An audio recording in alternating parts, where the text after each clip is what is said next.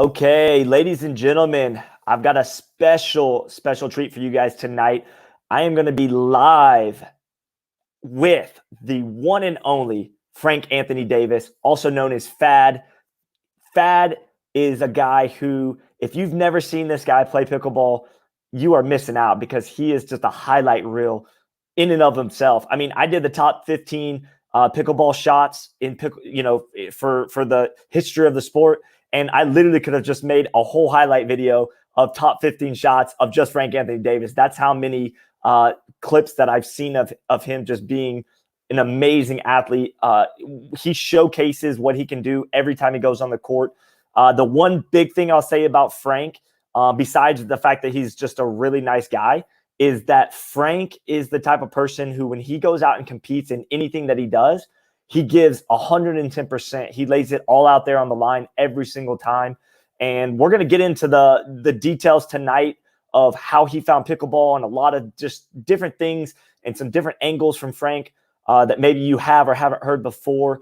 But I'm super excited about this. But before I bring Frank on, I do want to play a video for you guys that I put together, just a quick highlight video of Frank, a couple shots that I think you guys are really going to enjoy. This is new. I've never done this before, so if you guys will just bear with me, I'm going to try to make this thing as flawless as I can here. Let's see if we can pull it up. Let's see here. All right, give me just a second. All right.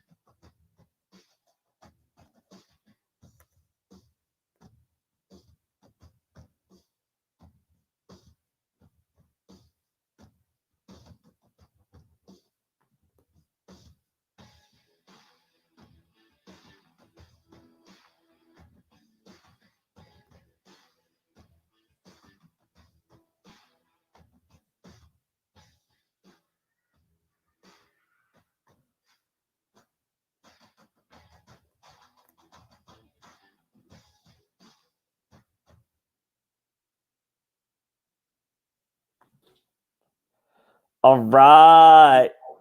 Frank Anthony Davis, what's going on, buddy? Hey, what's up, Scott? How you doing? I'm good, man. Did that video give you chill bumps or was it just me? I mean, maybe it was just me. I personally get more chill bumps from actually playing than watching, but yeah, it's a pretty cool video. So thanks for making that. Yeah, you're welcome. Well, you were the highlight on it. I just put the clips together to give people something to watch. But first, I want to find out, like, what's been going on, man? I mean, we've been in the quarantine. Like, what's Frank Anthony been up to lately? I mean, yeah, just mostly staying at home, focusing on keeping my, off-court training intact, just trying to, make sure that I can stay in as good shape as possible for when we do actually get back to pickleball tournaments. I do have a friend who has a private court, so I've been able to play a little bit. But obviously, almost all of the public courts are, nets are pulled out of the ground. They've got them padlocked. So, yeah, just focusing on the off-court training and playing as much as I can, so. Yeah, I mean, the thing is, everybody, when it initially kind of hit and everything kind of shut down in the pickleball world, I'm not sure anybody knew exactly what to do with their time. And I think everybody that's in the pro side of pickleball was used to being busy and traveling to tournaments every weekend on top of maybe a full-time job. And so when everything kind of just hit a grinding halt, I think we all kind of had to figure out what our new, schedule might be or our new regiment. So it's good to hear that you're staying active and still training. And, when things get back to normal, if you will, that you'll still be sharp. Yeah, that's the plan. I mean, I'm still pretty optimistic that we can get some tournaments in this year. I have a bunch of flights still booked, just holding out that hope. So got to be ready. Absolutely. And along those lines, I actually shaved my beard that I was growing in protest of the coronavirus still being around. Actually, though, in all honesty, I got to tell you, Frank, and everybody watching, I actually had no intentions of shaving my beard yet, but I was trying to trim it up to look sharp for the interview tonight, and I accidentally nicked a little too much of the beard. And so I couldn't get it to look right. So I just had to shave it off. So I'm bringing good vibes into the world, holding out hope that shaving my beard might make the coronavirus go away a little faster. I think you should have came on with the patch. You know what? Sarah was like, you know what? Scott, it doesn't look so bad. I was like, I actually think you're lying to me right now. She just wanted to see you and be able to make fun of you. I assure you, somebody would have been on here making fun of me, but no, that's good, man. I did want to get your perspective on that, and like I've been talking to different people, some people in the medical field, watching and reading a lot, and I'm getting anything from we're going to be able to play TOC in August to the other side of the spectrum, which is people are saying we're not going to have doubles pickleball in tournaments until the second quarter of 2021. So where do you think we fit into that? I mean, what's your perspective?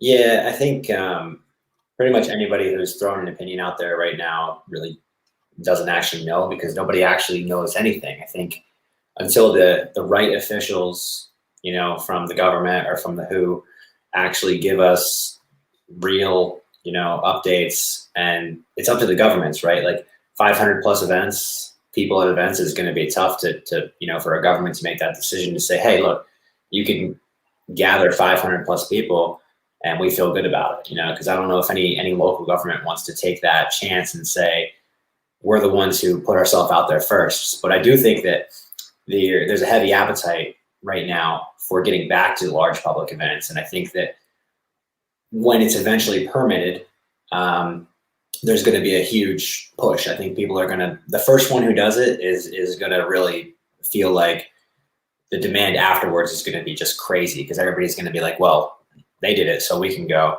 And I think a lot of it depends on where you're at, locally. Like if you're in the South, I think that there's a little bit more opportunity, politically at least. And then I don't know, I wouldn't really feel comfortable with going to a tournament, say in like New York right now, because the numbers are so crazy there. But then there's some states where the numbers aren't as bad. So I think we just kind of have to hold tight, wait until we get, wider testing ability, wait until we get just better looking numbers on a national level. So do you at all keep up with the pickleball forum as to like all the different things, the dynamics that go on every day on there somewhat? I mean, there are people on there saying that Indian Wells Tennis Garden is going to be holding the US Open in tennis, and therefore in November, and therefore they're going to move the pickleball tournament nationals to Naples. I mean, are you seeing any of that? And do you believe any of that's true, or just? Well, a lot of the stuff in the forum is hearsay. I mean, it's just some people are doing it intentionally, trolling. Some people are actually just, they heard it and they want to know if it's true. And I think a lot of us want to know if it's true, right? I know that I'm a big tennis fan. I know that the USTA did say that they would consider holding the US Open of tennis at Indian Wells. I don't think they were talking about the same timeline. I think they were talking about because they already have August, for New York, which they're in New York, right? And actually, the where they hold the U.S. Open of tennis is the Billie Jean King Tennis Center, and they are using that as kind of like a hospital area for COVID victims right now. So Right. I'm sure that would be a great place to hold a tennis tournament. So I think that part of it's real, but I don't think any other part of it is real. So.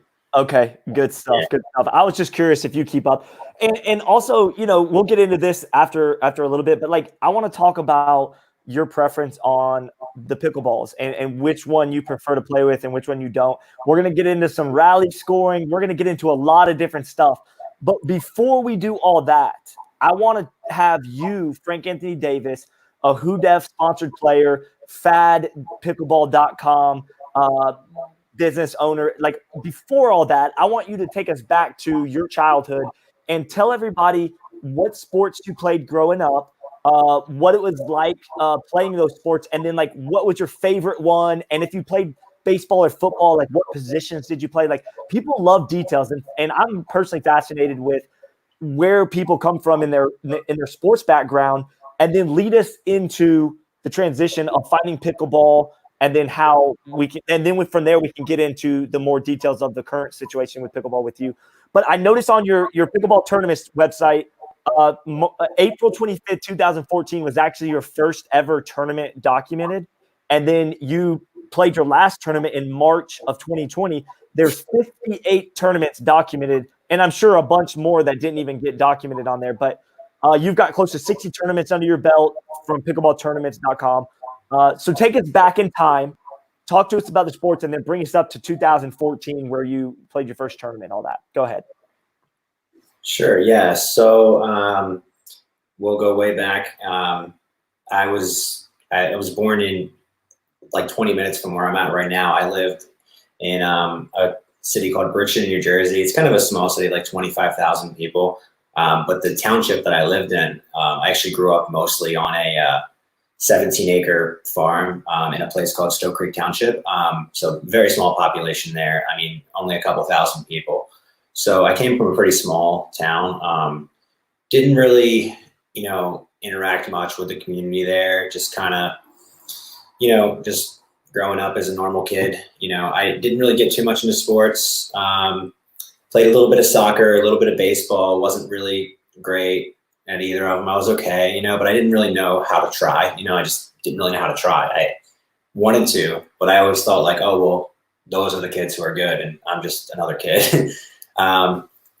Then I kind of got really into football, especially like playing like rec football. And I was actually really good at it. And I think that's the first time I realized that I could actually be good at a sport. And actually you were supposed to try and be really good, which is a weird thing to say. So I played a bunch of football throughout like high school. I was actually a semi-sponsored like amateur pro skateboarder. So I did quite a bit of skateboarding throughout high school as well. And I think that kind of took over for a couple of years from the sports focus. And I really liked skateboarding. I traveled quite a bit for skateboarding, most like California, New York, a lot of places for all the famous spots. Really enjoyed that.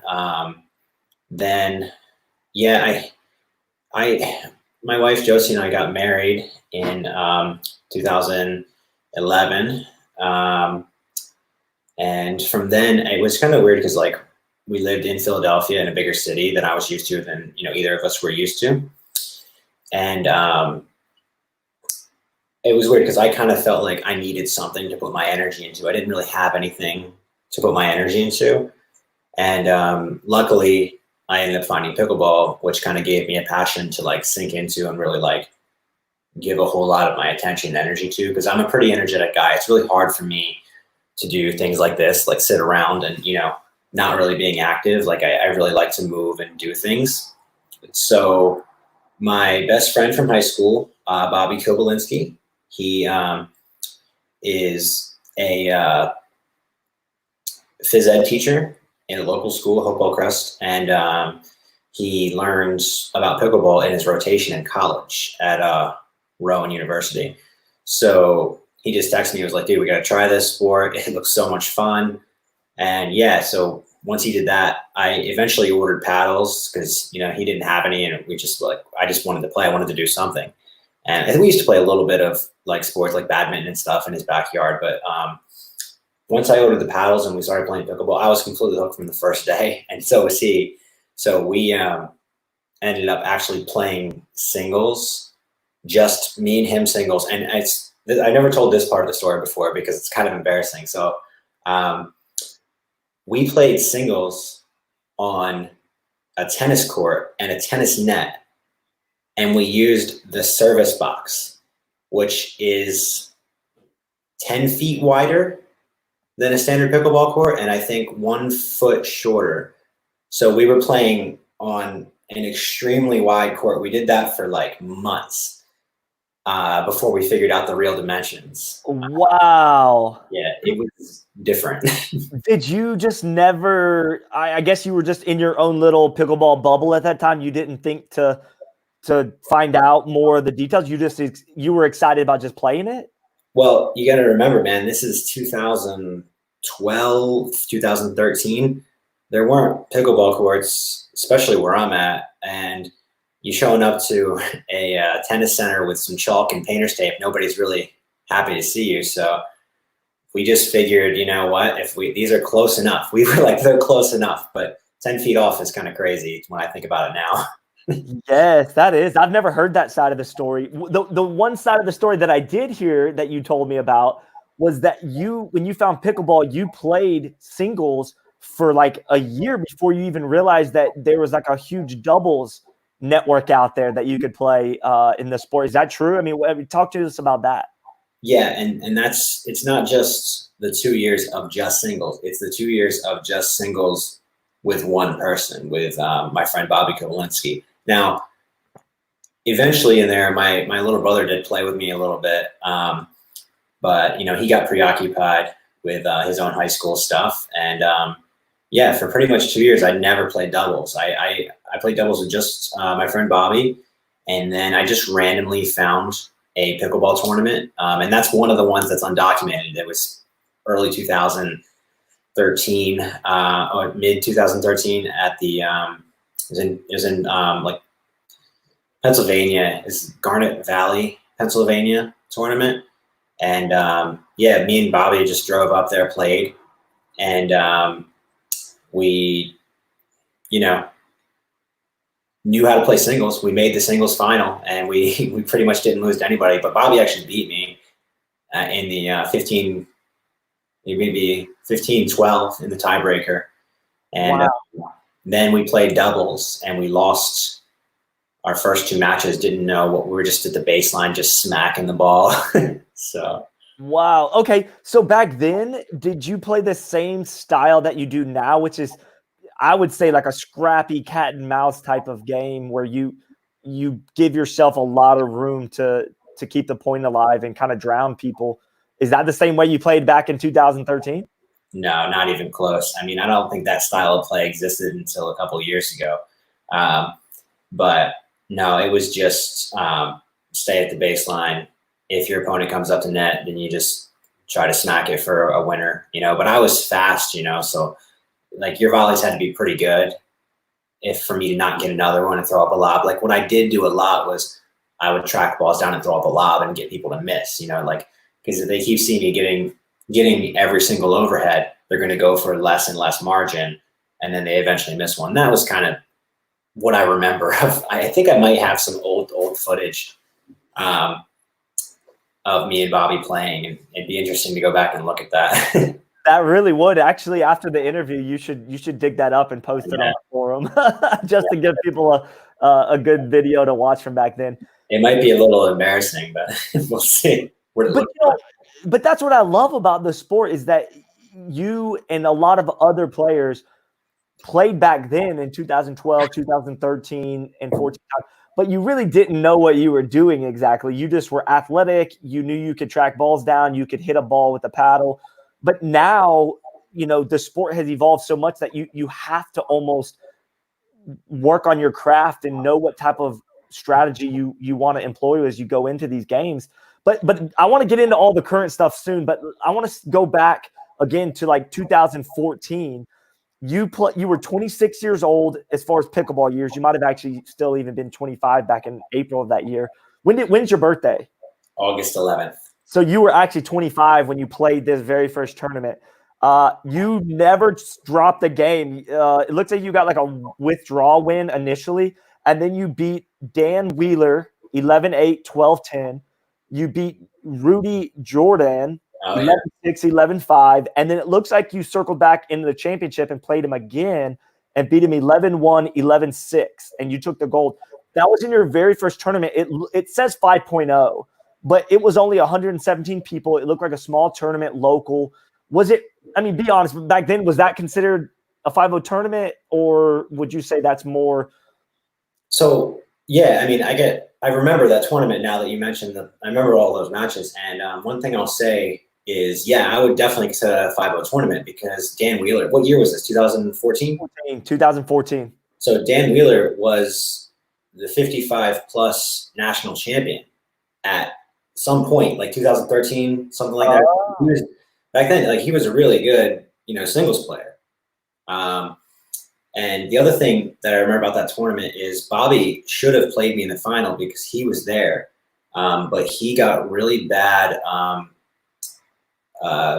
forget what it's called, but he couldn't balance. Like his like equilibrium went completely off. Oh, yes. I know what you're talking about. Yeah, and he literally was beating Rudy, and literally just had to forfeit. He laid down, and because he was just seeing circles and he couldn't even keep balance, so he just had to lay on his back. And he's never been the same since. He's had that issue ever since that day. So that's kind of a crazy day to think about.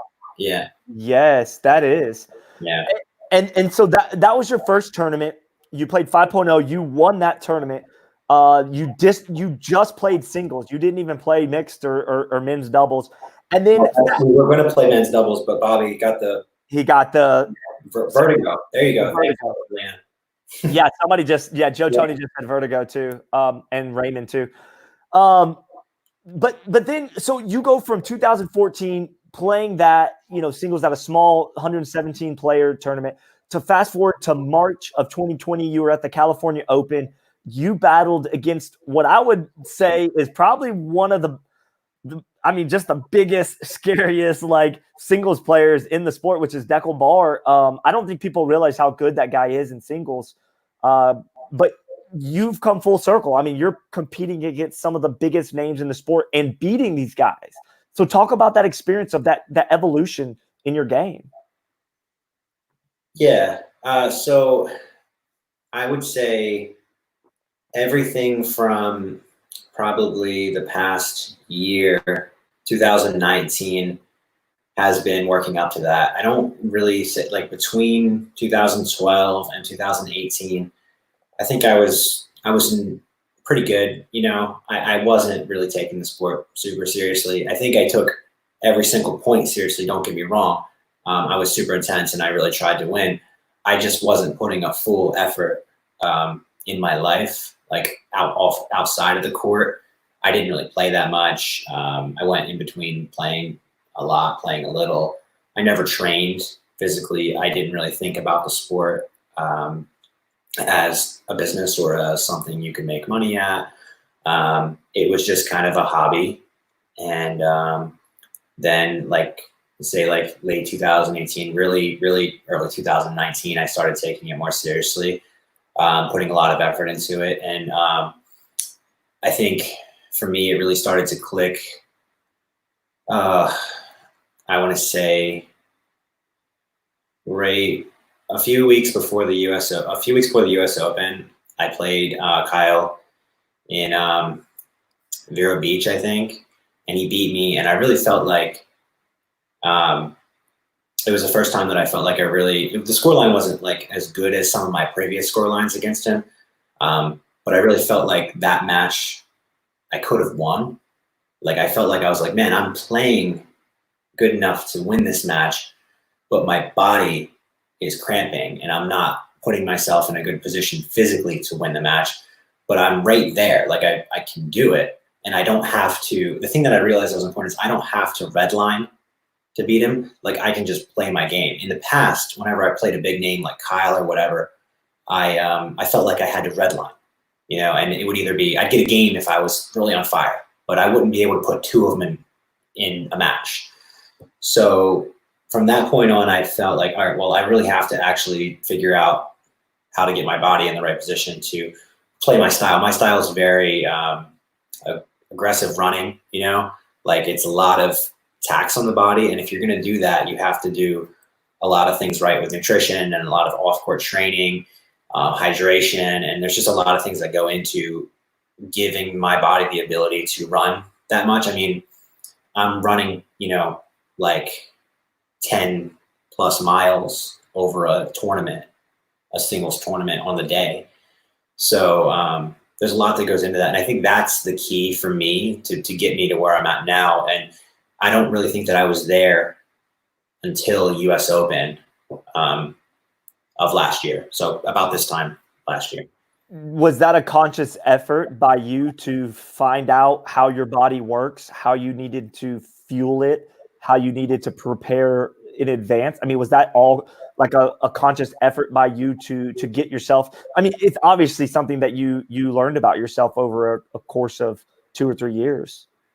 Yeah, and I think the way that I would answer that question is to say that it wasn't a one, single moment decision that I figured everything out. It was pretty much, I'll say like end of the year, the Green Valley had a tournament the end of 2018, the Green Valley Holiday Classic, and I lost the singles match final to my good friend Paul Olin, who I didn't have enough for him that day. And I realized that day, I was like, man, like, I love Paul. I love this venue. It's my favorite venue to play at. That's where I train, I had never lost a singles match there ever. And I realized, like, I don't really care. Like, Paul's a great player. Like, I can lose to Paul. I don't care if he plays well. But I realized, like, I'm losing and I'm literally not having fun. Like, I'm hating every moment of this. Just, why am I even playing pickleball? It's not like I'm winning a ton of money here. And then I kind of decided, this was before I was with Hudef, but before I was touring, I was just playing a couple of the majors and maybe a few others throughout the year. And I just realized how much I wasn't having fun. And I think Josie and I went to Puerto Rico and we took like a couple week break. And I just kind of decided, I was like, if I'm going to play pickleball, I might as well, if I'm going to do it, I want to do it right, So that was the initial core decision that still sticks with me to this day. Is like, I made that decision and I thought, hey, you know what? Let's actually do this right. And, huge credit to Josie. She supported me and still does every day with actually doing all of this. Cause you can't just, as many of you know, you can't just say like, I'm going to do something. And then your spouse is like, you're going to what? You kind of have to be on board, and both of you have to see the value in it from each other's perspective. So there was that moment. And then when you try to do that, you're trying to ask a lot more of yourself from a life perspective, from a mental perspective, and from a physical perspective. So once you start to implement that, you start to learn all the other things you have to do. And I would say I'm still doing that now. Like, I'm still figuring out how to optimize my training, how to figure out how to optimize my nutrition and my hydration. Like, that's an ongoing process. But there's that underlying foundation that I think physically takes like a couple months to build up. And I think it really did take me, half of the year last year to feel where I got there, just with that one thing. Just with that one thing. But first you had to make the decision that you were going to make this a priority. And I think then, like you said, the rest of the dominoes fall into place. But there was a time when because I remember first meeting you. I believe I first saw you before I actually met you and we became friends. I think I first saw you at the US Open in 2018, and you were playing singles on that Sunday. And I believe I saw you on those back 40 courts. It was that first court that you come to when you're coming around that walkway. And I think you were either playing Joey Farias or it could have been Rob Elliott. I can't remember exactly. You may or may not remember who you were. I played both of them that day, so it depends on how late. It was later in the afternoon. You lost, I think. Yeah, if I lost, it was Joey. Okay. Because he ended up barely missing out. He almost beat Ben to get bronze that day, and I played him. Joey was on fire that day. Yes, he was. Played him because he beat Ben in the winner's bracket final. I sat there and watched it. It was crazy. Yeah. So then I lost. I forget who I lost to. Anyway, but I made it back to Joey after he lost in the semis, and I think I got 5th place that day. Right. And But Joe was just, he just went, it was like 15-7, like it wasn't even close. So, right. But the reason I bring that up though, and I didn't bring it up because I wanted to point out that you lost to Joey. I wanted to bring that up because I remember watching you on the court that day. And yes, the final was 15-7, but the points were very competitive points. I mean, he got the better of you that day, but I remember watching you and thinking, there's something special about this guy. I didn't know you at that time. I didn't know what you were all about, but I could see just the effort that you put in on the court and the fact that you will track a ball down. I don't care where it's at. If you're at the front of the court and they throw a lob to the back corner, you're going to go try to track that ball. So there was never a point in any of the matches I've ever watched you where you don't give 110%. And I just wonder if that drive, if that inner drive, if it comes from something that's natural in you, or if you were taught to never give up. Like, where does that drive come from? so yeah, I think I didn't really ever get any professional coaching. I've never really had a coach in any sport. So I don't think it was taught to me. And yeah, I would say I have a lot of similarities with that intensity in my normal, regular personality. I can be pretty stubborn and, be pretty determined. And once I start a project, like I'm going to figure out an answer to it. You know what I mean? It's just, I can't let it go. And I think that when I'm expressing it physically, because that's what I'm best at is, speed and athleticism. I think that that part of my personality probably comes out a lot more intensely. So I figure, like if you're going to try to do something, like really, why not try as hard as you can, right?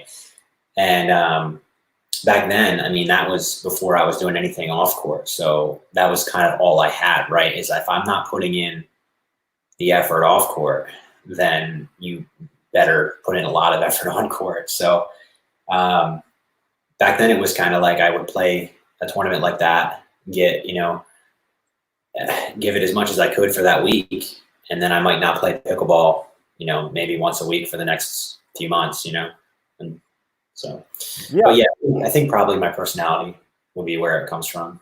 Did that personality even come out when you played sports growing up, like football and baseball and different things like that?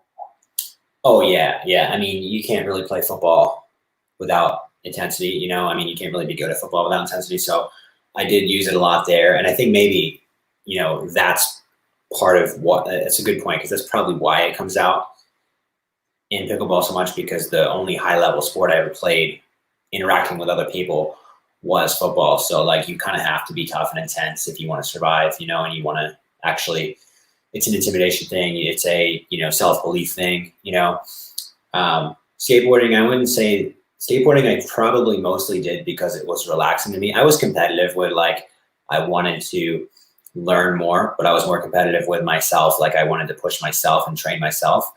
But it wasn't something where you're necessarily I did do a couple skateboarding tournaments, but it was a whole different vibe. Like you're out there by yourself. You're not playing against someone, you're competing against their scores.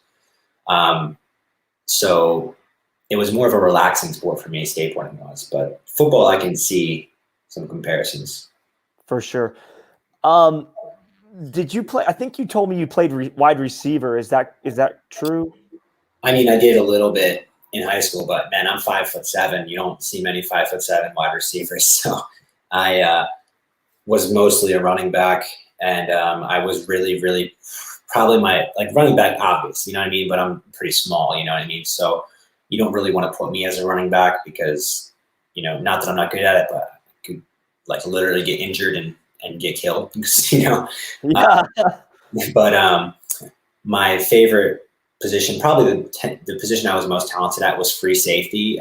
Just having that freedom to, you're not really covering anybody. You're covering kind of a zone, but you're also, who you should be covering, or you can just choose to free blitz, if you want to. And that dynamic ability to be able to create each play individually, I really thrived in that situation, using my instincts and using my decision making and athleticism to put myself in place.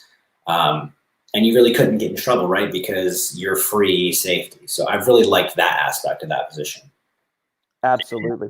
Whenever I don't do it much anymore because of pickleball, but whenever I play flag football, in the past 2 years, like I'm going to be free safety, so. I love it. That's awesome. Yeah, and that comes down to a lot of the instincts and the agility and quickness that you have, which brings me to my next question. You're talented on the court physically with your gifts of your athleticism, your speed, your agility, all that stuff. But talk to me and the people watching about how much the mental side of the game comes into play when you're playing against big players during big moments at big tournaments. How much of the mental side plays a role in coming out victorious or not? Yeah, I think that mental part is actually more important than the physical part in a lot of ways. And it's something that I think is a huge weakness of mine, to be honest, if I'm self-reflecting here. I think I've gotten a lot better at it. And I think that it's something that takes way more practice and effort than any physical training could ever, because, you can't just get on a program. You have to actually engage with yourself and answer the questions and put yourself in the right state of mind for when something happens. How do you react to it, right? One thing that I think is super important is not getting down on yourself. I used to really, not that I don't at all anymore, but I used to really get down on myself when I was losing, or like when I felt, what really got me honestly was when I'm like, I am telling myself, yelling at myself in my head and out loud too, that you're so much better than this. I don't know why you're losing to this person, or why you're missing these shots, because you're so much better than this. And like, to me, I'm like, yeah, I am better than this. I know that. And I still think that even at that time I was better than I was playing. But when you are constantly beating yourself up, that's not going to help you play any better. And it's definitely not going to help you believe that you're playing any better. It's kind of like a self-fulfilling prophecy. It's like you are what you keep saying you are. And, if you say like, oh, I always miss that shot, then you're going to find yourself saying, I always miss that shot, because you're always going to miss that shot as long as you believe that you always miss that shot. So Yeah. I try to tell myself that, like, one thing that I've been learning about like recently is kind of a weird phrase, like self-compassion, you know what I mean? And it's just, it doesn't really mean the way it says, like, if you're in a situation where, okay, so you mentioned Deckel, right? Ex-professional tennis player. He's like 6'4" or something, huge. Best passing shot in the game, in my opinion, most pace in the game.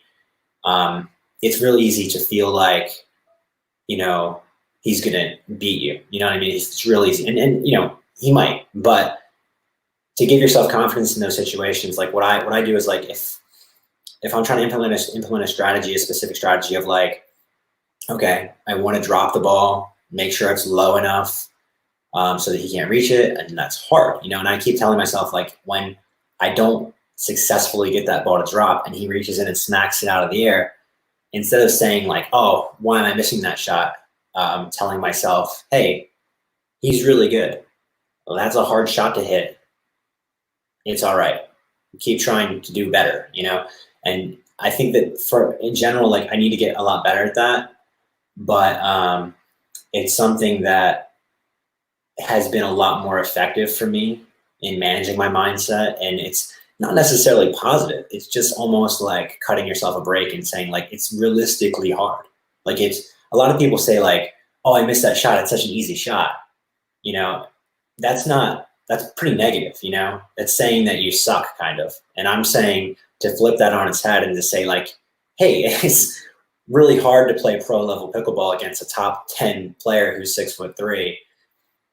Cut yourself a break, and just keep trying.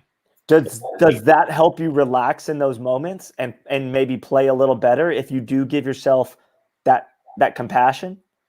I don't know that I think in general, yes. I don't know that it necessarily helps you relax, but I think what it does is it gives you the ability to choose to relax. Because if you're being intense, your mind is never going to let you relax. But if you actually step back and say like, hey, look, here's some space for you to make a decision. then it's up to you to continuously make that decision. But it's not easy, you know what I mean? It's not easy because you're fired up, you know, you're playing maybe a final, you know, in a pro tournament, money's on the line. You know, it's just, I found it to be a lot more effective. And yeah, I think it doesn't necessarily help you relax, but it gives you the ability to relax if you choose to. I like it. Yeah. I've got a question from Chris Dickert from Montgomery, Alabama. He sent this in prior to the interview starting, but I think it's relevant to what you're talking about right now. He's asking, how did you up your game in regards to single strategy? For those who don't come from a tennis background, how does an amateur player elevate their strategic approach to shot selection, pace, et cetera, et cetera? So he's just basically asking somebody on his level, maybe a 4.0 or even a 3.5, how can they up their singles game? And before you say anything on this, I think it's great that we're going to talk about singles some, because so many times in pickleball we focus on doubles, and I think it's great that somebody like yourself, who's a big name in the sport, who's the #3 player in the world according to the global pickleball ranking system, and has worked very, very hard to get that ranking in singles, that it doesn't get enough credit. So before you say, I just wanted to say that, like, I'm glad we're talking about this. Cool. Yeah. So thanks for the question, Chris. And I might be a little bit more elaborate in the response than you want me to be, but it's not easy to break down something like that. So I honestly think that there's a lot of benefits that come from not having a tennis background. I think there's obvious disadvantages, but a lot of people don't talk about the advantages. And I think a few of those are you're not locked into a specific strategy, because tennis has some pretty specific strategies that don't really translate that well to pickleball, right? And the strategies that translate well from tennis to pickleball are typically from ex-professional tennis players to pickleball. I don't really think that, like, per se, like the average, 3.0 tennis player is going to get a huge benefit from transitioning to pickleball. Maybe a little bit because they swung a racket before, but strategically, it's not a huge benefit, right? Like you haven't been on the court since you were 6 years old and drilling passing shots 1,000 times a day. That is what some of these top, pro pickleball players did when they were kids. That's like Deckel. Like he was a professional tennis player. He can hit passing shots on a dime because he did it for years with a tennis ball. It's not that much different. So it's a really like direct comparison. So anyway, single strategy. One thing I'll say, if you want some more elaboration on this, go to FADpickleball.com and click the news link and read my singles article. I really break it down, and I think that can actually help you with thinking about the sport in a different way. But just as a real quick briefer here, I would think that the first thing I would say is focus on the basics. Try to focus on staying calm and making clear-minded decisions where you're placing the ball. And that's not to say, like, I'm not saying don't go hit passing shots. I'm saying if you're going to hit a passing shot, maybe hit a passing shot with like 70% pace instead of 135% pace. I see that far too often. So pick your spots and try to keep the ball in play. Make sure that you use the kitchen because it's there, whether you use it or not. And if you choose not to use it and you think that your opponent's volleys are really good, well, I mean, you're making it really, really easy on them. So maybe their volleys aren't that good. Maybe you're just making them look a lot better. So try putting the ball in different positions. And one key thing I would say, if you're for a tournament player, if there's somebody who keeps beating you, just believe that in the moments that are hard and you're struggling, but it's close, right? Just believe that they're going to miss. Even if they don't, just keep believing that they're going to miss. I do that a lot. I really believe that my opponent is going to miss, and I believe that I'm not going to miss, as long as possible. So just knowing that, telling yourself that your opponent's not perfect and it's just as hard for them to make good shots as it is for you is really something that's effective. And I know that's a lot more mindset than it is physical strategy, but I think that's really where it all starts. So yeah, I love that, Frank. I love the way you broke that down.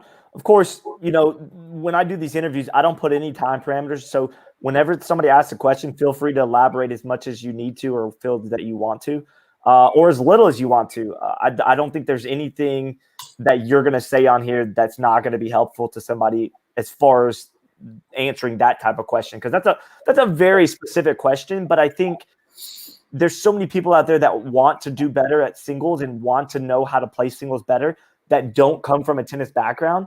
And I think there's a misconception that you can't be good at singles in pickleball if you don't come from a tennis background. And that's simply not true. Yeah, not at all. Yeah. And I want to talk about the first time, my experience playing against you in Birmingham. You came to town. So for anybody that doesn't know, Frank works a job, or did. I don't know if he's remote now and doesn't travel as much, but Frank can tell us that. But at one time, Frank was traveling a lot for his job, and he came to Alabama quite often in 2019, 2018. And the first time he came to town, he posted something on Facebook letting me know. It said like he's traveling to Huntsville, Alabama, or something like that. So I hit this man up, Frank Anthony Davis, and I said, hey, when you get some free time in the evening, why don't you come play some pickleball with us? And so Frank obliged. He came down and played. And I want, because some people might not have heard you tell this on the Eddie and Webby show, but I want you to tell everybody about the night that you beat me and my twin brother Chris 2-on-1, and you earned some extra cash while you were on your trip. Go ahead. I want you to tell everybody this because it's pretty funny. Yeah. So to start, I still do have that job. It's not as much travel lately. I actually haven't been on a plane since that tournament in March, which is the longest I haven't been on a plane in over 10 years. So feeling kind of weird, but we're still home here. So anyway, yeah, I did. There's a big Honda plant out there in Birmingham, and we had a contract that I was working on, and I had some free time in the evening, and I didn't message Scott. Scott messaged me. That's just the kind of guy he is. He always wants to play, and I was excited to play. I'm sitting in a hotel. I'm going to go play pickleball, And shout out to my good buddies, Rhino, Jared. They were there that night. And Yep. John and Andrew. Yeah. John and Andrew. Yeah. So, and Chris, of course. So here's what happened. We played a bunch of doubles games. I think everybody ended up leaving. It was just me, Ryan, and you and your brother. And Scott starts talking, as he's known to do. And he says, yeah, but like, I know you're like better at singles, right? But like, how good are you at singles? And I was like, he just keeps talking about it. And I'm like, I don't think that, I think it would be a lot easier for me to beat two of you as one than it would be for me to be in doubles, because then you can play my partner. And and it kind of kept going and going. And we made a bet, and Scott made a bet and said, look, let's just keep playing. And I think it was the first one. Did I lose? I think I lost the first one. You lost the very first game to us, but it was very close. Right. And then, yeah, so I lost the first game, and then we did double or nothing. We did double or nothing. And I won that one. Yeah. So my favorite part of the whole match, though, was there was a bonus feature to the match where any nasty Nelson was an extra $20. So instead of getting the $200, I ended up getting $260 because I nasty Nelson'd Chris twice and Scott once, but the Scott one was more valuable because it was on match point. It was Chris that was on match point. Okay. You got me. What it was, you got Chris, and then we were all laughing, and I was cussing Chris, and then you turned around and got me right after that. Back to back, that's right. You got back to back, and then I didn't think it was as funny after you got me, and then on match point, you turned around and hit Chris for the game winner to win that bet 2-on-1 against us. I could not believe that Chris got hit twice, especially after match point. And you're responsible for his pickleball retirement. I don't know that he ever played after. Oh my God, I feel terrible. No, don't. No, that was self-inflicted. He did that to himself. But yeah, honestly though, I actually played two-on-one singles, full court a lot. It's really good training. And shout out to my good friends in the area here in the Ocean City, New Jersey area who are willing to do that with me to help me train. It's really they say it actually helps them train a little bit too, because it's like good shot selection, pushing the ball to the open court, but not going for too much. And it helps me move around a lot when I don't have another, top pro to practice singles with. It helps me, with like different aspects of the game, placing the drops and placing, dinks with angles. And it can be a really good way to get some good singles practice. Yeah, also, because I've done that a lot too as I traveled around the country playing and doing some clinics and stuff. I would wait till people kind of got tired at the end of the day, and I would challenge me versus two people. They were usually 3-0 or 3-5, and they were retired, and I made sure I'd never lost because you just want to make sure you have a good chance. But what I noticed, though, Frank, is what you were saying, but also I found that it helped me when I got tired from running around chasing the shots. To stay under control and to still hit, soft shots when I'm fatigued and when I have muscle fatigue. So it helped in the training in that sense where if I was in a match and doubles in the tournament after that, I felt like I was in better shape and the fatigue wasn't going to bother me as much. Does that make sense, what I'm saying?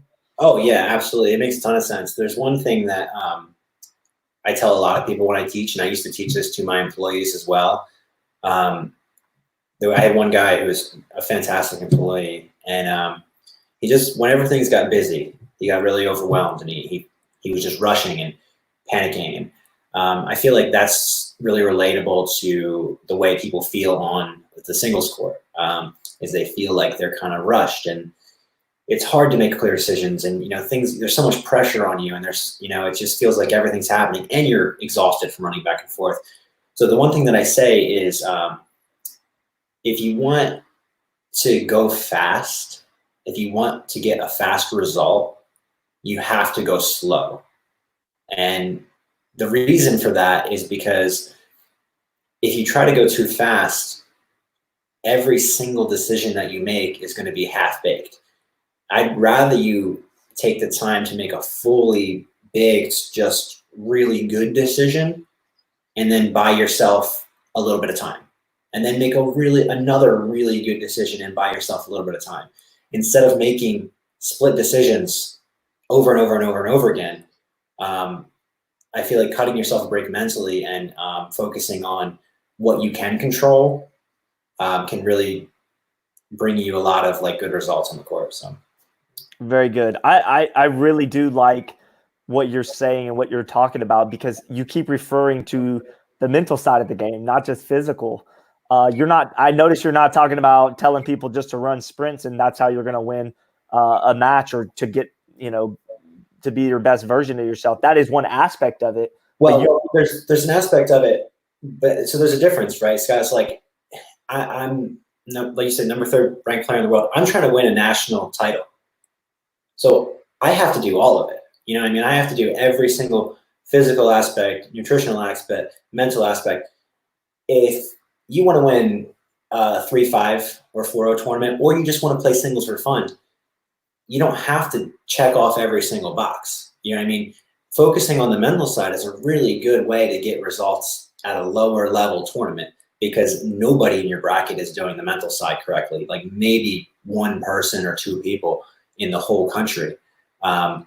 So there is a difference. Like, people think this singles is such a physical sport. Well, you're the one running around. Nobody else is making you run around. That's true. That's very true. I love it. Quick side note, another player in our sport who loves to play singles at the pro level is Eden Lika.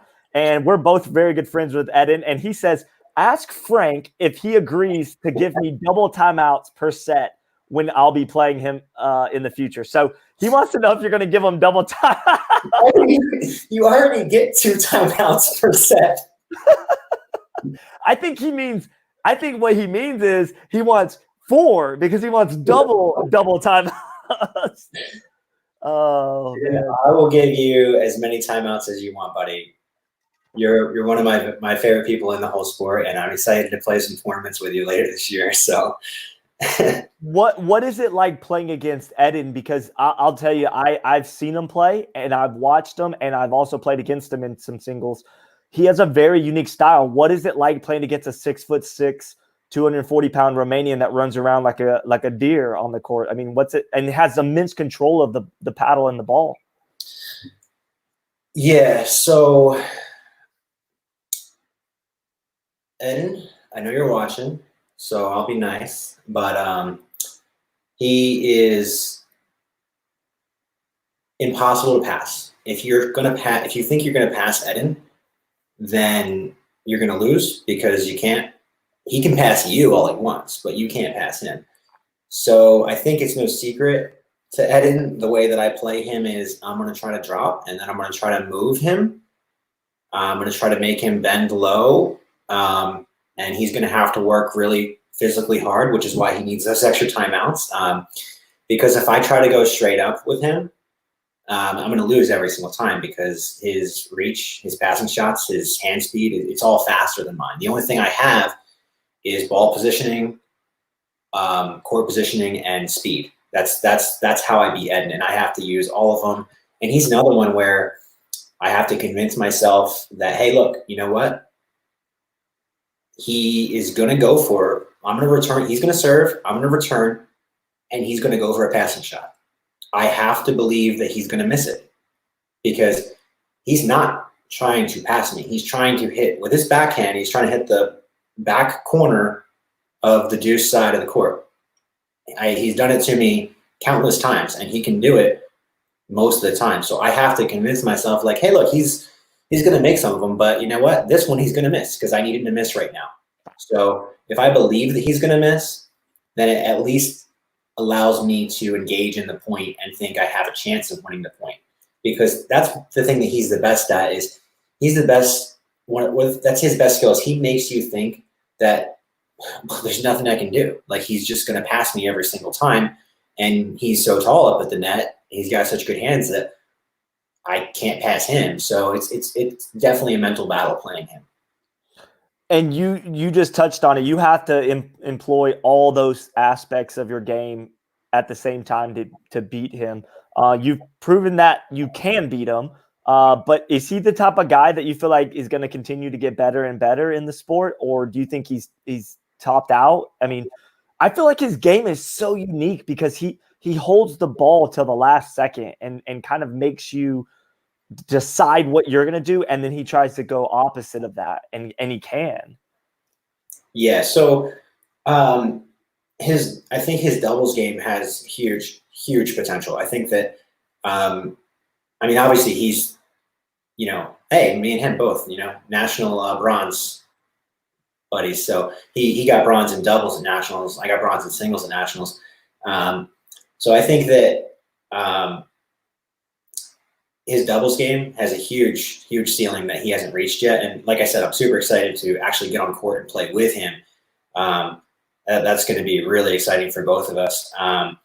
But I will say his singles game, the main problem for him, and me and him have talked about it a little bit, is like he can't physically go all day. I mean, and that's not a slight on him at all. I mean, you don't understand. Like for me to get bronze at nationals, I played 7 matches against everybody was a top 10 player except one. And that was my first round match. And 3 of them were like top 5 players, So like I played from 8 a.m. to like 2, 3. Were some of those 3 games like a best 2 out of 3? Did some of those go 3 games? No, I only lost to Tyson. So I only lost to Tyson twice. So I lost four games on the day. Wow. But what I'm saying is, did you go 3 games in a best 2 out of 3 in any of those games other than? Yeah. Wow. So you were feeling it that day at national. Well, I was down to Daniel Roditi. I was down 12-6, and I won 15-12. So I would say that's the closest I got on the day. But Wow. Was that without knocking on Daniel at all? Was that a collapse by Daniel, or did you just literally turn it up and get on that I gravy train?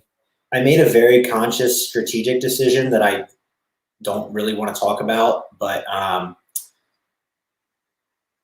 he definitely had some chances, and that's his game, right? Is he's a big risk taker, and he was on fire the whole first part of the game, and he definitely could have won with a couple of the shots that he had. I think that the strategic decision that I made put some pressure on him in the interim part of the game as I was building my comeback, because it wasn't all at once. He had some side outs.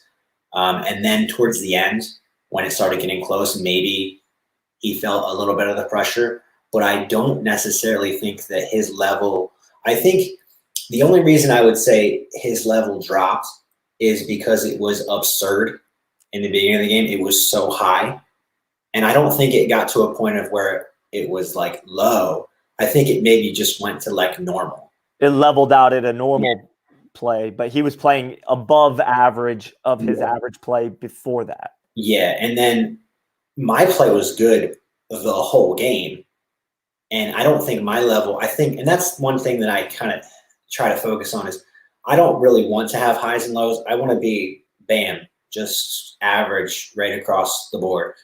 And I know I hit highlight reel shots sometimes, and that's just a lack of mental control. But yeah, my goal is to be boring, But yeah, I think that towards the end of that game, what won me that game was discipline.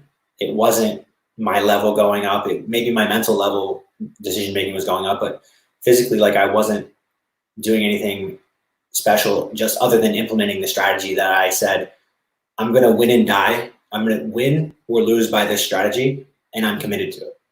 And I just got kind of lucky. At 12-6, you gotta be a little lucky, And you gotta have a little luck. Yeah, I got lucky to get through that one, but I do think it had more to do with my strategic decision than anything else. But I will say that even implementing that perfectly, Dan's the type of player who could have still easily won if his level, rose. And when you beat Daniel Roditi right there, was the next matchup, was that the bronze medal with Deckel Bar? No. So that was the bronze medal. Deckel had lost to Adam in that round, or the round before, and then Colin beat Adam in the same round. So I played Colin to get to bronze. Oh wow! So you had to beat Colin after you beat Daniel, and then you had to play against Deckel Bar. No, so I beat Will Wilson, Deckel Bar, Andre Daskew, lost to Tyson, beat Roditi, beat Colin, lost to Tyson. Oh, okay. I'm sorry. I kept thinking you lost to Deckel in the bronze. You actually lost to Tyson in the bronze. Yeah. Okay, I'm sorry. I got that confused. I remember watching you play Deckel, but I couldn't remember where that was at. But you actually ended up taking Deckel down. Yeah, so Deckel beat me in the age group earlier in the week. That's what it was. Okay, see, that's why it was a little confusing, because you played him multiple times throughout the week. Yeah, we played each other like 7 times last year. Ridiculous. That's crazy. Crazy.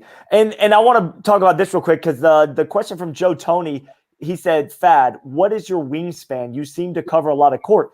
There's a phrase that people use sometimes, and there you go. That looks like a huge wingspan on camera.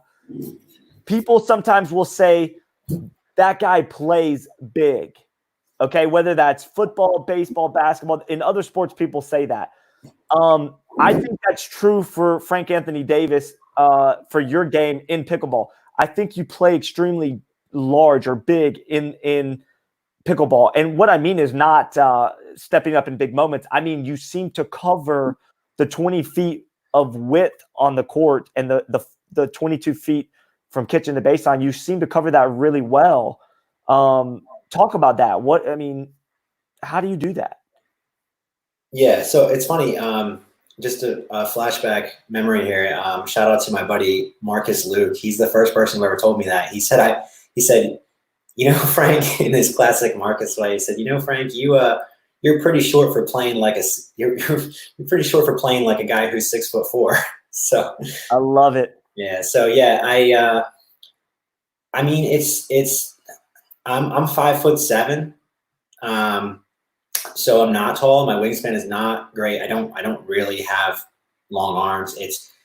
I think the main aspect has always been footwork, getting myself into the correct position at the right time.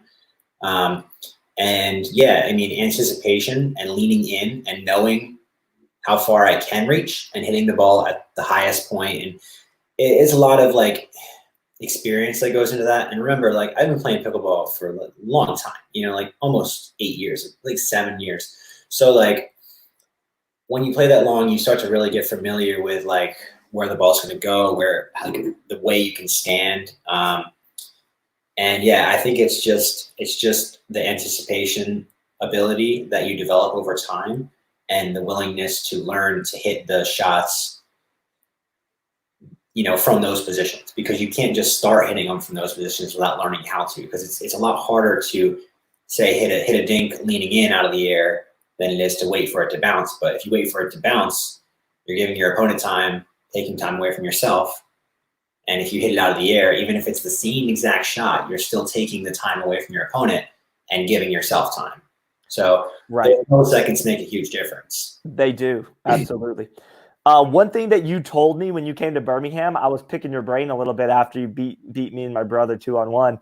And I remember asking you, like, man, you know, you're so quick on the court. And I was just picking your brain about stuff. And I remember this has stuck with me to this day. And I'll never forget that you said this.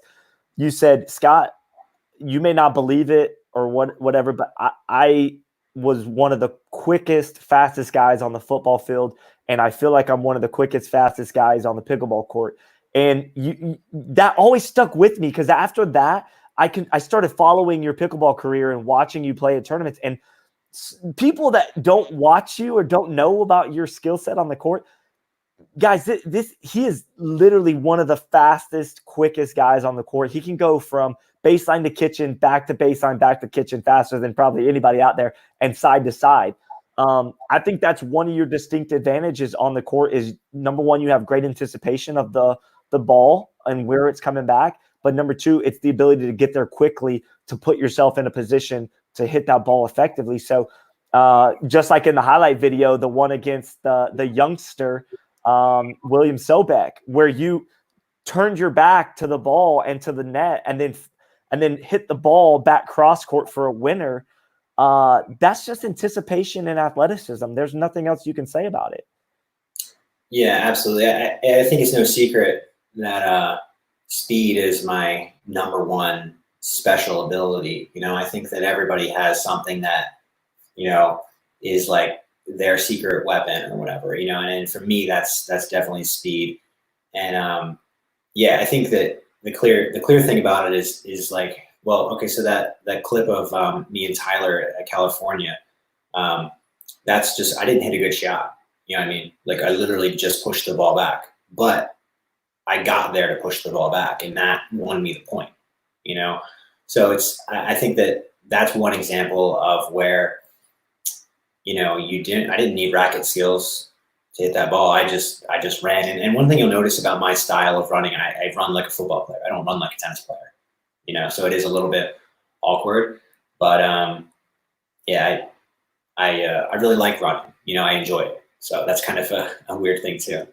Yeah, definitely. Did you remember? I don't know if you watched this interview with Gabriel Joseph, Baby K, but he talked about the first time he ever met you. I think it was Baby K that was telling me that you guys were like just practicing at the PPA tournament, I think, or something. Yeah, he said, yeah.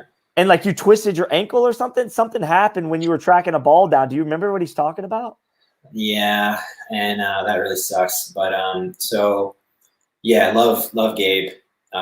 He's one of my favorite new players on the tour. Mainly because he's like, if I ask him to play singles, he's going to say yes, and I'm always looking for people who want to play singles. So another super fast guy. If I'll tell you what, if I'm not the fastest on the circuit, then he is. I mean, I'd love to race him straight up because I'm just curious. I don't know. Like, he might be faster than me. I don't know that there's anybody as close. Super speed from that kid.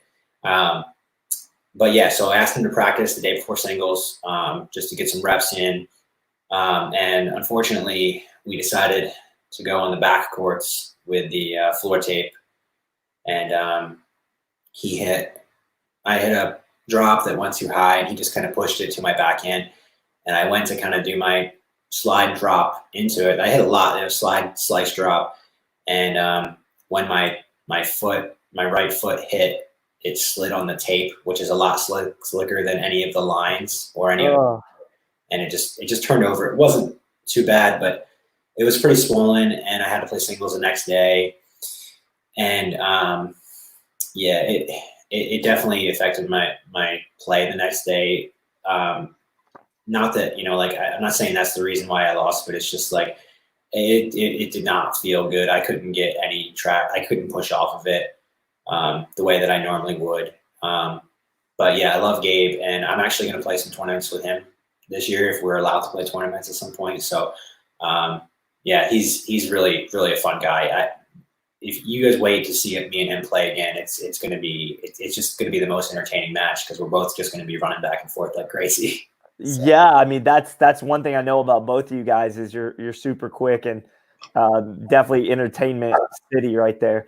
And that's what surprised me about what you said earlier is that your goal is to be basic and to be boring, because the one thing I've always said about you, Frank, is that you have the ability to entertain the crowd at any moment, and you have what's called the wow factor. When you finish a point, people typically say, wow, look at that. Even if you don't always win that point, you're at some point in that rally, you're doing something phenomenal. And you did that a lot at the Pickleball Global Challenge Cup back in March of 2019. You really showcased your ability to just impress people with what you did out there. So I felt like I was commentating that whole thing, and felt like every point I was just saying, my goodness, what is she doing out there? Yeah, so that was right in that time frame where I really I felt like I was starting to be like really a really good singles player. So that was kind of the beginning of it, in my opinion. I hadn't really fully gotten there. I mean, that week and then US Open really helped me. But yeah, I mean, I'll speak to the wow factor thing. Sometimes, going for a spectacular shot, I mean, most of the time is not a great idea. I find myself going for it more often than I'd like to. But I think what really gets people from my is like people like to see in my style is that I don't actually ever give up, not just give up on the match, or give up on the game, but I don't ever give up on a single ball. Like, you very, very rarely see me not try to chase down a ball. I might not get it. And I think that people even if it's not the most exciting shot in the world, even if I'm just I'm running back and forth and hitting a drop, hitting another drop, hitting another drop, just trying to find a way to survive. People kind of like that, to see somebody working really, really hard. At least that's what, some people have told me. So I think that you get, from what I'm strategically saying is boring, I think that you get a lot of wow factor from that boring strategy, if that makes sense. Yes, that does make sense. It absolutely does. And I personally, that's why I kind of fell in love with your style of play too, is that I don't care where the ball's at, you're going to try to go for it. And usually when somebody gives that kind of effort, there is something good that's going to happen from that. A lot of times, for example, the one with Tyler Leung, where he was already celebrating. I think looking back on it, he might have been a little embarrassed that he gave up too quick or thought that it was over. But you're probably the only guy, or one of the few, that I would say don't ever celebrate too early before you make sure it double bounces. Yeah, I mean, that was a crazy point. And I mean, yeah, and Tyler, he's just as fast as me, so he should know better, because he does that to people all the time. So, but yeah, it's just funny because he made a really good little half volley there, and it had side spin on it. So I got lucky to get to the ball even. And like I said, I didn't even put it in a good position. He just wasn't expecting it back, and I'm kind of lucky that he wasn't expecting it back because he was in a better position to win the point than me. But yeah, so like I said, I'm not gonna if I don't get there, I don't get there, but I'm not gonna just not try. So. And what I loved the most about that point is after he hit the ball into the net, he realized, oh my gosh, I just lost that point. But he raised his paddle and his hand above his head and he gave you credit. And I think that's just a sign of respect between two gladiators out there that are battling. I mean, he could have been a jerk about it or could have, whatever, been a snarky person about that. But he just gave you the props that deserved from that. So I really thought that was good sportsmanship on his part.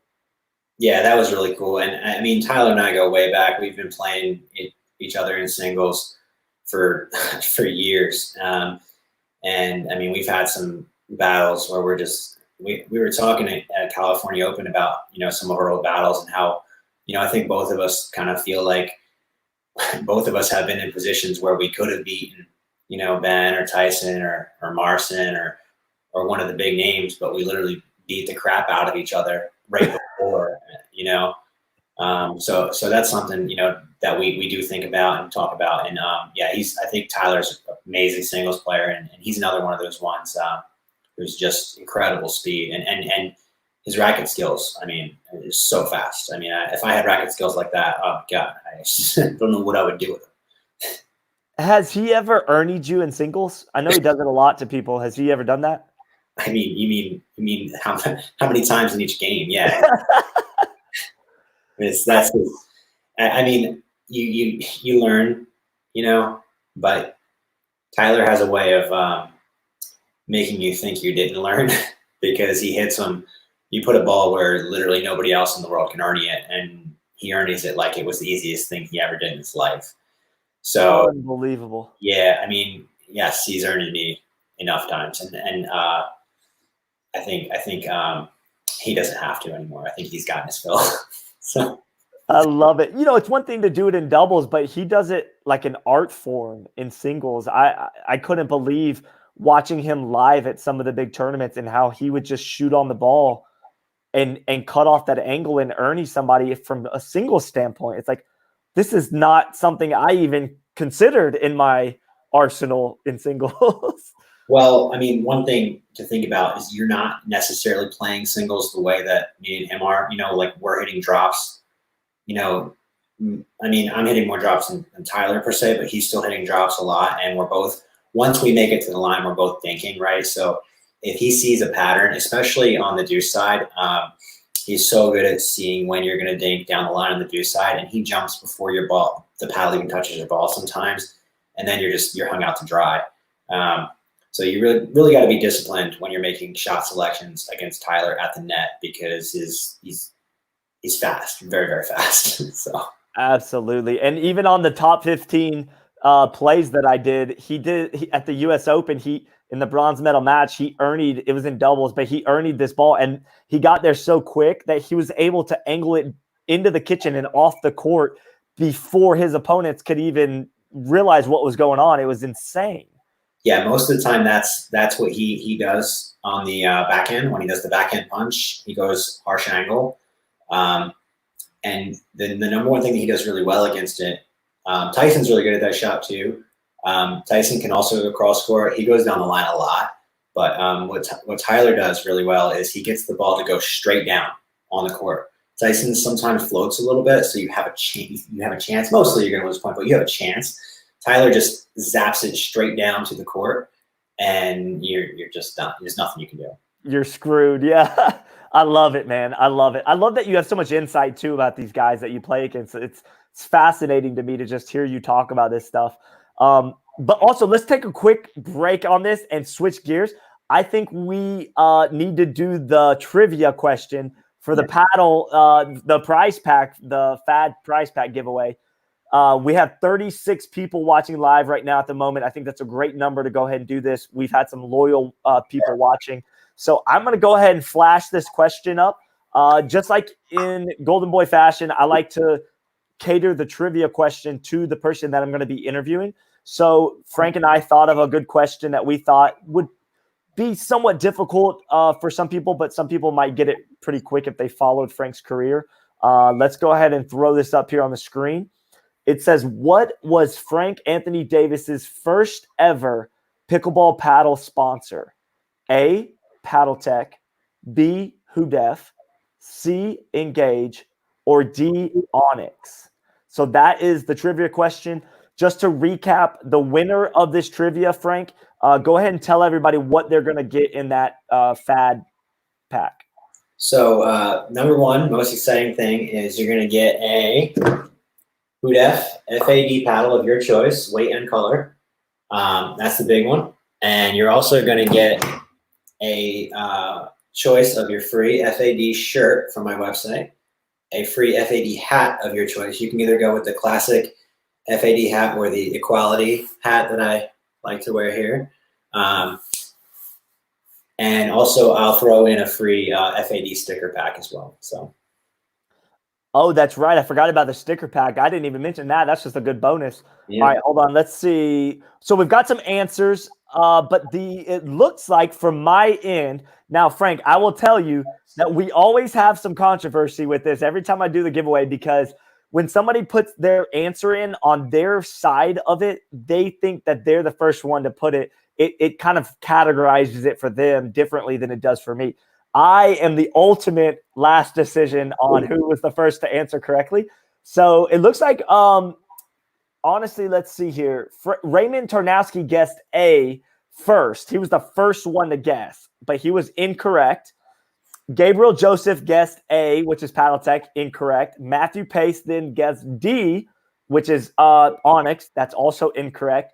And from my calculations, it looks like Orlena Sauer was the first one to guess the right one, which was what? Engage. So yeah, the first paddle I ever played with was an S-type paddle, which doesn't exist anymore. Eventually turned into Onyx. Then I played with a PaddleTech paddle. Then I met Robert Elliott, and we negotiated a little sponsorship deal. And he was the first one to actually get me on a team and get me out there supporting me in tournaments. So, thanks to him for helping start my career way back then. But yeah, I have played with all of those paddles, and obviously I'm very happy with Hudef now. And yeah, so Engage was the first paddle sponsor I ever had. That's awesome. I can't guess because I'm the co-host or the host of the show, but I would have guessed C, Engage, because that was the paddle that you were playing with when you came to Birmingham. So I knew that. But I think that was interesting that some other people guessed PaddleTech. Maybe they saw like an old picture of you originally playing with a PaddleTech paddle. So that's interesting. Yeah, that's actually why I came up with those 4 companies, because I have played with all of those paddles. I played with a PaddleTech the one that had like the oval shape to it. I played with that one for a while. I played with an Onyx for a while, and obviously, I played with the Elite Pro for a while. So. Very, very sneaky of you, Frank, to put all those paddles in there that you have played with. Orlena says, awesome. Thank you, Frank. So she's very excited about that. Orlena, when the interview is finished, go ahead and reach out to me and Frank through private message, either me or Frank, and we'll get that out to you.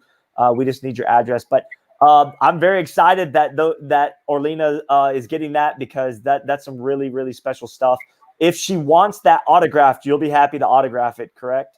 Yeah, Orlena, congratulations. Feel free to just reach out to me on Facebook, and you can go ahead and go to my website, fadpickleball.com, and start thinking about what kind of shirt you want and which hat you want, and we'll get that all set up and shipped out to you as soon as possible.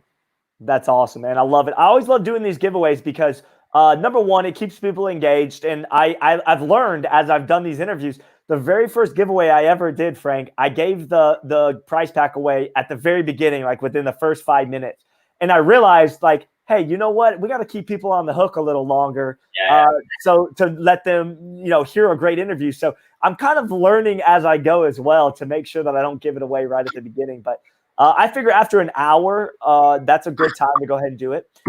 And that brings me to my next thing, which is you're obviously a HUDEF sponsored player, and you transitioned from Engage to HUDEF. Obviously, there was a time where Engage's contract ended, and then I remember like you had a time period where you were unsponsored for a little bit. You kind of just tried out some different things and experimented.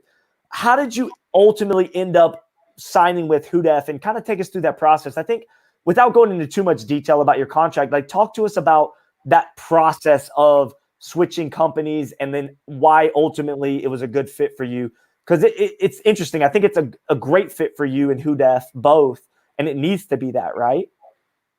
Yeah, absolutely. So it's kind of a really interesting, like, cool story. Nothing bad happened with Engage, and they were great to me, and I felt like I did pretty good representing them, and I just kind of wanted to, change it up a bit and see what else was out there. So I was kind of talking to a couple companies, negotiating, and we were just kind of feeling each other out. And it was right around, unfortunately, it was right around the time of nationals, and a few tournaments prior to that. So I didn't really want to, show favoritism to any specific paddle company that I was already talking to. And just because, I don't want them to think like, oh, well, you're not taking us seriously, because I was taking all of them seriously. And, I retain relationships with all of them, because I think we're so lucky to be in a sport that, pretty much every paddle manufacturer is super approachable, and they all do such a great job of supporting their athletes. So, I'd be happy to represent almost any brand, because I really like all of them. But right before nationals, I didn't want to, show any favoritism. So I just literally went on Amazon and put in pickleball paddle, and I saw the HUDEF HB 2.0, which is kind of like it's like elongated, a little bit skinnier paddle. Still a good paddle. And I was like, prime shipping, $69. All right, ordered it, paid for it. And I played with it for, a few weeks before nationals. And then I ended up playing with it at nationals. And then I believe Carl Schmitz, huge credit to you, Carl Schmitz. He took a photo of me playing against Kyle. And the photo got put on Facebook. I got tagged, and it became a semi-popular photo because I was like jumping through the air or something, like, something stupid like that. And somebody tagged Stan, who is my manager at HUDEF, who is an awesome guy. He's been nothing but great to me. And he reached out to me and asked, if I wanted to, represent HUDEF. He was looking to kind of raise the name up and get people to know about the HUDEF name. And I said, yeah, I mean, I'm in the market right now. I'm definitely looking to, work with somebody who wants to work with me and help me get greater results. And I want to help you build a brand, So we negotiated for a while, and we came to an agreement, and we decided to, go from there. So kind of crazy that I just ordered a paddle on Amazon and ended up getting sponsored by the company, but yeah, I mean, we eventually, this is my second year with HUDEF, and we released the FAD paddle, and it's been a huge success. People give me a ton of good feedback on it. I kind of designed it. The HB 2.0 is a really good paddle, and it's great for people who like the elongated paddle. But for my game, I'm more of a touch player, so I wanted, a wider shape with more feel and touch. So something that gives you a lot of like absorption quality, but still gives you some, spin because of the absorption quality, not necessarily what I call a reflective quality. I don't really want the ball to be jumping off my paddle too much, because I want to absorb and block and keep the ball low. And yeah, so it's just, that's kind of my HUDEF story, and it's not done yet. So I love it. Yeah, it seems like things really took off for you once you were able to kind of link up with HUDEF and get your FAD apparel going at the same time of signing with HUDEF, getting the signature paddle going, which, by the way, I don't know if you were responsible for all of the design or just a portion of it, or if it was a team effort, but man, it's slick looking. It really is. I mean, the colors are great. I think you did a great job of just making it professional looking, but also have a good look to it. What went on behind the scenes with that? I mean, how did you come to terms with that? Scott, who do you think designed it? It was you. You designed it. No? Second guess. Oh, gosh. I don't know then. I just assumed. Oh, Josie. Yeah. Okay, it took me a second. Josie, guys, is Frank's wife, and Josie is probably responsible for all the good-looking things that goes on in Frank's life. She was also, to give her more credit, she was responsible for the promo picture of the FAD shirt, paddle, and hat that was really laid out well and very professional. So thank you, Josie Michelle, for that. That is fantastic. Yeah. She kind of helped me. I had the idea of putting the letters together for the FAD logo, and then she kind of mastered the way that they went together. And then especially with the vertical design of the paddle, she kind of put all that up and coordinated with Hudef to get it printed the correct way. And the if you see the let me turn a light on here. If you see the kind of pattern in the background, that's something that Hudef put in there, the engineers put in there to kind of give that absorption quality, so it's just not one flat black color. But yeah, the graphic and everything, that was all her. I love it. Yeah, she's very creative. Is that something that's in her nature? Is she just kind of a person who's always been creative and had that creativity in her blood? Yeah, I mean that's her. Every job she's ever had is been artistic and creative and stylistic. So that's her. I love it. Love it. All right, we're going to switch gears. I want to ask a question from Stan Brown, but first I want to say that Stan says Birmingham, Alabama loves FAD and Scott. So there is a special relationship with Birmingham, Alabama for both of us. You actually, we're going to get into this in a little bit here, but you came to Birmingham to play at the Heritage Tournament in August of 2019 and actually squared off against yours truly in the gold medal match for that tournament. And we're going to talk about that. That was a funny story. Not as funny for me. It was more funny for you. These stories keep coming out with you on the wrong end. Man, I'm going to cry tonight before I go to bed. I feel like you just keep putting me in the grave. But that was a funny story looking back on that gold medal match. We'll get into that, but I want to ask the question from Stan real quick. Stan has a great question. It's kind of off topic from what we've been discussing, but it brought up a good question for our sport, and that is thoughts on having line judges, yay or nay. So talk about that. So absolutely nay. I don't think that the sport is in a position where we can have reliable line judges. I think that finding line judges who are properly trained and who are willing is a challenge. And a lot of times it can result in some really bad situations. So I've had some bad experiences with that. And I will say that the way the PPA ran their event with a head referee and a somewhat like assistant referee across the net, I think that's probably the best compromise format that I've experienced in my professional career. I think that eventually we could get to a point to where we have a line judge training program where line judges are actually qualified and certified and they know all of their responsibilities, because there are a lot more responsibilities than anybody out of a random crowd would just know.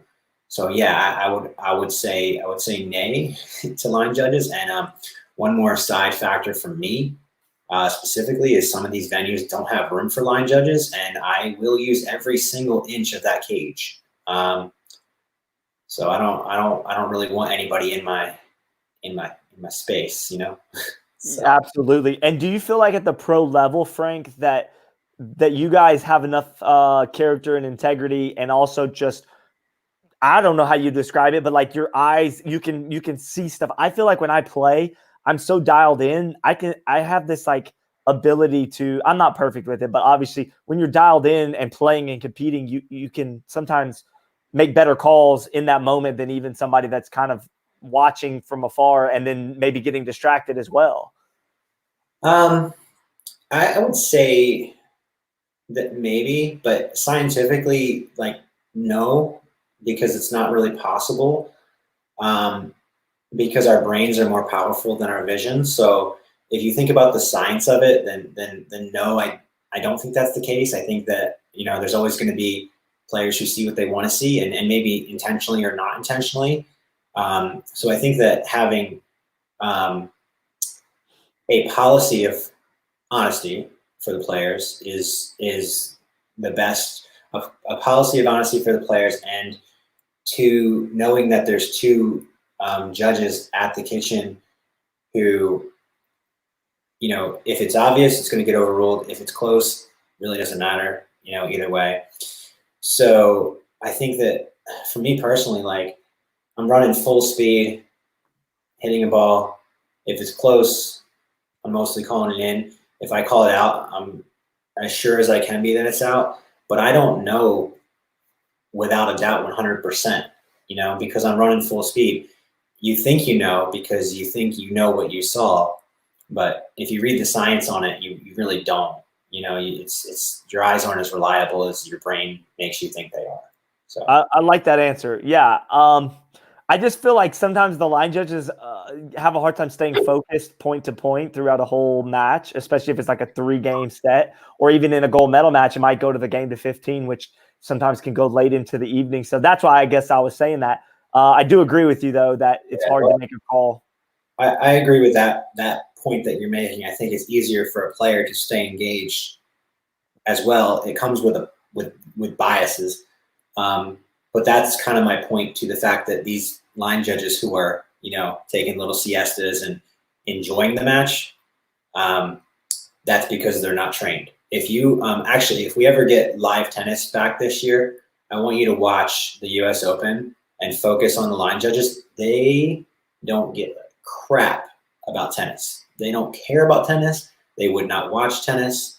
They pack up and leave, and it's just a job for them.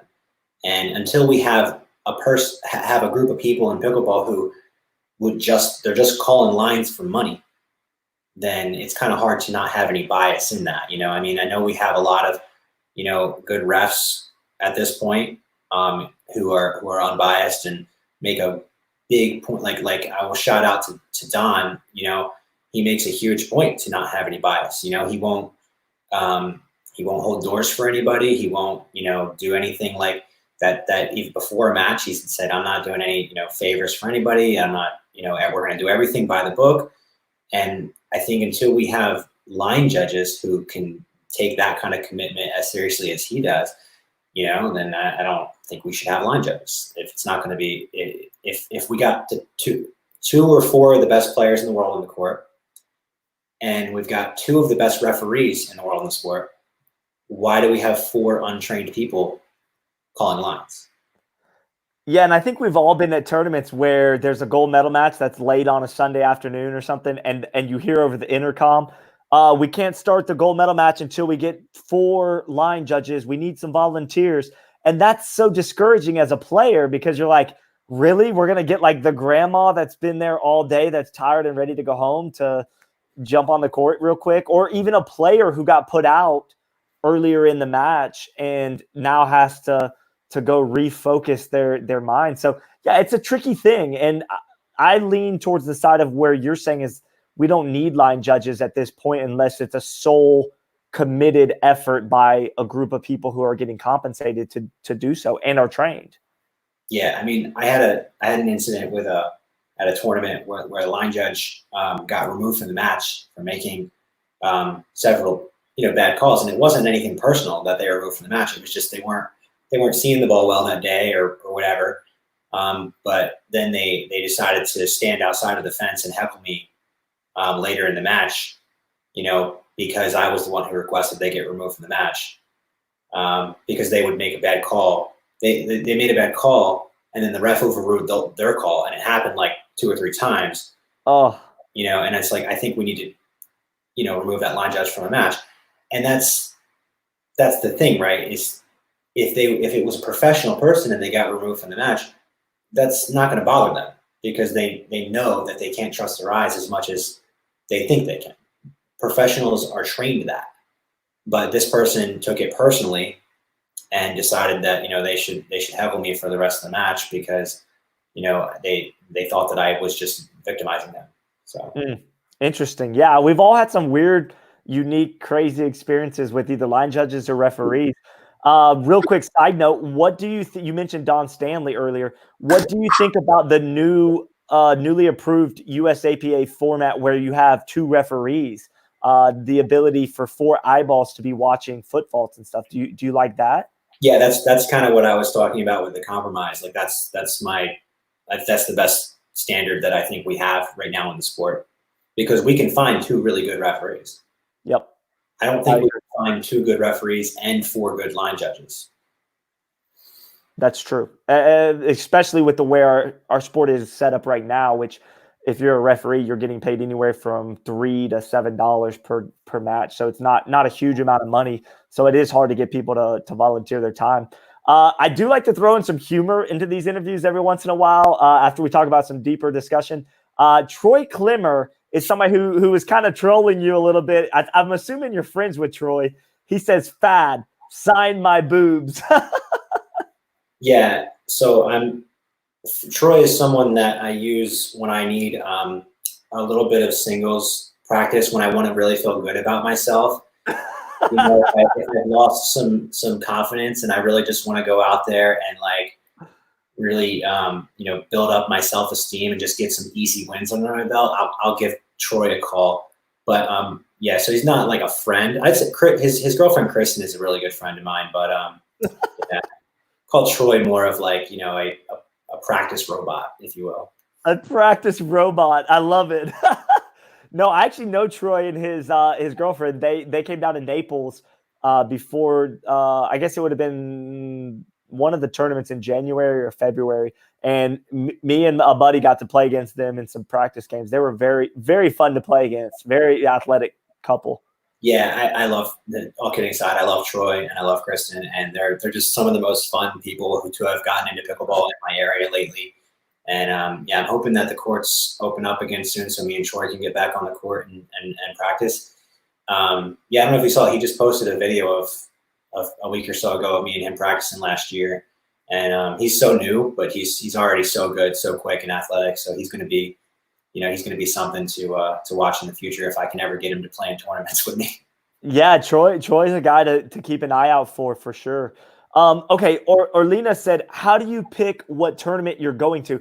Before you answer this, though, I wish I could pull up. Yeah, I know, right? That's all you got to say. I wish I could pull up real quick, but I don't have time. The schedule that you sent me for your 2020 schedule prior to the coronavirus blowing that whole thing up. But it was quite an extensive schedule for pickleball. I want to know also how you pick those. Obviously, money tournaments, but there is a new thing out there in 2020, which is a APP Pro Tour and a PPA Pro Tour, which both involve money. And I wanted to play real quick for everybody. I've got it queued up real quick before you answer this. The APP Tour Top 35 Men's Pro section where they talked about you and some of the highlights for you. So is that okay if I play that real quick? Yeah, sure. Okay, yeah. Awesome. Let me pull that up real fast here. 1 second.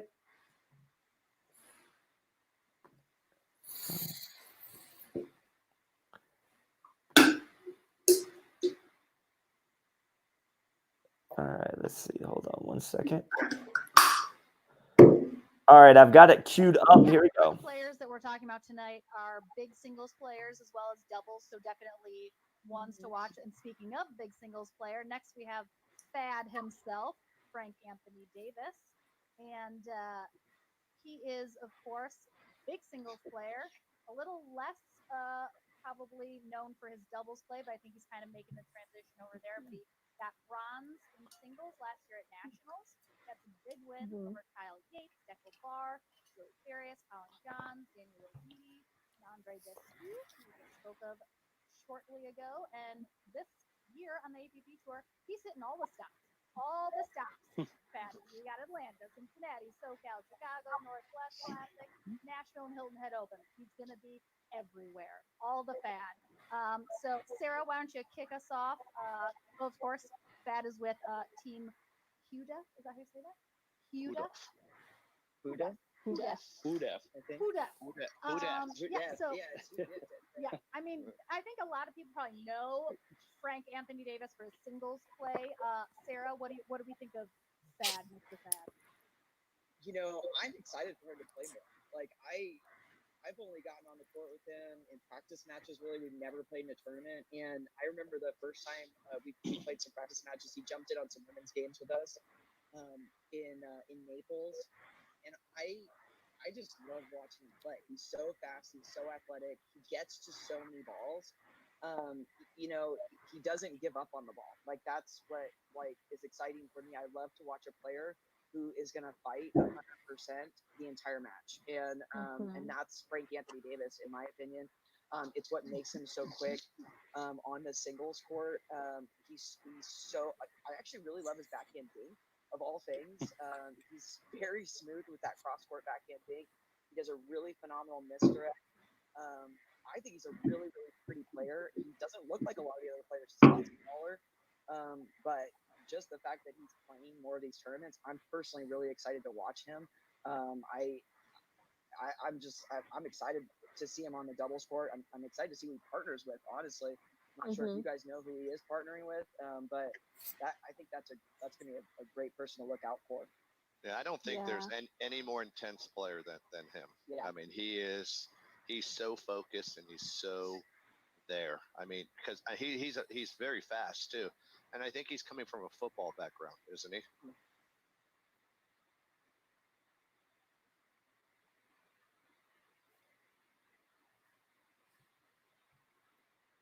Well, I think Scott froze.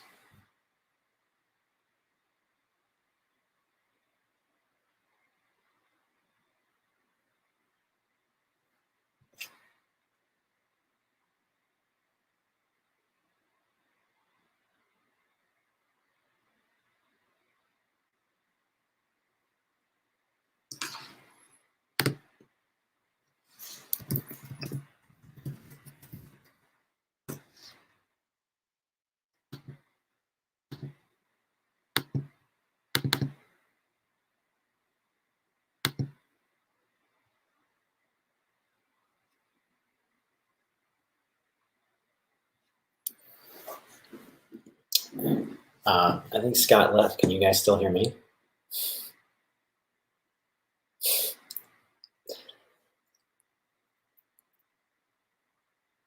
So does anybody have any questions for me while we wait for Scott to come back? I'm going to scroll through the comments here.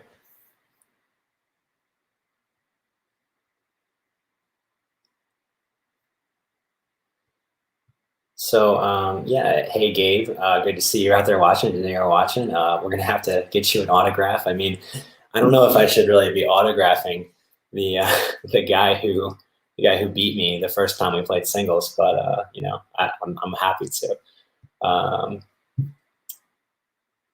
So, hey, Denise, good to hear from you. I have my friend Andy has a dedicated court at his house that he lets me play it occasionally. So that is there. Oh, Scott's back. I don't know what happened there, guys. Did you guys get to see the video? So Scott, the video didn't play, but the audio played, as what I'm recollecting here. Okay, good. Well, I don't know what happened. It must have kicked me off, but I'm back, and that's all that matters. Also, we currently have another guy with us for just a few minutes. If we could bring up, there's Colin Johns. What's up, Colin? What's up, guys? CJ, what's up, man? So I don't know. I'm joining the interview late, it seems. Yeah, maybe Colin's the reason it kicked me off. Maybe they said, okay, there's royalty in the house now. Scott's got to go. But listen, I wanted to bring Colin on for a few minutes. I know he's very busy. He said, and you can talk about this in a second, but you were telling me off camera that you guys are opening up tomorrow with tennis. Is that right? Yeah, Maryland, the governor just made an announcement today that allows tennis to open up tomorrow with some restrictions. So I'm back to work tomorrow. So lots to do. Awesome. Yeah, so we won't take much of your time. But Frank's excited because he knows that we can practice now. Well, and that's why I brought you on, because I want to hear from your perspective, another pro player that likes singles and is good at singles. I want you to talk to the people watching on this interview about Frank and just his work ethic, and you just take it away, man. Talk about Frank for a second. Well, Frank's all ears right now. Yeah, I mean, Frank and I have had some battles last year, a couple of really big matches. We played once at US Open and then once at Nationals, so the two biggest tournaments of the year. I managed to edge him at US Open, although barely by the skin of my teeth, and then he got me back at Nationals, and I was really happy to see him get the bronze medal there. So if I'm going to lose to somebody, I'd rather lose to my brother or Frank, because I know how hard we work off the court. I mean, we train together all the time. We're lucky enough to live close enough now that I moved back to Maryland, where we'll meet in the middle. He's in New Jersey, I'm in Maryland, but we drive, meet in the middle, and get some good training in. So it's not every day. I mean, most people don't get to train at all. So I'm just lucky that we get to train with each other, and it really helps us both a lot. So he works as hard as anyone out there, and there's a reason why his singles game has come up in the past year and past several years. Absolutely. Actually, I'm in Maryland currently. I came up here on March 18th to quarantine. My girlfriend Sarah lives up here. So maybe before I leave back to Florida, maybe we can all get together and play a little pickleball. Who knows? Who knows? I love it. And talk about just Frank's progression in his game, whether it be singles or doubles, and just the work that he's put in. I know he's really put in a lot of work off the main court. In other words, practicing. So talk about that and just his efforts to get to a top player. Yeah, Frank's really determined more than anything else, and he's got some physical talent, that's for sure. He's as fast as anyone out there, probably the fastest player out there, in my opinion, which really helps in the singles court. But he really uses that to great effect without maybe the racket skills that some of the other players have. I mean, he doesn't come from a strong racket sport background, but he really makes up for it with his athleticism and his determination to get better every day. So we've had some epic training sessions where we'll just go for hours on end, and we both know that we can't train pretty much with anyone else like that for as long as we do. I mean, there were a couple of days last summer where we went 5 hours in a row without stopping. So it's just it's always a pleasure, and it's always fun to find someone else that'll train as hard as you will. Man, that's incredible. Yeah, you guys are very fortunate to get to train together. And Frank, talk about what it's like to have a guy like Colin in your corner and wants to train like that. How does that help you? Oh yeah, I mean it's huge because, like he said, it's the way that we want to train. You know, there's not a lot of people who, let alone want to train that way, who can. Like I feel like most people would probably fall over and die before they got to halfway the point that we do. Like that one day he was talking about last summer, it was like 98 degrees, and we were sitting there after like 4.5 hours, and we were like, all right, let's just do one more game, but let's do it to 15. And I think it's stupid because it ended up, I think it ended up ending at like 17-15. Like it even went like over because neither of us could move. But I really think that it's that extra effort of like, we keep pushing. Like one day Colin will beat me the whole day, or one day I'll beat Colin the whole day. And we keep like figuring out how to one-up each other. And that's why you've seen like us have a little bit of back and forth in tournaments, because it's like, okay, maybe the beginning of the year, he figured out something I didn't, and then I figure out something he doesn't. And like, yeah, sometimes it's not, when he beats me, like I'm upset. When I beat him, he's upset. But at the end of the day, we're happy for each other. But it's also, we know that that's an important thing for us to keep pushing each other forward, because, you know, without competition, we're going to stay flat. We're not going to get any better. We kind of need each other to get better. And then we just kind of hope for the best day of match. And yeah, it's something that I'm really, really happy to have Colin to push me a little bit, you know. So that's awesome. Yeah, that's very few people in the pickleball world have access to another top player who also happens to enjoy singles as much as the other person. So I think that's pretty special that you guys have that, and I think you guys are gonna continue to wreck the singles scene, both of you. I think on the global pickleball rankings, Frank is just at number 3, and you're just behind him at number 4. And some of that also, like, I think, I don't know if I'm accurate on this. You either played Colin 5 or 6 tournaments, and Frank played 8. So he's got you on the edge, but I feel like you guys are right there toe to toe. And he edged you out at nationals. But I mean, to me, it's such a cool thing to see you guys going back and forth and battling for those top spots. Yeah, it's funny because the U.S. Open points fell off. Colin was 4th. Colin was 3rd. And once the U.S. Open points fell off, we just kind of switched places because he beat me at U.S. Open by. Yeah, on it. COVID-19 slowed me down. So yeah, it's just those 2 points that you won at U.S. Open last year is why you're in 4th right now. I love it. So, but yeah, I mean, it's something that the ranking system is something that's cool to watch. I think we're more concerned with the results in tournaments, but yeah, it's a shame that we haven't been able to compete that much this year because it would be cool to see how it like really starts to shake out, with 2 fours. Definitely. Colin, things are starting to open up a little bit in Maryland for you on the teaching side with tennis and things. Do you anticipate or envision pickleball getting back to tournaments before 2020 is over? I do. So I think that it's going in the positive direction, especially in some of the other states where it hit earlier. So if I was going to guess, if I was a betting man, I would say TOC is going to be the first tournament back just because Utah's pretty isolated. I don't really think they had much of an outbreak there. I think they'll feel safe enough to have the tournament. It's not a really overcrowded atmosphere, sort of like Naples. US Open would have been really crowded. A lot of people in a small space, but TOC is more spread out. So I think that we could make it work, maybe with some restrictions. Honestly, that's just my guess. I mean, I don't have any inside information, obviously, but we certainly hope to get back out there as soon as we can. That's awesome. I love the insight.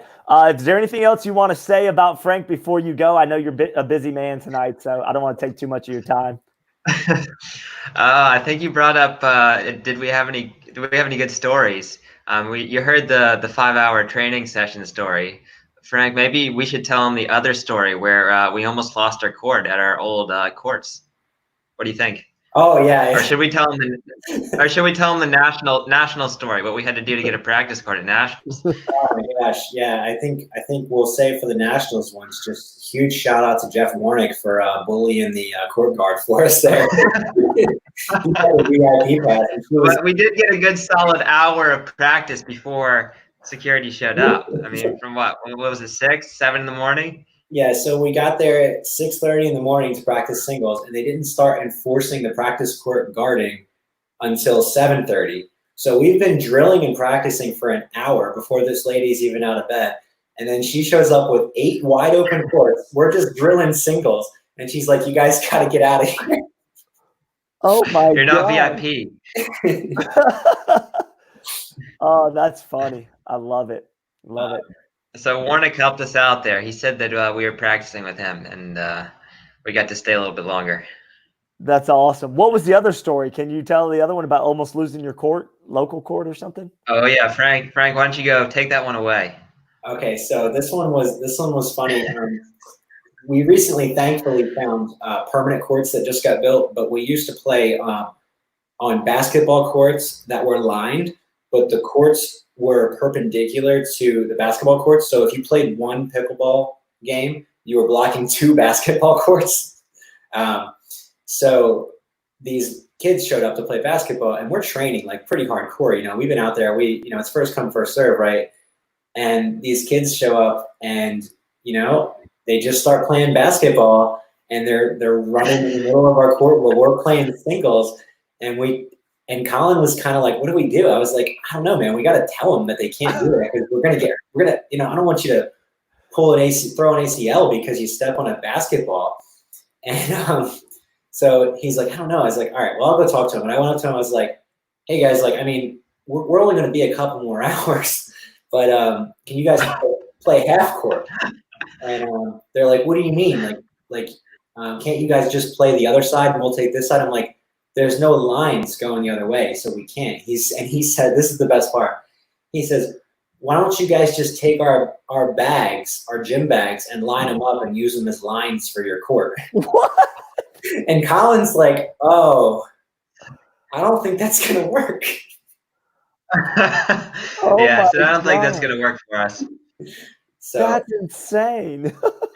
so that was Yeah, but there were like maybe, I don't know, 10, 12 of them and 2 of us, and they probably outweighed us by a good bit. But Frank was diplomatic, and I'm sure he's dealt with those sort of people playing football at Temple, so I let him handle it, and all went well.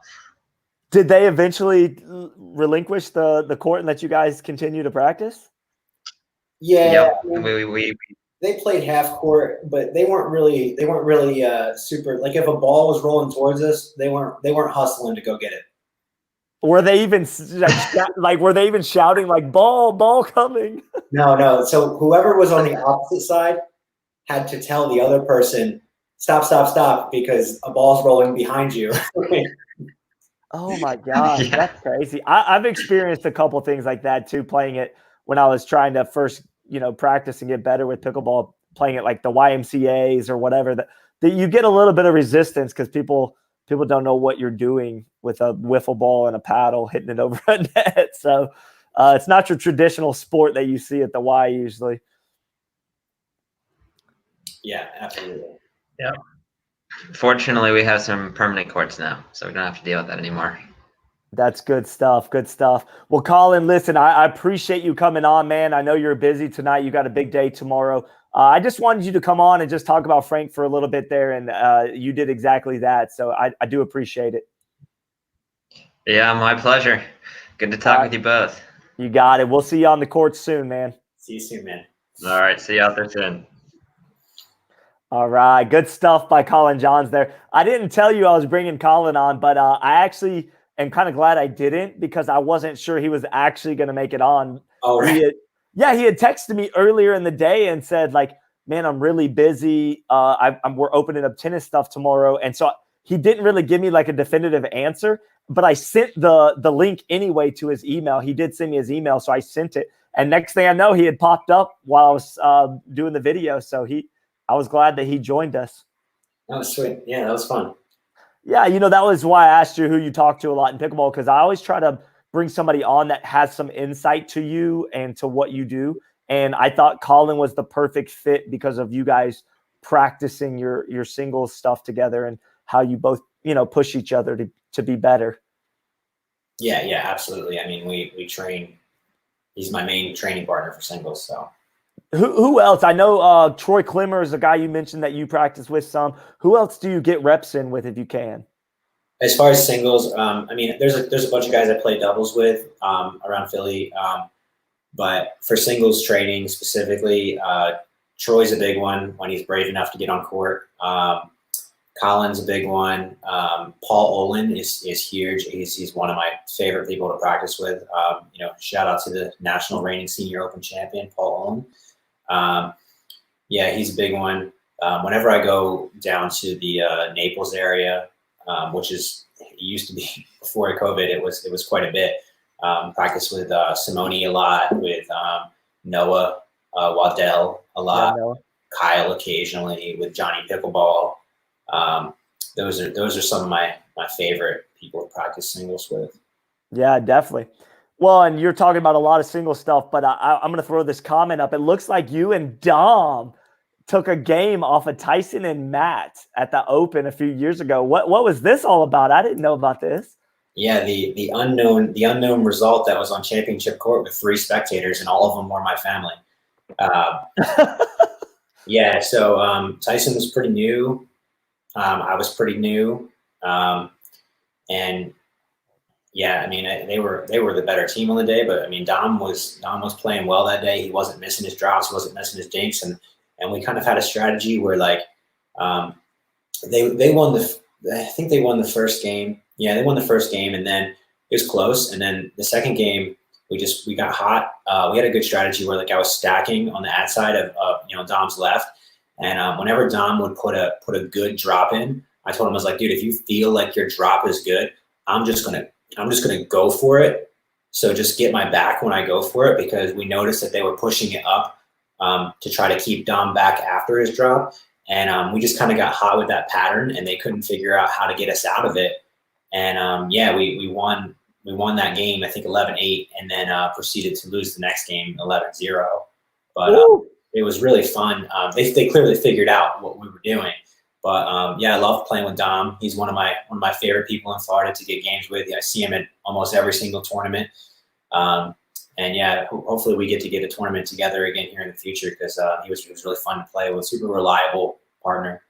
Yeah, definitely. And Dom is credited for being the best dressed pickleball player and most matching at every tournament. He's always on point with his pickleball attire. Yeah, absolutely. I mean, that's kind of his thing, his hair, and he's a little bit of a pretty boy, but that's all right. I love it. All right, Kay May joined the interview late, but Kay says, I want to see you play on clay, and then she put the skid. So I know for a fact that you have played on clay. So talk about that. Have you played singles on clay? No, never played singles on clay. And honestly, I don't want to. I don't move well on clay. Clay moving is like so difficult for me. I really rely a lot on pushing off and leaving the ground. And on clay, you really should never leave the ground. I never learned the technique, and I don't really want to put time into learning the technique. I don't really think it's beneficial to the game of pickleball. But yeah, if you want to see me play on clay, go on YouTube and go to my YouTube, Frank Anthony Davis, and you'll find me playing a match with Jared Chirico versus Ben Johns and Jeff Siegel. And you can watch me lose 3 games on clay, and you can see how bad my movement is when I can't push off the court. So. I remember that, and that was something that I remember thinking is like, wow, that's tricky to play on clay court. Plus, the ball is different too, but that's a side note. Pat Smee, who's one of my favorite players on the scene these days, him and Jay. But Pat says, he says, what you run a lot on court? What's your step count? Word on the streets is Cassandra Gerke has more steps per week than you. So, yeah, first of all, I love Pat. And, everybody says Pat and Jay. And I just want to be clear. Jay's married. We're not a couple. And, I know that that's something that bothers Jay a little bit, because Pat gets really excited when they put their names together. So, just so everybody knows, Pat is available. Jay is not available, unfortunately. Oh, that's so funny. I'm glad you clarified that. Yeah, I didn't know if some people were confused on that fact. But that is so good. So good. I will say that Cassandra did beat my step count last week. I'm not sure what that girl's doing, because she's getting a lot of steps, but I'm gonna step it up. And I don't think she's going to have a chance to beat me this week. I think if I was back to my regular training, I don't think there'd be any chance that anybody would beat me. But yeah, I have to concede defeat to the great Cassandra. I love it. Do you remember what the step count is? Like, do you remember hers and yours from this last week? Yeah, hers was like 126,000. Mine was like 107,000. Wow. So you have plans to overtake that, obviously, this week. So right now, let's see. Yesterday, okay, so right now, as far as like this week, I'm already ahead of where she was last week, and it's only Wednesday. Wow. And you guys are you on an app where you can see her progress? Yeah, we use the Fitbit app, and if anybody wants to, get a Fitbit and join in, just add me as a friend on Fitbit, and you can see my step count and compare it to yours, and it's pretty fun. I love it. So there's no cheating in that. It just tracks like whatever you're doing. Well, there was some suspicion that Cassandra was attaching the Fitbit to her dog. But I don't think that that's the way that they work. I think that they actually rely on your actual strides. So. Oh, that's hilarious. I love that rumor. Oh, too good. Denise Donald has a question. She says, Frank, do you have any dedicated courts near you yet? And I think Colin may have touched on it briefly. Well, I mean, that's not really near me. That's an hour and 15 minutes away, so I wouldn't call that near me. Colin drives about, I think it's like 50 minutes for him, and I drive about an hour and 15, and that's Havre de Grace, Maryland. It's a pretty good halfway point, but they're beautiful brand new courts. So that's where I meet with Paul Owen as well. Okay. Near my house, I have a good friend, Andy Pisano. Shout out to Andy, he's awesome. He has a beautiful court facility that he lets me play at, and I love that guy. Love the ability to play with them. And yeah, that's 45 minutes away from me. That's the closest court. There is actually one about 20 minutes away from me. There's a private court that is in a 55 plus community. I don't think anybody uses it. I've never seen anybody use it, and it looks brand new. I obviously am not allowed to use it because of my age. And then there's some tennis courts that are lined where people play in that area. But yeah, I've never played there, and there's nobody in my area really to play with. So I'm having to drive. I'm with you. Yeah, definitely.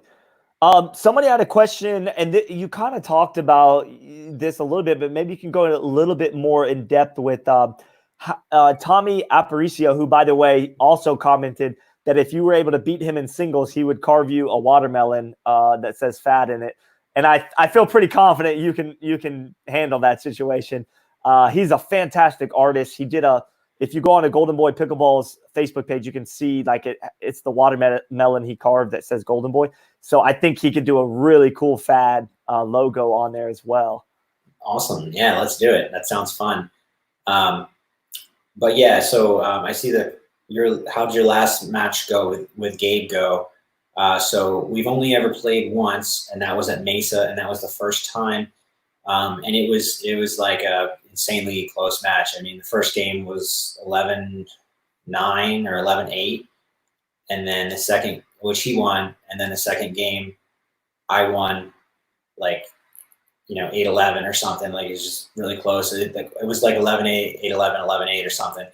I was in pretty bad pain that day with my ankle, so I feel bad. I don't want to make that as an excuse. It was a shame because I really, really felt good on the day. But credit to Gabe, he ran me around like crazy in that match.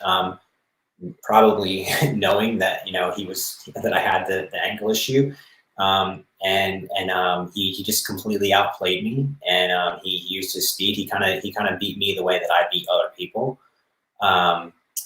So yeah, I got a little bit of a taste of my own medicine in that match, and I really like Gabe though, and I really am looking forward to playing him again as the tour progresses. He's just a really fun player, and the thing that's great about Gabe is with me, it was a super great sportsmanship match. A lot of us, both of us had some really close calls, and we always would say good shot, and give each other the benefit of the doubt, So I really like playing matches like that where it just comes down to sportsmanship, and it just comes down to who's the better player on the day. And yeah, I mean, we'll see. We'll see how we. I'm sure we're going to play a lot here, in the upcoming future. So it'll be interesting to see how that matchup turns out in the future. Yeah, I'm excited about seeing you guys go toe to toe again on the court in singles. I think we're gonna had the COVID-19 virus not taken over the pickleball scene, I think we would have already seen that at a couple more PPA tournaments and some APP stuff. So hopefully that'll get back on track before the end of the year. Also, Mitch says, can I get you to autograph my FAD signature paddle?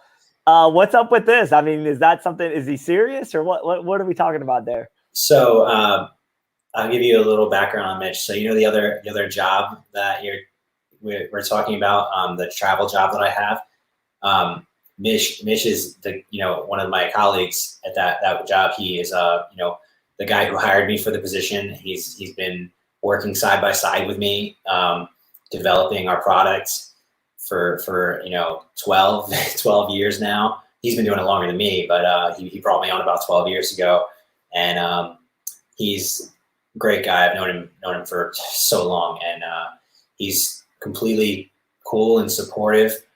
of me playing pickleball tournaments, and we're flexible with each other. Like if I have a pickleball tournament, he's like, okay, cool, go to your tournament, and then just go back to work right afterwards, and vice versa. If there's a big important project and I gotta miss a tournament, you know what? Like we're there kind of for each other, to work with each other in that way. And it's just been, he's a great person to work for and to work with. So that's Mitch. He recently, because of this whole COVID thing, got bored with his 2 kids and his wife was like, hey, let's play pickleball. He told me that at their facility, where they live in like kind of a neighborhood that has like tennis courts, within the neighborhood, the little community, and they put pickleball lines there, but those got closed before they had a chance to go play. They didn't have the equipment, and his wife was like, well, let's just line the driveway, whatever, or whatever, and he was like, okay, cool, yeah. So he ordered some paddles for me, and he didn't want to break out the purse to spend the big money on the FAD paddle. He was getting the little cheaper starter paddles, which are still great paddles. But I since he's such a good friend and we go back so far, I upgraded him, not his kids, but I upgraded him to the FAD paddle. So I think, I love it. I think he wants me to sign it, but unfortunately he's way up in Calgary, so it's quite a hike to get up there. Email in my signature. Oh, that's good stuff, man. I love that story. And actually, I've seen a couple of pictures of you and him just maybe out to lunch or something with your work stuff. I've actually seen a picture of him. He seems like a great guy, and I'm glad that you I'm glad that he's tuning in is what I'm saying. That's pretty cool, actually. Yeah, that surprised me to see him pop up there. I wasn't expecting that. But yeah, him and I have been all over the world together. We spent some time in Tokyo and Hong Kong and Singapore, and some pretty other sketchy locations in the US. So we go back really far. That's awesome. That's awesome. Okay, Tommy just responded. He said, I've got a cool idea for the FAD carving. So he's going to probably do a cool watermelon carving of the FAD logo. So that's pretty neat. All right, look, I'm going to bring myself back up real quick. I think we're at the 2 hour and 16 mark. We're going to wind this thing down. But the one thing that I always do with my interview is I do a rapid fire question where I basically just bring you up on the screen here, and I'm just going to ask you one word answers or one word questions. So when I ask the question, you'll answer with a one word answer. Okay. Oh man, I'm not going to be good at this. That's all right. There's no like, that's not, no pressure. Okay. Favorite color? Black. Favorite food? Pizza. Oh, me and you are kindred spirits. Favorite restaurant to go eat at?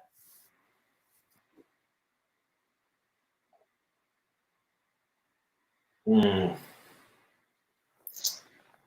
is a hard one. Estia.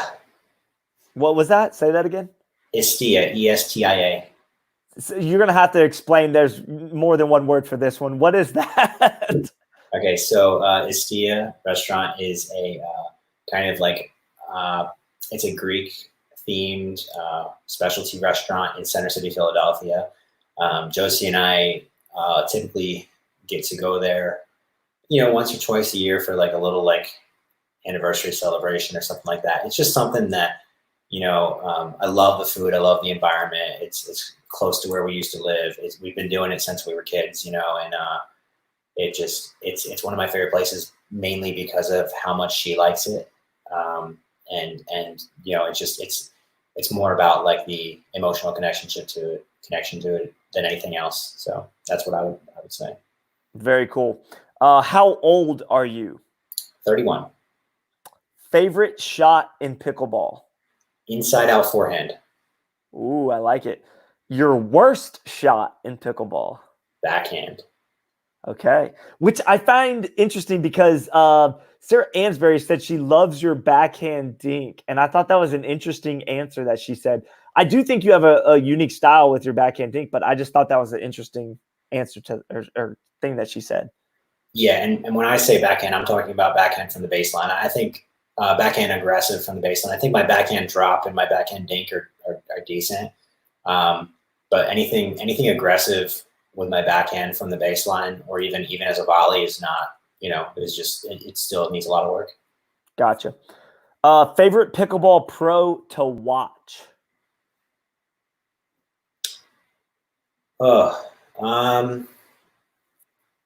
Favorite pickleball pro to watch? Man, that's hard. Lindsay Newman. Ooh, that's a great answer, man. Favorite pickleball pro to play against? Eden Liga. Oh, that's a good answer. I love it. Love it. You could go a lot of different ways with that one. There's probably a few that you like to play. Where do you live? Bridgeton, New Jersey. And we're going to circle back to that in a second, but let's finish these questions.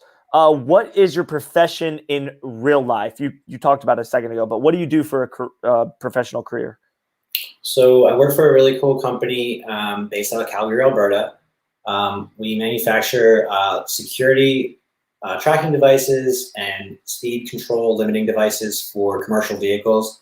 So anything that's like hauling like really valuable material, or something that the owner wants to really keep a good eye on and make sure that they have complete control of their fleet. We can secure their product, we can speed limit their product. And what I do is I specialize in field services. So basically, if we're rolling out a new project or developing a new product, I'm the guy who's going to be on the ground, making sure that it interacts with the vehicle correctly, making sure that the installers that we work with are trained properly, and really just making sure that the customer gets a really great experience, so that everything rolls out and we know that we have confidence that that project is going to be successful. So electrical engineering. Okay, and you've been doing that for how long? How long have you actually worked that job? I've been in the field pretty much since I was in the vehicle electronics field since I was a kid. So I was doing subwoofers and remote starters in high school, and I kind of wanted to turn into a real job. And yeah, Mitch kind of gave me the opportunity to do that after I went to a technical program and learned how to how to actually turn it into a career instead of just doing it in my driveway. And yeah, so as long as I can remember, and then officially professionally 12 years as of April 1st. So 12 years in a month. Wow, that's incredible. I love it. All right, switching back to the questions about pickleball now. The next question is, how would you describe your personality in one word? Elaborate. I like it. How would you describe your pickleball game in one word?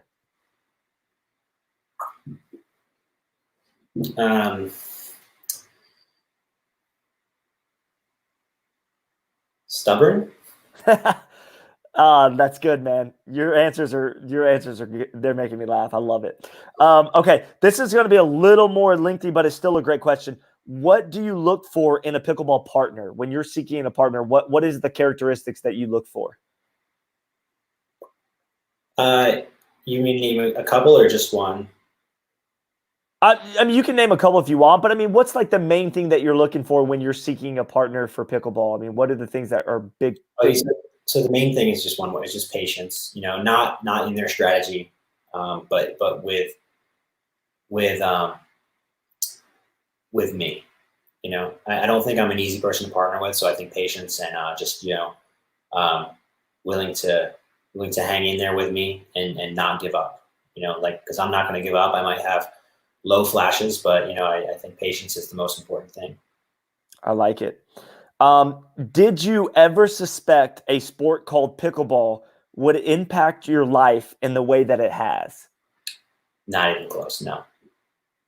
I love it. What percentage of your time each week is taken up with pickleball or pickleball related things? So if you could put a percentage of the time that you spend on pickleball stuff, what would you say without getting yourself into trouble? Oh, no, there's no trouble. I mean, it's I think it's pretty understood. I would say It's definitely more when I have more time to train. Like if a tournament is coming up, then there's a lot of more effort in on court training. And what I typically do is I don't slow down my off court training when my on court training speeds up. So I would say an average is probably 30 hours a week. Yeah. Wow. That sounds about right. If you're talking about everything that the only reason I'm doing it is because of pickleball, then yeah, 30 would be a good average. And I would say before like big tournaments, it probably goes up. Wow, that's incredible. Later or whenever, if you want, I can talk more about where the percentage of those numbers come from, because I think that would surprise a lot of people too. For sure. What do you consider your most significant accomplishment to date in regards to pickleball? Okay, so number one significant is hard to say because there's a lot of things that are very close to each other, but it has to be the Nationals Open Pro bronze medal. Very good. If I could give an answer for you, it would be that one as well. That's a huge deal. Huge deal. Okay, what is your biggest accomplishment in life? So it doesn't have to be pickleball specific, but just something you would consider a big accomplishment in your life. The relationship with Josie. Oh, I love it. That's a whole nother topic. We don't have time to get into all like the relationship stuff and all that, but like that's so cool that you guys have been married for the time that you have, and you've worked on your marriage, and you've worked through those things that, you know, every married couple has to, and that you guys are, you know, you come out stronger on the other end. And I love it, man. I love that that two people support each other in a marriage. I think that's a huge thing. Yeah, no, it's crucial for my success, and it's more important than my success, you know? So it's just, and there's nothing harder and there's nothing easier that I've ever done. So. Absolutely. In regards to playing doubles, do you prefer partnering with a right-handed player or a left-handed player? So I've only ever played with Rob Cassidy as lefty, and we played pretty well together, and I liked it.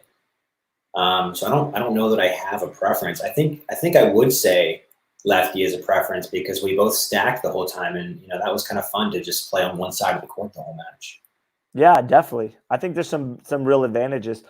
I'm going to pull up a question from Tommy, and this is the first time this question's been asked on any of my shows, which is a very interesting question. I think I know the answer, but we're going to ask it anyway.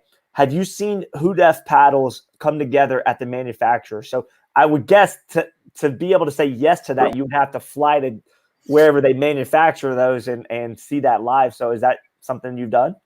No, I've never actually seen it in person, but Stan works really close with me and sends me a lot of pictures and everything. And we worked really closely on the design and development of the paddle. And honestly, like there's really not much that I can contribute to that process. And I'd love to go out there and get to teach out there with them and really get to work with them more. But I would be learning, right? Like Stan teaches me a lot about the actual engineering of the paddle, and that's I kind of have to give him like what I want to feel and what I hope to feel, but you know I really let him and his experts really figure out the composition of the paddle. Man, that's awesome. What a great answer to that question. All right, I always love to throw the humor in. Johnny Knack says, have Frank flash his calves/quads. He doesn't skip leg day. I think that's so good. I think that's great. So great. I don't know how I feel about this one. I specifically don't wear short shorts because of this. So. Oh, that is so good, man. I love the little humorous things that come up. Do you know Johnny Knack, or is he just making that comment based on seeing you play maybe? I don't. It doesn't seem like a familiar name, and I can't see from his picture if I recognize him. But it's pickleball, so I might have met him somewhere, but I don't the picture is kind of small, so I don't know. I don't recognize the name. So sorry. I love it. That's hilarious. I just think that was great. You also wear some ankle braces on both of your both of your ankles. What is the reason for that? Do you have ankle issues, or is that for preventative measures? So first, I don't wear ankle braces anymore. I stopped wearing ankle braces, but I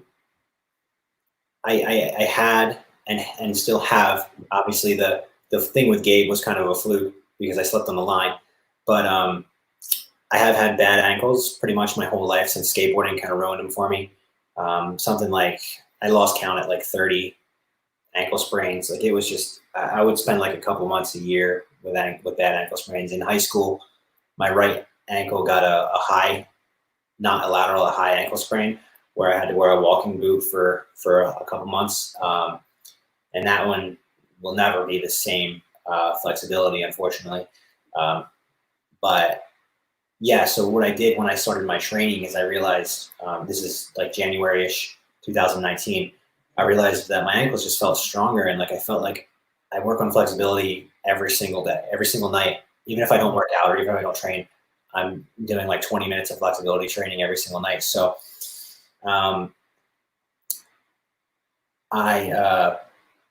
yeah, okay. So what I realized is that the ankle brace was so annoying, and it was so distracting to me, and it was so like cumbersome, and it didn't fit in my shoe, and I had other problems with it. So I stopped wearing the ankle braces when I realized that my ankle strength and flexibility was getting so much better, to the point of where like now my ankles feel like they don't have like flimsiness. They used to feel like they were flimsy. And mainly what I did, just in one description of that, obviously the flexibility training is something else, but doing one-legged one-legged weighted calf squats. So essentially if you stand on one leg and you have like, whatever, like 20, 30 pounds in each hand, and then you squat all the way down, and then you stand all the way up on your toe, on that one toe, and then go back down slow and do that, like reps of that with each foot. That made my ankles and calf muscles insanely strong. So I think that if you have ankle problems, or if you want to protect your ankles, then that's the way to go. Ankle braces really aren't going to help you that much. I think that they can make the injury less intense, but only so much, That makes sense. And I'm actually glad to see that you're not wearing ankle braces, but I wasn't aware of that. I thought you still did. So that's actually fantastic that you don't have to do that anymore, and that you found a solution to that issue.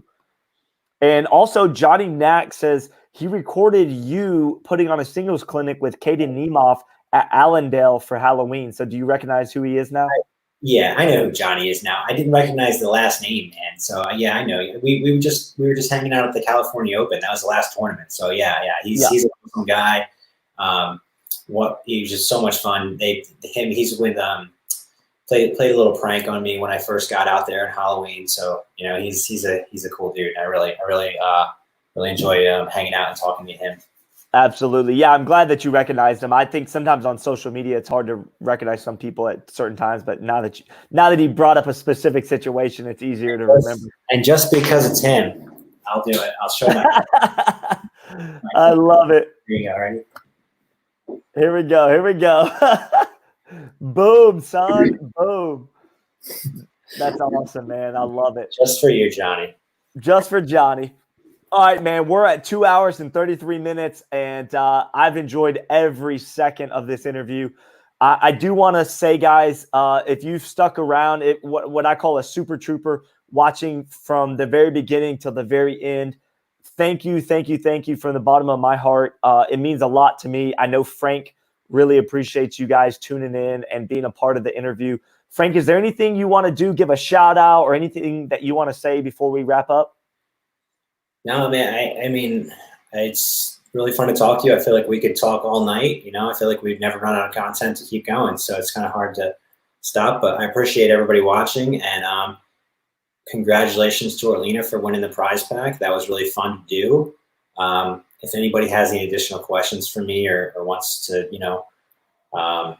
ask me anything, you can hit me up on Facebook, my website, fadpickleball.com, where you can get the hats, the gear, the paddles. You can reach out to me for anything you might need. And yeah, it's really fun. I hope to do it again at some point in the future.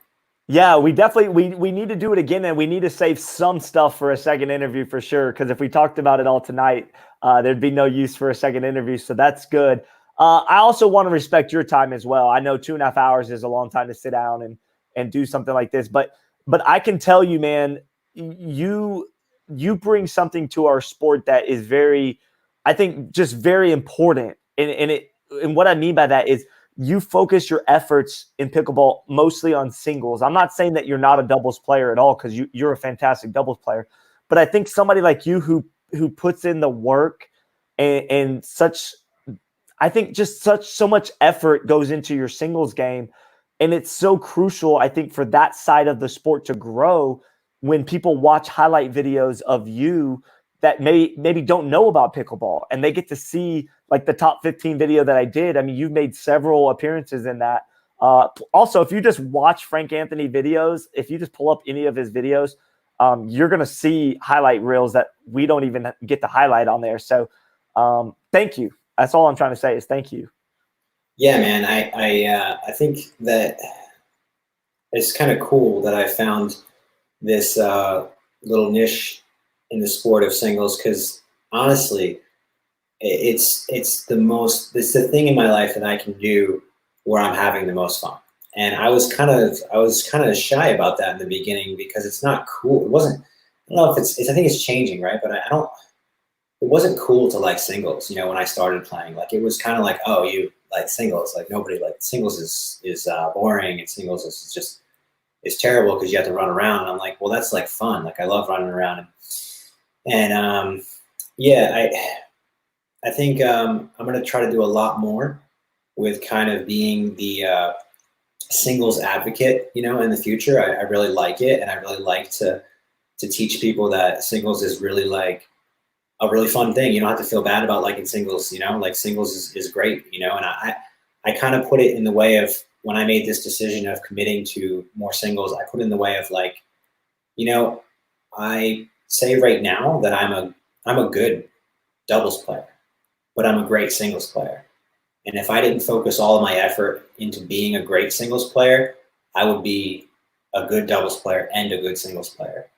And that would be fine. That would be fine. But I don't want to be, I'd rather be great at one than good at both. And I'm not, in my current position, I'm not like capable of being great at both. I have to pick one, and I'm perfectly fine. I love singles. I'm perfectly fine with being great at one.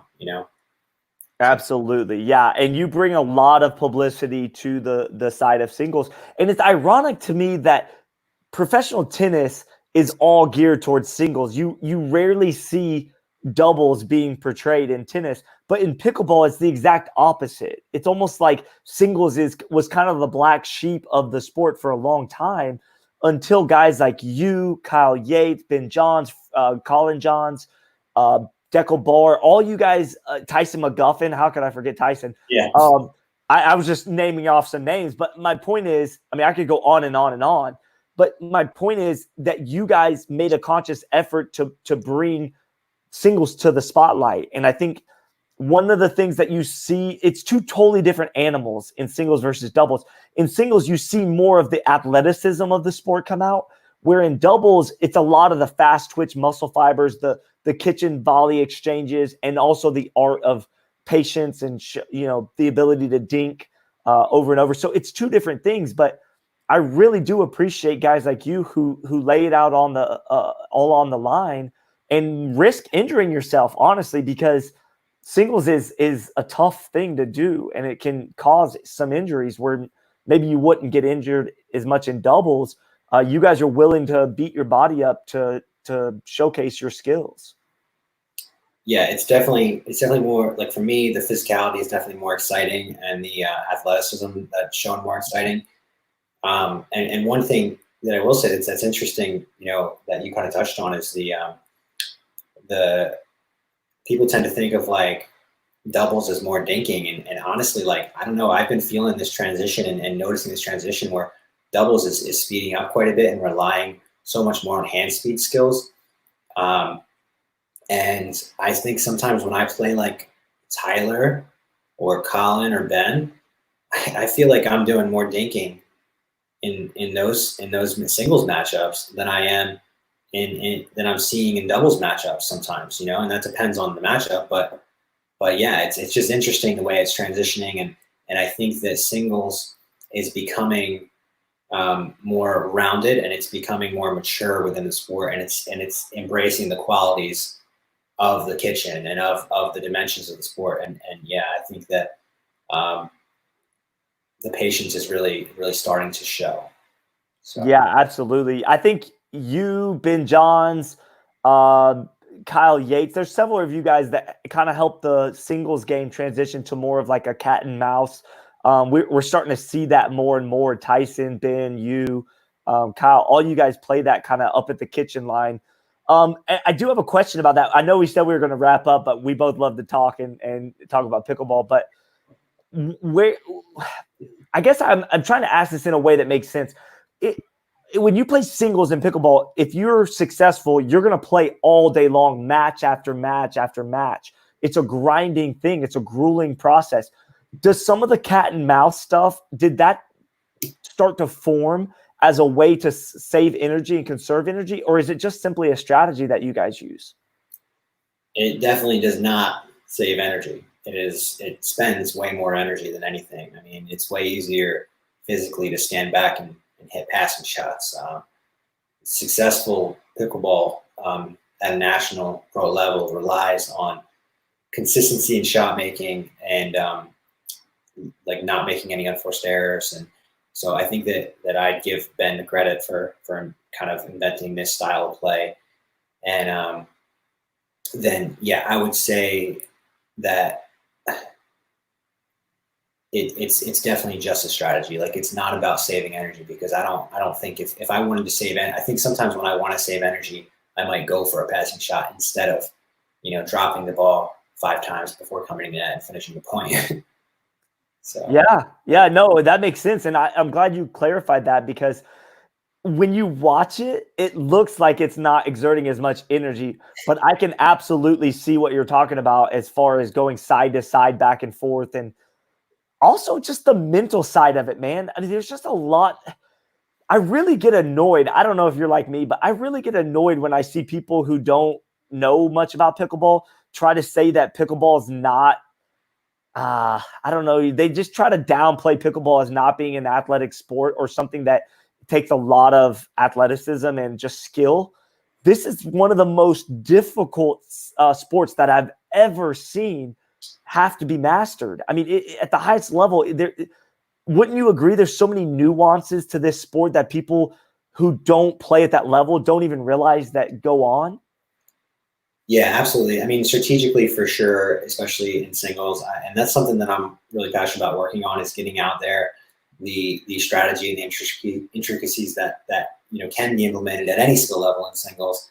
But the physicality, yeah, I don't think it translates to video very well. I mean, I can speak to how intense it is. I mean, that match with Tyler at California Open, it was over an hour long. I trained harder than anybody, and I was completely cramping afterwards. After winning that match, I couldn't, I could barely stand straight up. I had a match at the Chicago Open with Kyle last year. It was like 85 degrees and like 90% humidity. And it was just this complete scorcher. We played 3 games. I was holding back cramping. Kyle was cramping so bad that he had to forfeit from the match. He ended up having to go to the hospital and get IVs because of how bad he was cramping. And fortunately, he was okay and able to play doubles. Wait, clarify Kyle. Which Kyle? Kyle Yates. Okay, Kyle Yates. I didn't know, because there's Kyle McKenzie and some other Kyles too. So Kyle Yates was the one that was. Now you're talking about the California Open? No. So Chicago Open last year. Chicago. Yeah, me and Kyle played in the final last year, and it was just completely brutal.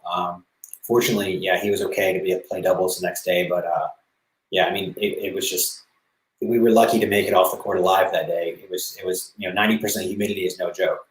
Mm. You know. Yeah, it's serious, man. And the one thing I talked to Kyle about this actually just this morning. We were talking about just the grueling days that pro athletes in pickleball have to go through. In tennis, you might play for 3 hours straight, but then you have the rest of the evening off, and then all the way until the next day when you play your next round.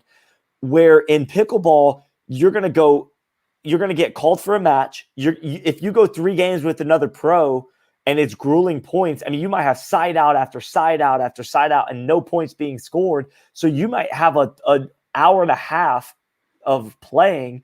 You're going to come off the court. You're going to get a quick break. You might get 15, 20 minutes, maybe even sometimes 30 minutes, but you might get called back out to play another pro match fairly quickly. And you've got to do that all day long. And then by the end of the day, you finally either get to the gold medal match through the winner's bracket or the loser's bracket. And now you're exhausted. You've got no gas left in the tank, and you're being forced to play a gold medal match against somebody when your gas tank is empty. So, I mean, does that feel accurate? Yeah, I mean, that's exactly what happened to me at California Open. I played that epic match with Tyler in the semis of the winner's bracket. And like I said, I was completely spent. I asked the tournament director if they could give me a little bit of an extra recovery break, and they said the match comes up when it comes up. So 5 minutes later, I was on the court again against Deckel, and I had enough time to I had enough energy left to win the first game and almost win the second game against Deckel. It's like 11-9 or something. And then from that point on, like 3 quarters into that second game, I was just cramping. My whole body would cramp every time I would move. And he just ended up, wiping me in the third game. And then I got to rest for a little while because Spencer Smith still had a couple matches to play. And luckily, I mean, not for his sake, but, luckily I got enough energy to be able to beat him in the bronze, which I think was lucky for me that we had never played before, so he didn't know my style. So I think I got kind of lucky in that match to really be able to get through it because it was pretty close. And I had enough recovery time. But I used up my full reserve tank winning the bronze match. And then when I got back to the final against Deckel, I was telling Deckel and I are good friends. We were sitting before the match, and I was telling him, like, dude, I honestly don't think that this is going to be a match. Like, I don't know if I can play because every time I stood up, my whole body would cramp completely up. And I think that, that day I didn't do my nutrition correctly because we had a rain delay in the morning and it kind of threw things off. But I really think that an hour and 20 minutes on the court with Tyler, you can't do that and think that you're going to come back to win when you have somebody at Deckel's caliber waiting for you, And he's been sitting watching you play. Yeah, exactly. So,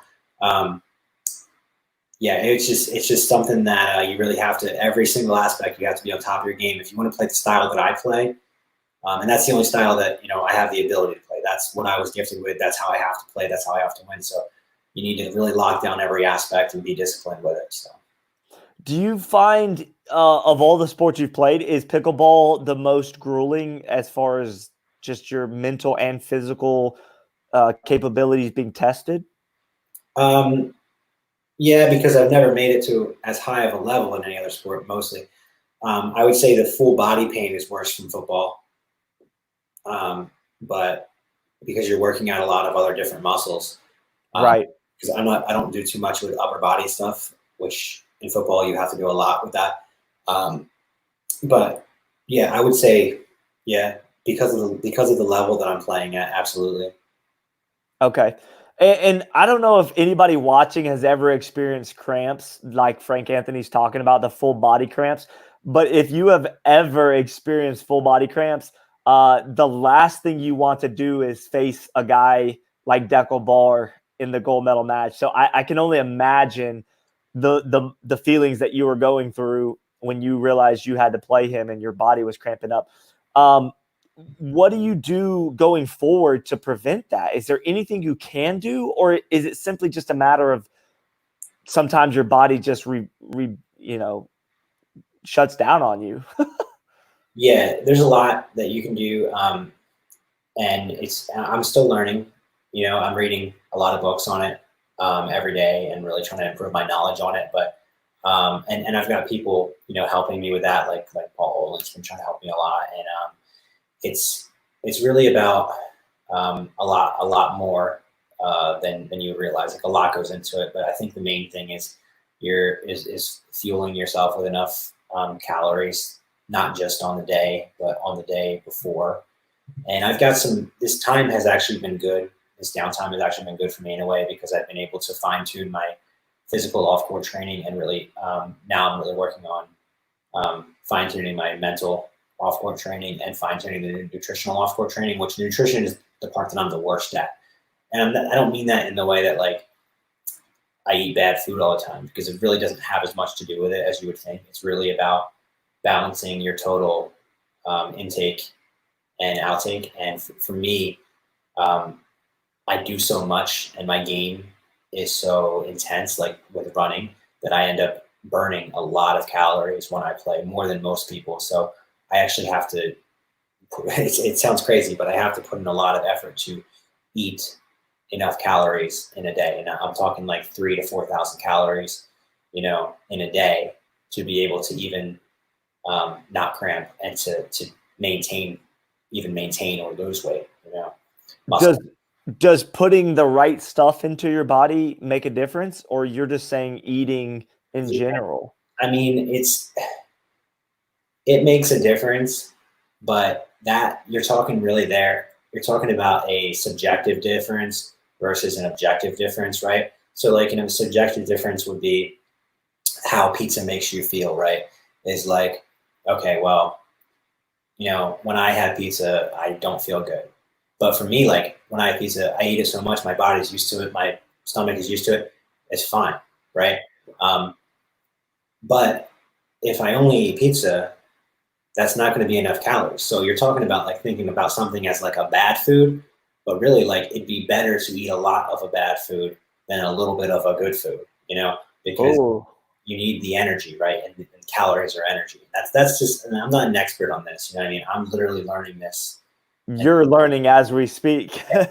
and I'm trying to, apply as much knowledge as I have. But from what I'm, learning is like, for me specifically, I burn more calories than I should for a person of my size. And that's just my metabolism, Same for me. I go through the same process with that you do. I mean, my metabolism is very high, so I can relate to what you're talking about. In regards to tournaments, are you finding yourself bringing certain? I'm bringing this up because there's people watching that want to know what the pros do to try to help prevent cramping and stuff like that. We see a lot of pros promoting like different companies that they take for like stuff they put in their water and all that stuff. Is there anything that you take at tournaments or before tournaments that you would want to tell people about, like that you think would help? So yeah, I would, and I would say, in general, you should really just keep it basic. A lot of the companies out there, and I'm not saying about any specific company, a lot of the companies out there, they're not giving you specific advice, right? They're giving you specific products that have worked, and you have to experiment with what works for you. But there's no product or supplement out there that's going to replace real food or real carbohydrates. So carbohydrates are what you burn. That's what you need. So find a way to get them in. Find a food or a carbohydrate, drink or a carbohydrate product that sits well with you, and use that. Use that as your main foundation, right? Now, some people are going to get cramps from lack of hydration, right? So you got to make sure you drink water, not just the day of, the day before. And yes, some people are low in electrolytes, but I think most people aren't. Like most people get enough electrolytes from the regular diet. That's not as important as drinking water, but it doesn't hurt to add them to your water. You have to experiment and see what you are. But cramping can come from a lot of different directions. Cramping can come from undertraining. Cramping can come from overtraining. So you have to kind of hit it from every single direction and really pay attention to what things affect your body. And that's honestly the thing that I've been focusing on in this period, is paying attention to the things that I'm doing and the way that I'm feeling and the way that they interact. Another huge one is working on being able to sleep more, giving yourself more sleep opportunity time. That's recovery time. The only real recovery time that actually matters is your deep sleep phase and sleep. So are you a night owl naturally? Like, do you tend to stay up later and not be a morning person, or what is your? I've never even asked you that before. That's something I was kind of curious about. Yeah, it's kind of interesting. So I used to be, I guess I still naturally am a night owl. I used to wake up late and not go to bed, and I didn't, I felt like, fine living that lifestyle, but Josie is the exact opposite. So I kind of like adapted my To match with hers, for lifestyle reasons. And it honestly, it's not just for her. Like, it benefits me in a lot of ways too. It makes me sure, more energetic throughout the day. So it is really hard for me to fall asleep and to because I have a lot of energy, right? And it's hard for me to transition in and out of sleep. So I'm doing a lot of things to work on improving my sleep. I've been able to get, I track that as well on my Fitbit, and I've been able to get that consistently over 8 hours. I'm working on getting it up to 9 hours on average, which is my goal, my big goal for this year. So yeah, I think that's more important than people realize. for sure. Yeah. At tournaments, does Frank Anthony Davis have a go-to snack? Do you have something that when you between games, if you just have a few minutes, do you have something in your bag that you pull from? So singles days, when I do, I don't eat any whole food because it doesn't work for me. I don't have a go-to right now. I think I do, but I don't want to reveal that, and it's something I haven't fully tested yet. But it's a new, not brand new to the market, but new to me supplement carbohydrate thing, and I'll share it once I actually find it works for me. But Okay. I have used Carbo Pro. Actually, I will give Carbo Pro the full credit for my nationals bronze medal, because Carbo Pro is just a carbo powder that you put in your water. It's very simple. There's no electrolytes. I actually added my own electrolytes into the water as well. But yeah, that kept me fueled. I didn't need anything. So I woke up nationals. This is 7 matches from 8 a.m. to like 3 o'clock against the best players in the world. So I woke up at 5 in the morning, did a small core ab workout, 15, 20 minutes, maybe 10 minutes of like light yoga stretching. And then I ate some Greek yogurt, strawberries, bananas, and some oatmeal, and drank a ton of water. And then first match at 8 a.m. And I did every hour, and Josie was helping me with this. Every hour she would add the Carbo Pro and my electrolytes to my water, and she would make sure that I would just keep drinking throughout the whole day. And I didn't get hungry. I didn't cramp the whole day. And it worked really, really well for me because we stayed on top of it and we made sure that my body had all the carbs that I needed throughout the day. And then as soon as I finished, we went to like Texas Roadhouse and I ate as much food as I could. So that's yeah. Yeah, definitely. I always love the after tournament eating, because you just get to pig out and eat what you want. But that's cool, man. That's good insight. You get to celebrate. Yeah, yeah. How big of a moment was that for you to realize that you won the bronze medal match at the USAPA Nationals? I mean, that's a huge accomplishment. Yeah, I mean, obviously, like it's to me, it's a failure, right? Because my goal is not to get bronze. My goal is to win a national title, and that's going to be my goal, and that's the only goal that matters to me. So I'm not, and even then I'm not done. But like my goal is to win a national title. That's what I'm going for right now. I don't, anything below that is a failure to me. So yeah, I didn't even realize it because I was so worried about playing Colin after I got through the match with Roditi. Colin and I trained together, and we kind of both know that it's a coin toss, and it's one of those ones where it's like who's ever on the day, like we're both capable of winning. We both can win. And Josie was even calming me down because I was so nervous to play Colin. And I ended up just keeping my level from the Roditi match. And I just played probably the best match I played all day against Colin. And we tend to go to like a private area after the match so I can lay down and cool down and take my shoes off and recover. And I didn't even realize that I won bronze no matter what. Like even if I was still planning to try to, beat Tyson in the next bronze match, but that was the main goal. But like, I didn't even realize that I won bronze until we got back over there, and then it kind of hit me and I was like, like I hugged Josie and I was like, oh man, this is like, I got bronze no matter what, which is cool. It's a good feeling. Yeah. So that was great. I mean, obviously it's not the goal, but yeah, I think it was better to, like, I won the Chicago Open against Kyle last year, which was huge for me. But I think bronze was better at nationals because of what I had to go through to get it, So. Yeah, I mean, looking forward or going forward, because you've won the bronze at the USAPA Nationals, but that's not the goal. Is there a balance of making sure that you stay sharp and play enough tournaments to have that tournament tenacity and the ability to win nationals next year versus playing too much and then getting injured and hindering your ability to actually make a run? Do you know what I'm saying? Like finding that balance of playing enough but not exerting too much energy where you could actually have an injury and keep you from attaining that goal.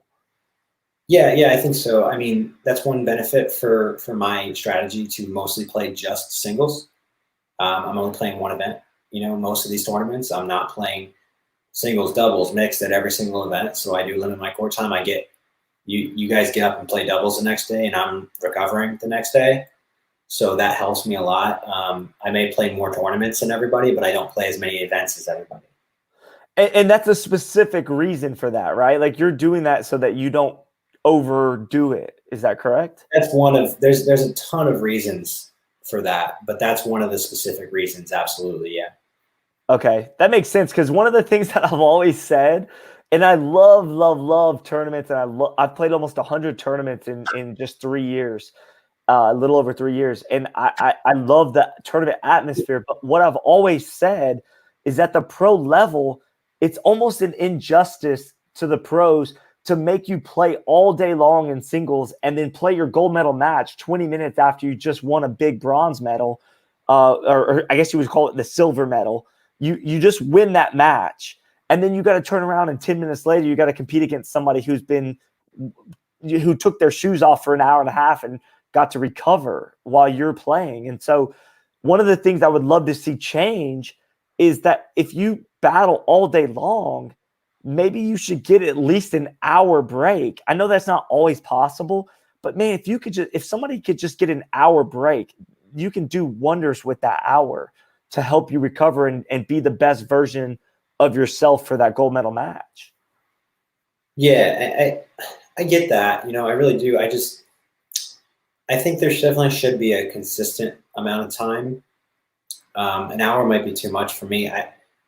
I think that I really like to keep going if I'm hot. You know what I mean? It depends on how far I came back from the winner's bracket. But like for me, dropping at nationals, I dropped from the semis and then I had to play 2 matches. I didn't have any gap between the Roditi and Colin match, and that helped me a lot. But then I did have a pretty big gap between the Colin and Tyson match. So I almost, like for me, and I don't think this is for everybody, I think this is a weird thing about me, is I think that the more I play, the better I play. Like I get in these patterns and these zones where I heat up and I feel really good about my patterns and my play. So I'd almost rather stay on court, But okay. I do think that the recovery aspect is huge, and I think that it does make a difference. So sure, and I guess each person it's different for them, because if you've prepared well and you know what you're getting into going into the tournament, then and you've done the due diligence to prepare, then I guess playing that gold medal match while you're hot and your body's not shutting down on you, I guess that's a good thing. But if you've not prepared well, but you're skilled enough to get all the way to the gold medal match after a long day, you may be regretting playing that gold medal match after you just won the bronze. Or sometimes, I don't know, maybe you can speak on this, but sometimes it's almost worse to go undefeated and then sit in a gold medal match because you sit and get cold while the other person's staying hot winning that bronze medal match. that's exactly what I was going to say. That's what's been really tough for me is if I win the winners bracket final, I need to really, really warm up well, because it's hard for me to get out of that zone. Like, I'd almost rather keep playing. Obviously, you want to win every match you play. You don't want to lose any match. And I would never consider losing a match for strategy reasons. But yeah, it is tough. That's probably the hardest part of the sport for me is maintaining that court pattern feeling that I developed from just playing. I like to, and like I said, I think that other players would benefit more from recovery than I would. And I think I would benefit from recovery as well, but I don't know that I would benefit more from recovery than I would. I don't think the trade-off would be worth it, Sure. Yeah, and I think, okay, so the way pickleball is set up is most tournaments are smaller tournaments. They're done in a 2 or a 3 day period, Friday, Saturday, Sunday, or just Saturday, Sunday. But I do like what the US Open and Nationals and stuff has started doing, which is if you make it all the way to the quarterfinals, then you stop for the day and then you play your semifinals and finals on like another day, a different day where you can have some time to recover. Do you like that aspect of some of the bigger tournaments, that you almost get rewarded for doing well? So no, I mean, for me, I don't like that. I'm the guy who wants to go all day because I'm consistently making that bet every single point that I can last physically longer than my opponent, and that's just a stylistic choice for me. So I'd rather my opponent have to keep playing me, because I have faith and confidence that I'm going to outlast them if we have to do it all on the same day. So for me, it would be a disadvantage personally for a day of rest, because that day of rest is going to help them. Even if it helps them and me equally, it's not equal, right? Because I had more in the tank the day before. Okay, so you almost want yourself to stay in that mode because you feel good about your preparation and just your natural skill set, that it almost benefits you more to go with the way the smaller tournaments are set up, which is you would play your gold medal match the same day as your tournament is brackets being played out. Yeah, absolutely. As pack them all into the same day, and make them as long as possible. That, to me, that makes me feel like I have the best chance. The hotter the weather is, the more humid it is. Do you think your opponents know that about you? Do you think they know that, like, the more breaks they get, the better chance they have against you? Oh yeah, I mean, why do you think Eden said that earlier about the timeouts? I mean, I don't hide it. It's pretty obvious with my style, So. Against a guy like Eden, I would just guess that you would want him to burn his timeouts early, and then you're not going to call a timeout in that kind of match. I wouldn't call it time. Eden couldn't pay me to call a timeout. I don't care how much his lead was. He's asked me mid-match before if he can borrow one of my timeouts. So I'll trade you a timeout for the first game. Oh, that is so good. Eden is one of my really good friends. Me and him are both sponsored with Monarch. And after we saw him play at Nationals in 2018, he tuckered out, man. He was up like 8 or 9-2 against Ben Johns and ended up losing 11-9. And then he turns around the second game, and within like the first 3 points of the match or the game in the second game, he calls a timeout. He burns one of his timeouts like 3 points in. And but he still continues to get up. Like, I think he was up 7-2 or 7-3 in the second game. Again, runs out of gas, loses to Ben in 2 games after being up big. And we told him after nationals, like between nationals in November and the 2018 or 2019 US Open, you've got to stop working out with the heavy weights so much and get on that cardio machine, my man. And I think he did. I think he took that to heart, and he's worked hard on it. But I still think it's a real big struggle for a guy being 6'6", 240. Yeah, at his height and his size, it's always going to be a battle. But I mean, if he can ever figure out that side of it, I mean, he's going to be he's already difficult to deal with, but he'll be so much more difficult for us to deal with if he can figure that side of it out. For sure. I really have a healthy respect for all the pros that play singles, because in January, I went up to the New York Open, which was a relatively small tournament, and Eden happened to be there. And we faced each other in the gold medal match in singles. And I don't know if you've seen the footage. I'll send it to you, Frank. It's almost comical because he just beat me like a drum. I think he beat me like 11-2, 11-3, or something like that. And it was almost like it got to the point where it's almost funny, because I would almost try to guess and anticipate where he was going, and then he would put it the other direction. And he just found ways to make me look silly. But at the pro level, you guys make adjustments very quickly and adjust to somebody's style after a game or two. Do you feel like that's one of your strengths? Like, I know I didn't adjust very well, but do you feel like that's a natural strength of yours, is like figuring out your opponent as the game goes on?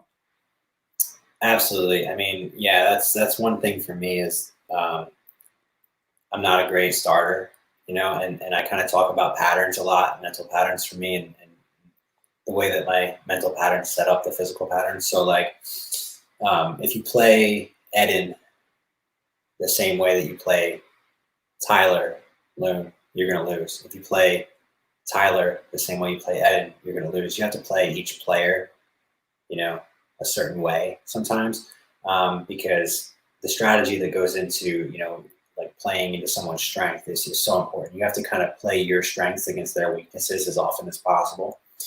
But yeah, I think that for me, figuring out and getting myself to discipline to do the things that work, to implement my plan.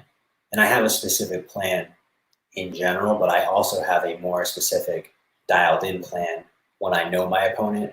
And I feel like the discipline is in implementing that, getting yourself to continuously do it over and over and over again.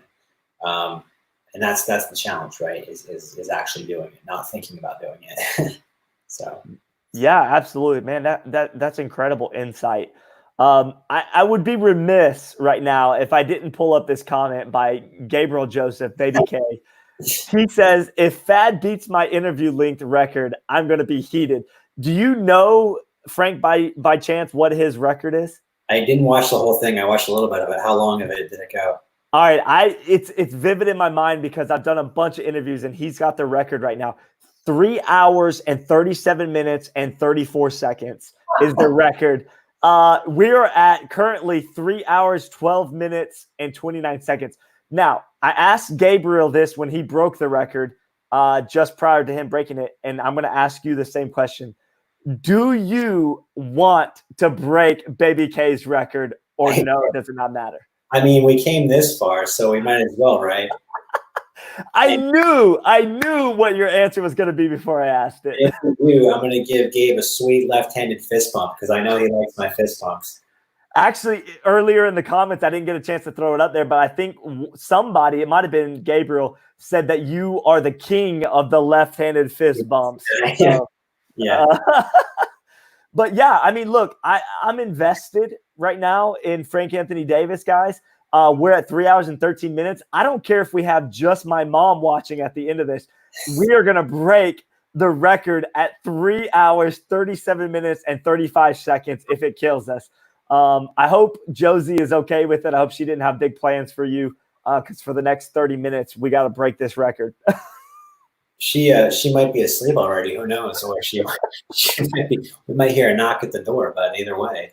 I love it, man. I love it. You know, the competitive side of you, I knew when I asked that question, I was like, he's definitely going to want to break this at this point.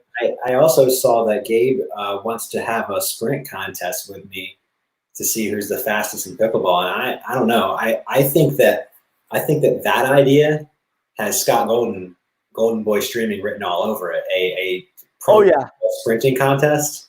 Oh, I'm all over that. The next tournament, it's probably going to be a PPA event that you, me, and Baby K are all at the same event. We are absolutely going to make that showdown happen. 100%. We got to get some. Oh, look, Josie just commented. I didn't see Josie comment yet. Let's see. Let me pull this up. Josie said, "When pickleball is involved, I don't bother making plans." Okay, that's too good. That is the true love from a wife of a pickleball pro right there. There you have it, folks. I thought she might have made big plans thinking we'd be done in about, hour and 25 minutes. Like normal people. But you know what? I knew, because you and I, for people that don't know, and I would encourage anybody that hasn't seen this footage, go back and watch the Pickleball Global Challenge Cup, some of the games. But at some point later in the tournament weekend, Frank and I get to team up. And Frank, you're gonna love this. I know you enjoyed it. You and I got to team up for some commentary on some of the matches, and we just had a natural way about doing our commentary together. It was like a natural fit, man, wasn't it? I mean, it was. Oh yeah. I think that especially commentating on singles, I really enjoy commentating on singles. I don't think there's a lot of people who really understand the intricacies of singles from a commentator standpoint. So that was really fun talking with you and doing that. I especially enjoyed the Challenge Cup stuff that we did together. And I think we actually did Edna and Ben's match at WPC, which was really, really fun too. Absolutely, we did. Yeah, I got to switch gears again. I can't help but laugh a little when I think about breaking Baby Kyrgios's record, Gabriel Joseph, because the funniest part about this whole thing, Frank, is that you and I have talked this long, 3 hours and 16 minutes, about a lot of different things, but I haven't even gotten to like half the questions that people have asked. And so we can literally just ask questions from people viewing to last the rest of the 30 minutes we have to break the record. Easily. And you and I haven't even talked about rally scoring, and that in and of itself could take up the next 30 minutes. I could easily talk about rally scoring for an hour. That's like a whole nother segment. We should maybe save that segment for the second interview, but I will let you touch on that real quick. And all kidding aside, you and I actually interviewed you at the World Pickleball Championship after one of your matches. I brought up the subject of the rally scoring, and tell everybody, because some people may not have watched the interview, tell everybody your viewpoint on rally scoring and how it doesn't cater to a style of play like you have. So just go ahead and talk about that real quick. Sure, yeah. So the thing with rally scoring is that I don't particularly understand the draw to it, because the main draw to it is people seem to think that, okay, it's going to make the match go faster, right? Because every point counts. And yeah, I mean, that's true, but I don't really think that we necessarily have a problem with the matches going too long, especially singles matches are pretty routine. Obviously the finals can be epic, but that's a good thing. Why wouldn't we want the finals to be long and epic, even the semifinals, like that's a good thing. Like, why would we want to fast forward through the greatness of our sport? So yeah, I think that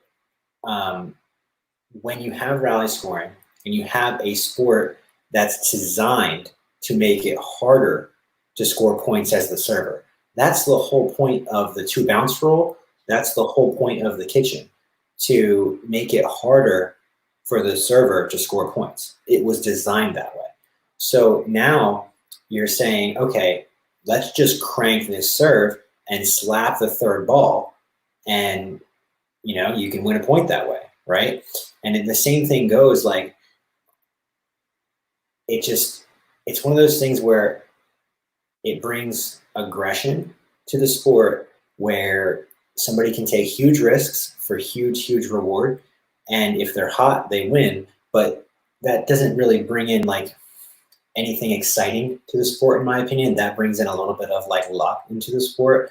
So, I mean, for me, I think that athleticism and endurance should be part of the game. I think that when you're talking about a professional sport, I think it should be. I think that you should have to, show some commitment on a physical level to be able to win titles. I don't think that just showing up and slapping the ball and getting rewarded for a point, is really fun for anybody to watch. I think that people want to see longer points, where people are actually keeping the ball in play and making smart shots instead of high risk shots. And that's just my take. I know that there are some aspects about rally scoring that could be positive. But I think that for me,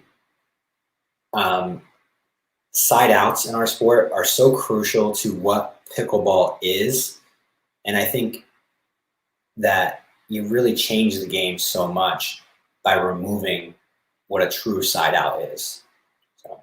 Yes, no, I agree. And I think if I were to interview Ed and Lika on the subject, he would say he would like rally scoring because he can hit passing shots, and then even when he's not serving, he can win points, and he doesn't have to exert as much, I guess, energy through the course of a bunch of side outs. Because just like I do, if you've ever played singles pickleball, guys, you might go your games to 11, but you might go side out, side out, side out, side out. You might do that 5 or 6 times and have grueling points, like really intense points, without ever scoring a point. And to somebody like Eden, that's going to be detrimental to his success in coming out victorious. But to Frank Anthony Davis's style, that actually rewards you because you're dragging that opponent into the deep end with you, and you like your chances, right? I mean, you like your chances against somebody who's not as equipped in the endurance standpoint. Yeah, absolutely. And I think that another aspect of that is you're also digging the fans deeper into the match as well. They have something that they're invested in that they feel more entertained by. Like some of these matches go by in such a flash with rally scoring that they're like, wait, what's happening? Who's this guy? You got 3-minute matches. Yes, not enough for a fan to really get involved and really, find something they like about a player. Yeah, absolutely. And I'm not bringing this up so that it's because I don't want it to sound like you're making excuses about why you lost to some player.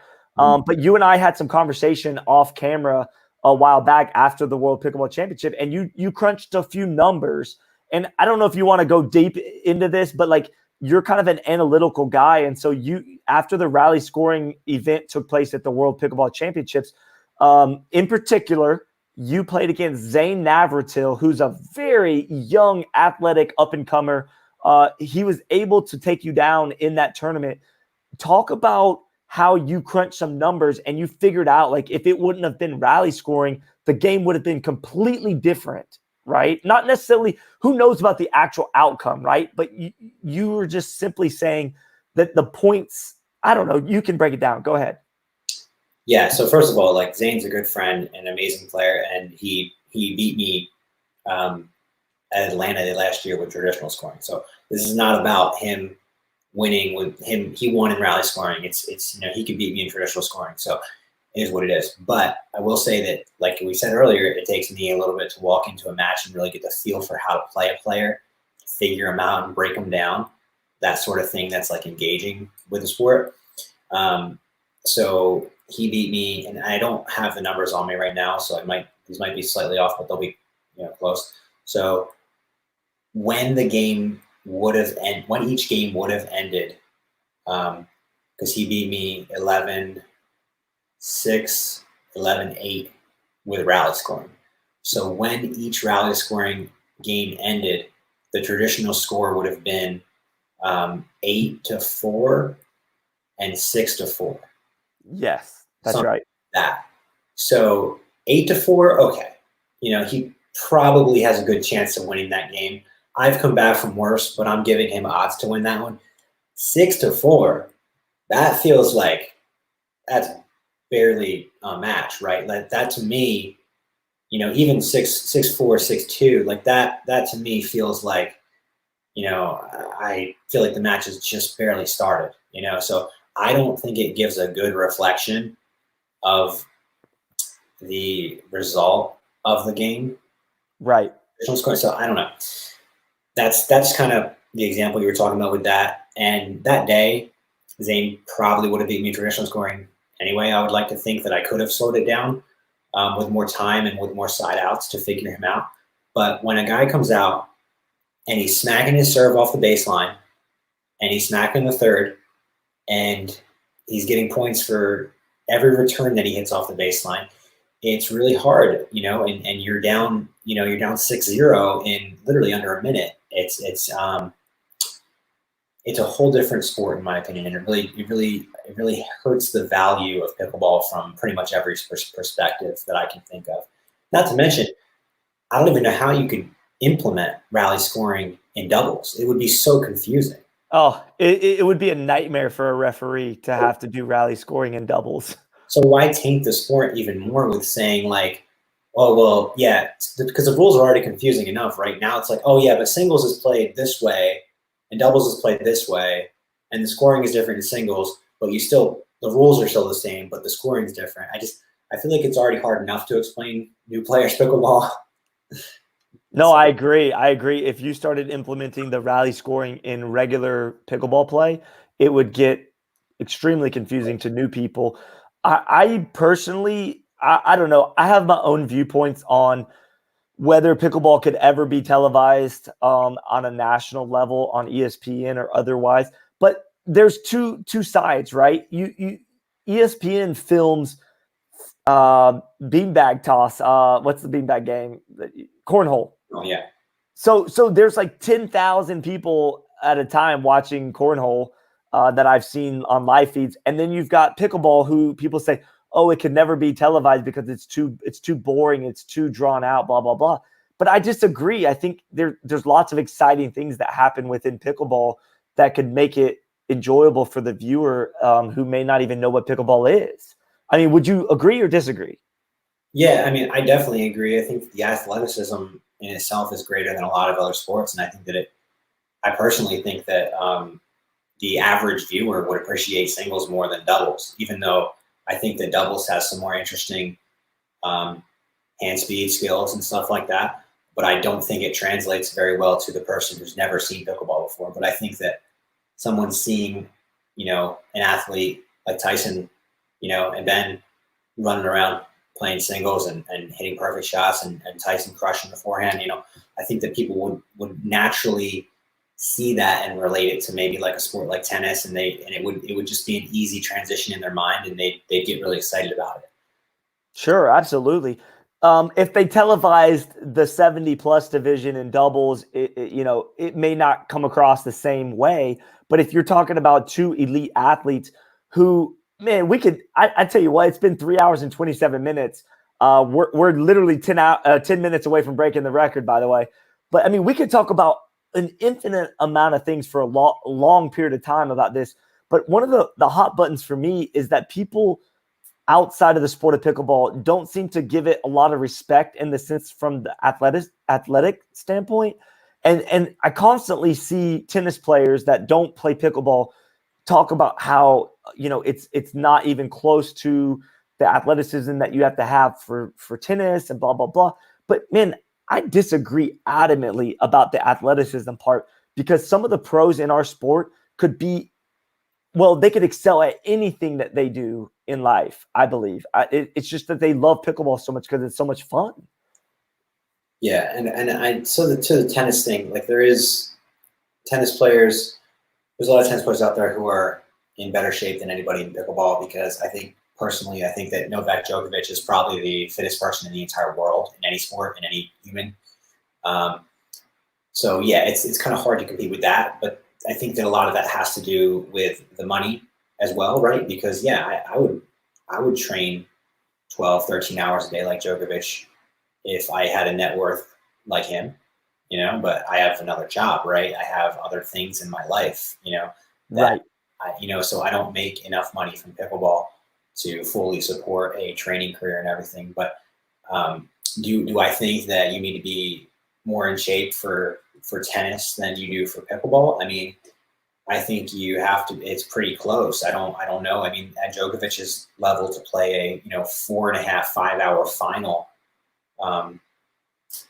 in a row, like that's elite, right? But I played, like 7 hours, 8 hours of singles matches in a row. So what's harder? I don't know.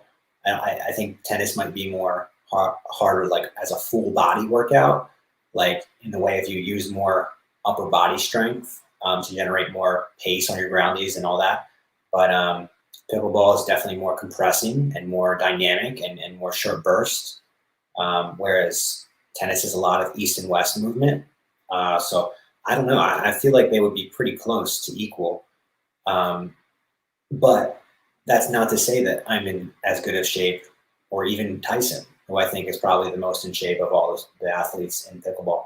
I don't think he's in as good a shape as Djokovic, but it's Novak Djokovic, right? Like, like how do you, like, it's hard to compare, because I think we don't have the assets that they have, right?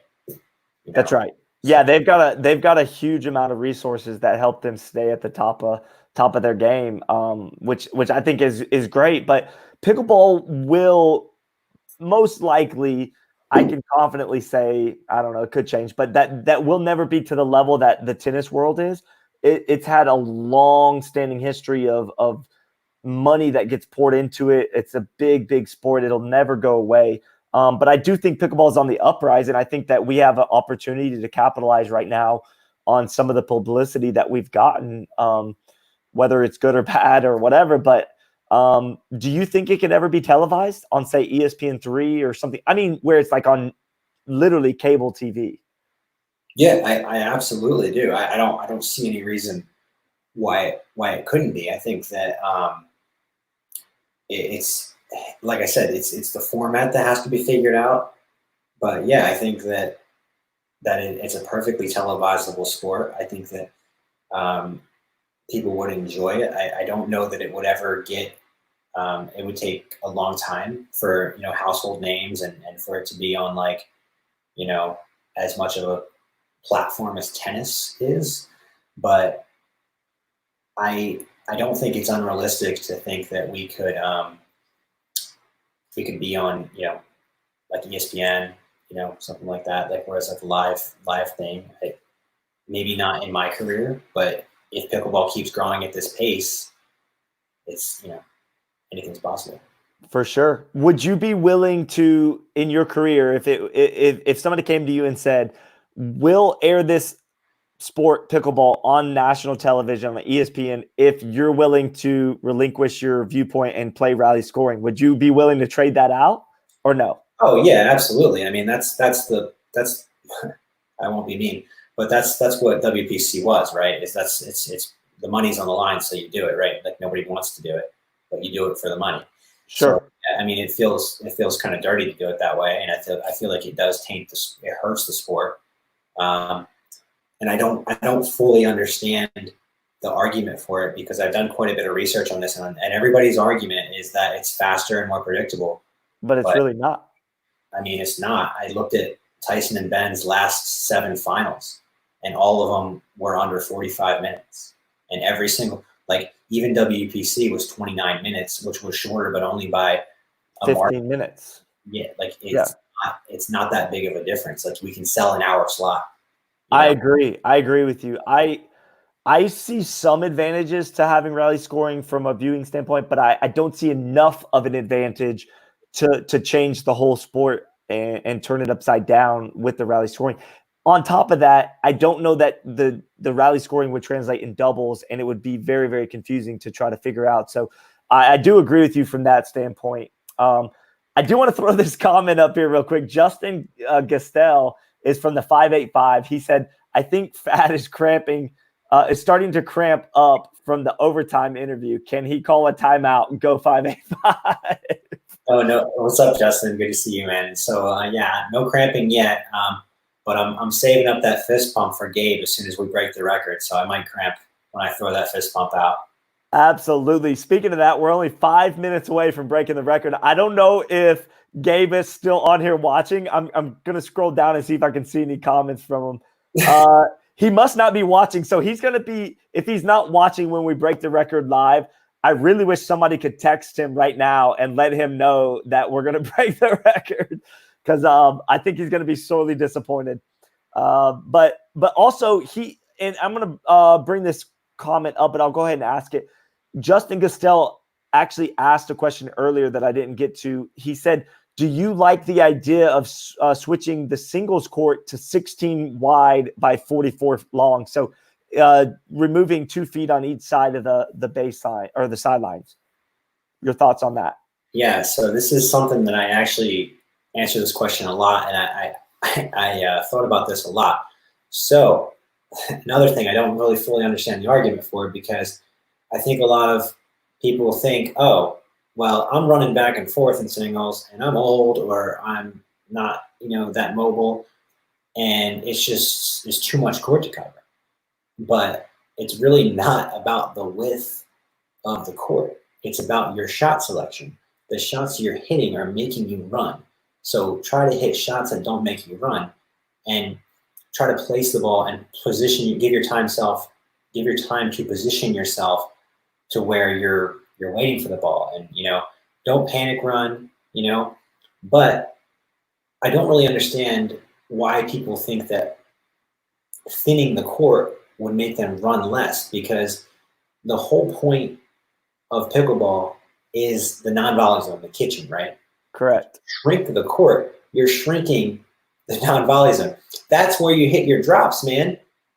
Like if you lessen the area that you have to hit a successful drop and approach, why would you think that that's going to make the points longer or more exciting? That's going to make the points so much shorter, because unless you're as good at dropping as Ben Johns, which no one is, then it's going to be because they're talking about shrinking it, 4 feet?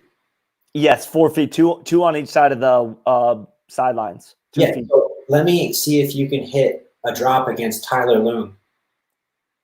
He's going to Ernie balls that are dropped down the middle. You know what I mean? So unless you have that elite dropping skill, pretty much anybody at any skill level is going to come to net. You're not going to be able to pass them. You can't drop because the kitchen's shorter now. So you've shrunk the kitchen. It's going to be impossible to score a point as the server. Because I agree. You lost 16 square feet, whatever of kitchen space. Of kitchen space. Okay, yeah. So well, let's push pause real quick, because we're about to break the record, and I want you to be able to do the fist pump right as we break the record. So let's just push. We'll get right back to it in a second, but I want you to be ready and poised for when we break this record, because I really don't know if he's watching. I'm really disappointed that he's not going to see it live, but he can watch us later. I'm going to pull you up on the screen. We're at 3 hours, 37 minutes, and 10 seconds. So we're 34 seconds is the record. So at 35 seconds, I want you to do the fist pump. There's no way Gabe's watching. It's got to be past his bedtime at this point. It's definitely past his bedtime, or he just couldn't last. He couldn't be a super trooper here. But ironically, we still have 21 people watching live, which is phenomenal. How many of those 21 are either my coworkers or my family? Probably all of them. All right, look, we have officially broke the record. That's for you, Gabe. That was for Gabriel Joseph, Baby Curious. Fantastic, buddy. Listen, I honestly didn't think, I'll be real honest with you. I thought when me and Gabe broke the record, I didn't think it would be broken for a long time. Little did I know, an interview later, it would be shattered by FAD. And we did it casually. We didn't even try. We really didn't. Honestly, I could sit here and talk to you. I know Sarah's probably like, golly, when is he going to get off this interview? But I could sit and talk to you for another hour or two just anything about pickleball, because you give such great insight. And I want to brag on you for just a second, because I've done a lot of interviews, and I feel like each one that I do brings its own unique characteristics to the viewers. And one thing about you is that not only are you entertaining to listen to, but you also give really in-depth answers to the questions. And I think because of your analytical mindset, just the way that you're kind of wired, you really give a lot of thought to the questions, and you don't just give one-word answers unless I specifically ask you to in the rapid-fire questions. But yeah, right. But I mean, I think that's one of the values that I see in interviewing a guy like you is that you don't just answer simply. You give a very in-depth, robust answer. So I love that about your interview. Yeah, thanks, man. I mean, I put as much thought as I can into you know, these aspects in my own brain. So I feel like sharing it with people and getting people to understand my perspective. I hope it helps, and I hope people enjoy it. You know, because I'm pretty passionate about the sport, and especially the singles. You know. Yeah, for sure. Troy said 100% I can beat Frank in a sprinting contest. Oh boy, yeah, that's pretty funny. I want this sprinting contest to happen, though. Speaking of, yeah, I want to see who else we can get signed up for. Maybe we could do it for charity or something. We'll do it for charity, and I will be there to live stream it. Do not let this go down without me being there to live stream it and commentate. Also, your coworker, Mitch, said, I always beat FAD just walking. What is he talking about there? Okay, so him and Josie both walk at lightning speed. And I don't know why they're in such a rush, but whenever we're in a city or we're doing something, they're just, bam, walking as fast as they can. They're both quite a bit taller than me.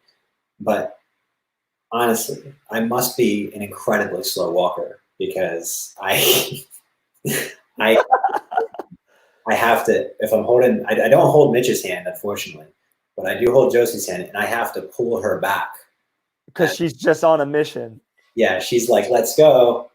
And she told me, this is fun, she told me, because of this Cassandra step thing, she told me, she said, we have to take the long way because you're never going to be Cassandra if we don't. That is really funny. I love it, man. That's good stuff. Oh, man. Okay, look, I want to try to get through all these questions. Stan said, how did you get involved in the Women's Sports Foundation? Love that you support it. Talk on that real quick. Yeah, so something that maybe if you don't realize what he's talking about, I am huge into like supporting equality, and not just women's sports, just all equality in general. I think it's really important for like the growth of our sport to be supportive of bringing all walks of life into it.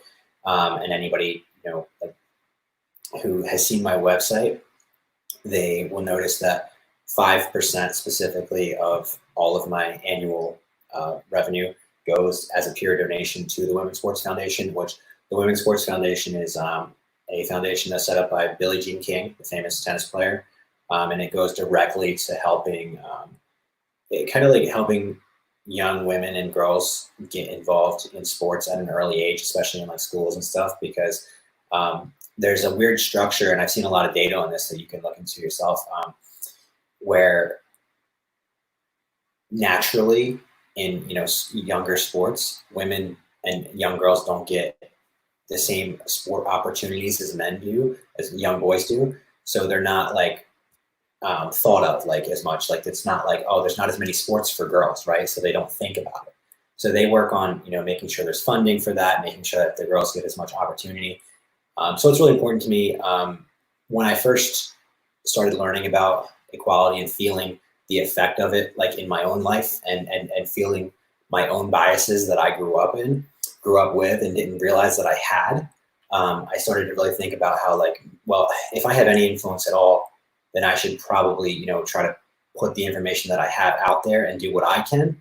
And, I just, learning about it has been so cool to just see, like, expose yourself to things that you don't know, right? And I think that it's cool that this foundation focuses specifically on getting people, like young women and girls, involved in sports, because I think sports can be like super life-changing, and they can bring a lot of people like really good changes in life, get them out of depression, stuff like that.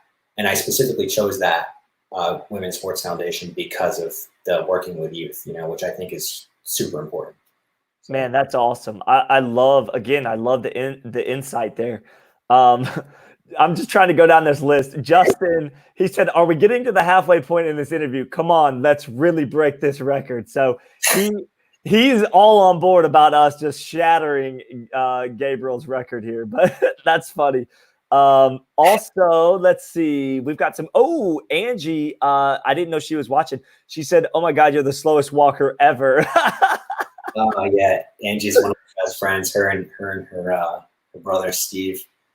They both make fun of me whenever we go out for food after a tournament or anything like that. They're always like, "Come on, Frank, let's go," and I'm like, "I'm walking as fast as I can." You take smaller steps than they do. That's all it is. I love it. All right, Belinda said, "Gabriel Joseph, where you at?" So people calling out Gabe.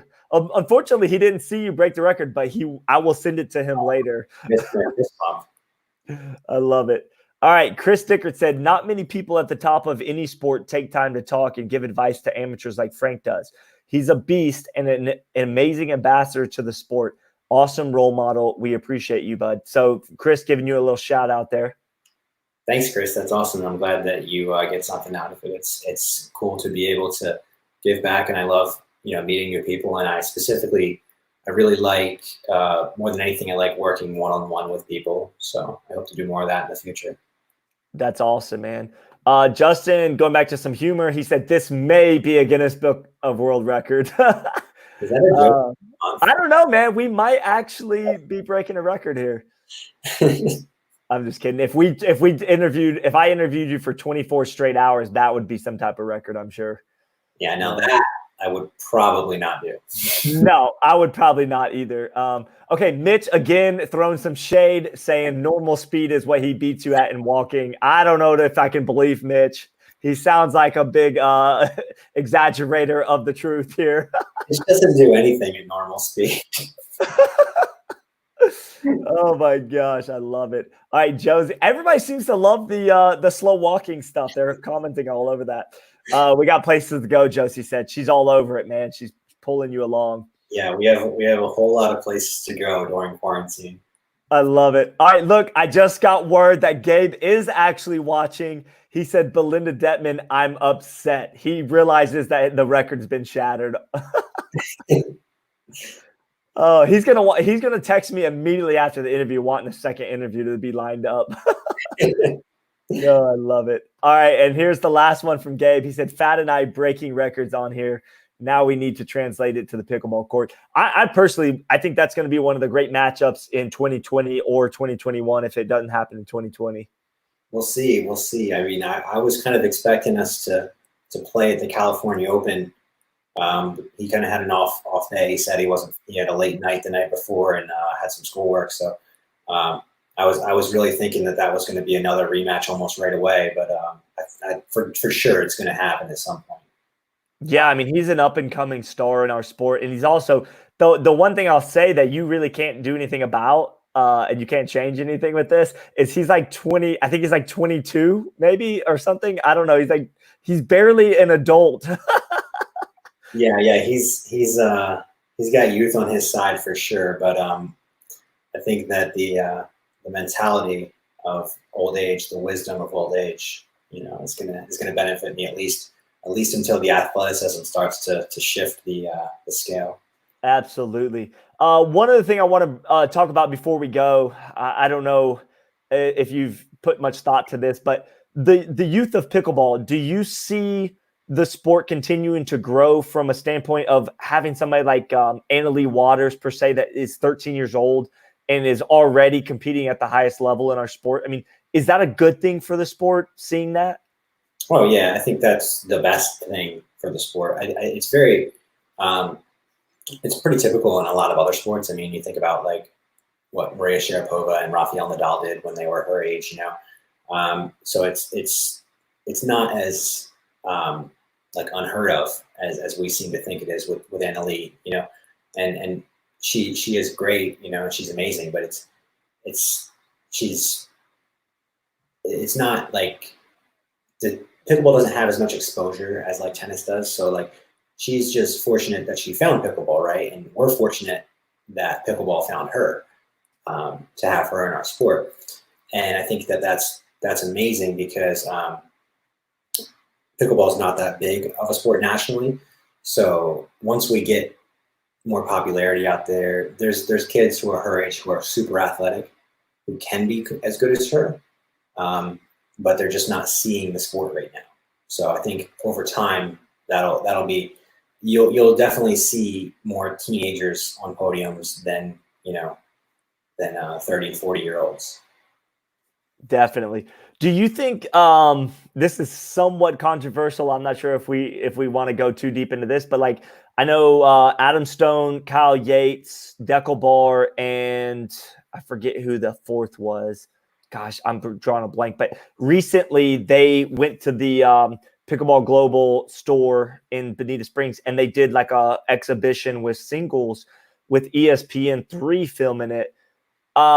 Did you feel like that was good for our sport or bad for our sport, or what was your viewpoint on that? I know everybody was a little bit torn. Obviously, it's always good to have exposure and views on our sport, but go ahead and talk about that. Yeah, it was Kyle, Deckel, Adam, and Ben, and I thought it was cool. I thought it was I think they did enough. They were smart about it. I think they handled the situation really well. And I know them personally. I know they quarantined afterwards, and I think they were as responsible as they could be about it. And I think it was a cool opportunity for pickleball. It's not like they had a bunch of fans there and they were shaking hands and everything. It was. I thought it was pretty well handled, and I thought it was fun. I thought it was a cool event. It was fun to see my favorite singles player in the whole entire world, Adam Stone, playing some singles against the world's best. Yes. And I thought that was really I was impressed with Deckel's level. I mean, it looked to me like they were playing with a duraball, and it looked to me like the court was playing really fast, which would help Deckel's game. I know Ben did pull it off at the end there, but Deckel really kind of gave him one of I think the only game. I think Ben's only dropped 2 games in the past 6 months. Yeah. And I think that's one of them. So that's pretty impressive for Deckel to get a game off of Ben like that and push him to the end there. And I know he had a 3-game match with Kyle as well. So it's good to see Kyle still playing some really good, solid singles. And like I said, Adam's my favorite singles player in the whole entire world. Nobody like him. And it was really fun to see him playing. What makes you say that? Because I feel the same way. He's such an entertaining guy. He's a very unique guy as well. Yeah, I think it's just his style is just. I mean, he's not a tall guy. He's a short guy like me, but his playing style could not be more diametrically opposed to mine. Like, it is the pure opposite. He is going for broke on every ball. I don't know how he keeps the ball in play. I mean, he's going for 0 net clearance on every single ball and slapping it as flat as he can. And it's just fun to watch because he's fast. Like he's a little bit older, and I don't know, he's not like as fast as me or anything, but he's a very fast person. And he wants to hit forehands, and he's not going to drop the ball. He's just going to smack it and hope for the best. And when he gets on fire, man, it can be really cool to watch. And I don't know how he does it, man. I really don't know how he hits ground strokes that consistently and that close to the net. It's so unique to watch. It's really cool. Absolutely. I remember one of my fondest memories of watching Adam Stone play singles was at the Beer City Open, I think in 2019, I believe, against Tyson McGuffin. And he actually came out on fire and beat Tyson McGuffin in the first game. And then I think what happened, if I'm not mistaken, the second game was close, but Tyson pulled it out. And then by the third game, I think Adam was going for broke so much through the first 2 games, he actually ran out of gas. I believe he just got too tired. In the first game, he couldn't miss. And then by the third game, the same shots that he was hitting with 0 clearance in the first game, in the third game, he was missing some of those. And I think that was the difference is Tyson just outlasted him on some of the consistency. But it was fun to watch him. Yeah, I remember that match. I wasn't there that year, unfortunately, but I remember watching that match, and yeah, Adam played unreal, and Tyson's, he's one of the best at grinding people out.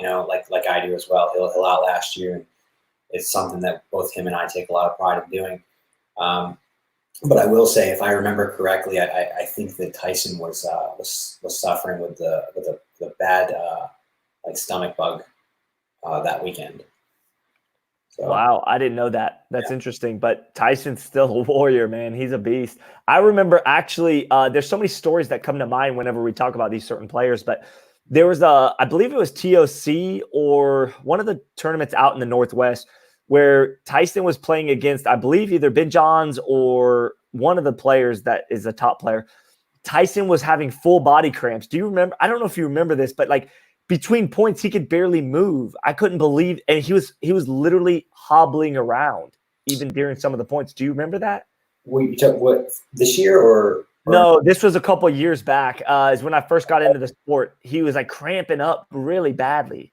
Yeah, I know. I haven't actually talked to Tim about it very much, but I know he's had some cramping issues as well, as have I. I remember he was cramping at a couple TOCs ago against Ben in the final that went down to a tiebreaker, and Ben just barely won it 15-13. And the thing was that you were thinking like, well, if Tyson wasn't cramping, maybe he could have pulled it out. But then last year at Texas Open, he had to forfeit the winner's bracket final versus Ben, and then forfeit the bronze against Colin. And Colin advanced to the final because Tyson was cramping so bad. I mean, their match was, Ben and Tyson's match was insane because it was literally like 96 degrees, full on Texas sun. And they had a game. It was game one, and it was 5-5, and they were 27 minutes into the game. And, oh my goodness! Yeah, I've never seen anything like it. It was side out, side out, side out, side out. Yeah, so it was an intense match, and I think that it seems to me that since then Tyson has gotten the cramping under control, and I hope so for his sake. I mean, it's it. I know how bad it is to deal with. I don't want to, I wouldn't want to see anybody have to deal with the cramping because it's not fun. No, and that's a real thing in sports. I mean, cramping up can cost you gold medals. I mean, truly, physically, you have to be ready for that grind all day long. And I think that's one of the big things that I've seen in one of the big paradigm shifts in the sport is that the pros are starting to take it more serious, and they're starting to actually train outside of just playing tournaments. One of the big things that I used to hear a lot being involved and immersed in the sport was that a lot of the pros would just come into the tournament scene.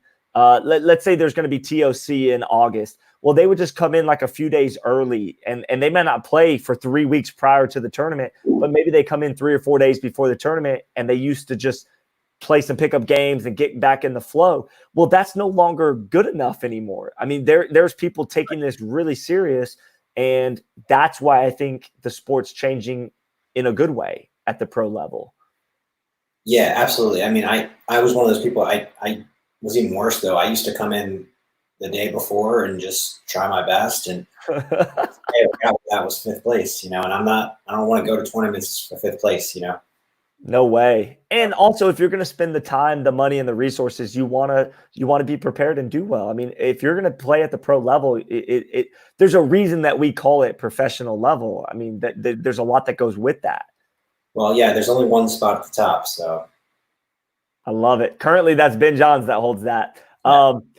Brad Imder, I think that's how you say his last name. Brad says, really enjoy your insights on rally scoring and singles. Looking forward to getting more games in again at some point and picking your brain some. So, Brad, just giving you a little shout out there. Hey, Brad, what's up, man? Hope everything's going well with you. It was definitely fun playing with you at Great Bay this winter, so hope to see you again soon. Very cool. Does he live in like the Northeast? Is he up that way? I'm not sure where he actually lives, but I know that I did play with him in Ocean City, New Jersey at an indoor facility over the winter. Okay, very cool. I know Brad a little bit too. We've talked on Messenger, but I don't know where he lives either. Okay, Justin said, if you mention my name one more time on the longest interview in history, do I win a consolation FAD prize, like maybe a signed paddle, a cap, a new car? Well, we're coming up with 4 hours here, so anything's possible. I know. I got to tell you, I didn't think the Gabriel Joseph record would be broke this soon. I certainly don't think there's anybody else out there in the pro pickleball world that can break the 4-hour record like Frank Anthony Davis just did. Yeah. Unbelievable, Frank. I'm in shock right now. I'm in shock. Stan Brown said Frank was so great at the Heritage in Birmingham. Wonderful personality, gracious and accommodating. We fell in love with him. Oh, and my FAD hat is my favorite one to wear. Actually, he was commenting earlier on some of the posts I was making. Should he wear the blue FAD hat or the black one? He had some big decisions to make tonight. Stan's awesome. I love that guy. He was so much fun, and I did a clinic, and he was in the clinic, and he was during one of our exhibition matches. He was doing the color commentary. It was classic Stan. So that's awesome. I would like to say, and I'm not bitter at all, but I did not get invited for that exhibition match, even though Birmingham was my hometown. I felt a little bit jaded after I saw that going on in my hometown. Well, yeah, that I only lost. Oh, we never even talked about the match that me and you had in the men's doubles. But I will say I only lost one match that whole weekend, and it was the exhibition match. So, we won't go. We got to get off this thing. It's almost 4 hours, but I do want to touch on that gold medal match. And the one thing I'll say about that was we went 3 games. And in the 3rd game, me and my partner, Devon Martin, were up on you and Nikki Gulowicz 8-2, I believe. 8-3. And there was this point where I was cross court from you. I was on the ad side and you were on the ad side, right? Ad. Yeah. It was our backhand. And I hit a harsh angle dink that bounced and went outside of the pole, the post. And you hit and around the post with your backhand. That certainly pissed off Devon Martin and got things going for you and Nikki. Talk about that, because I think that was the turning point in that match when you hit that around the post to change things. Yeah, I mean, and honestly, I have to give Devon credit because his plan was working. He told you, I don't care how easy of a shot it is. I don't care if it's an overhead. I don't care if it's a dink.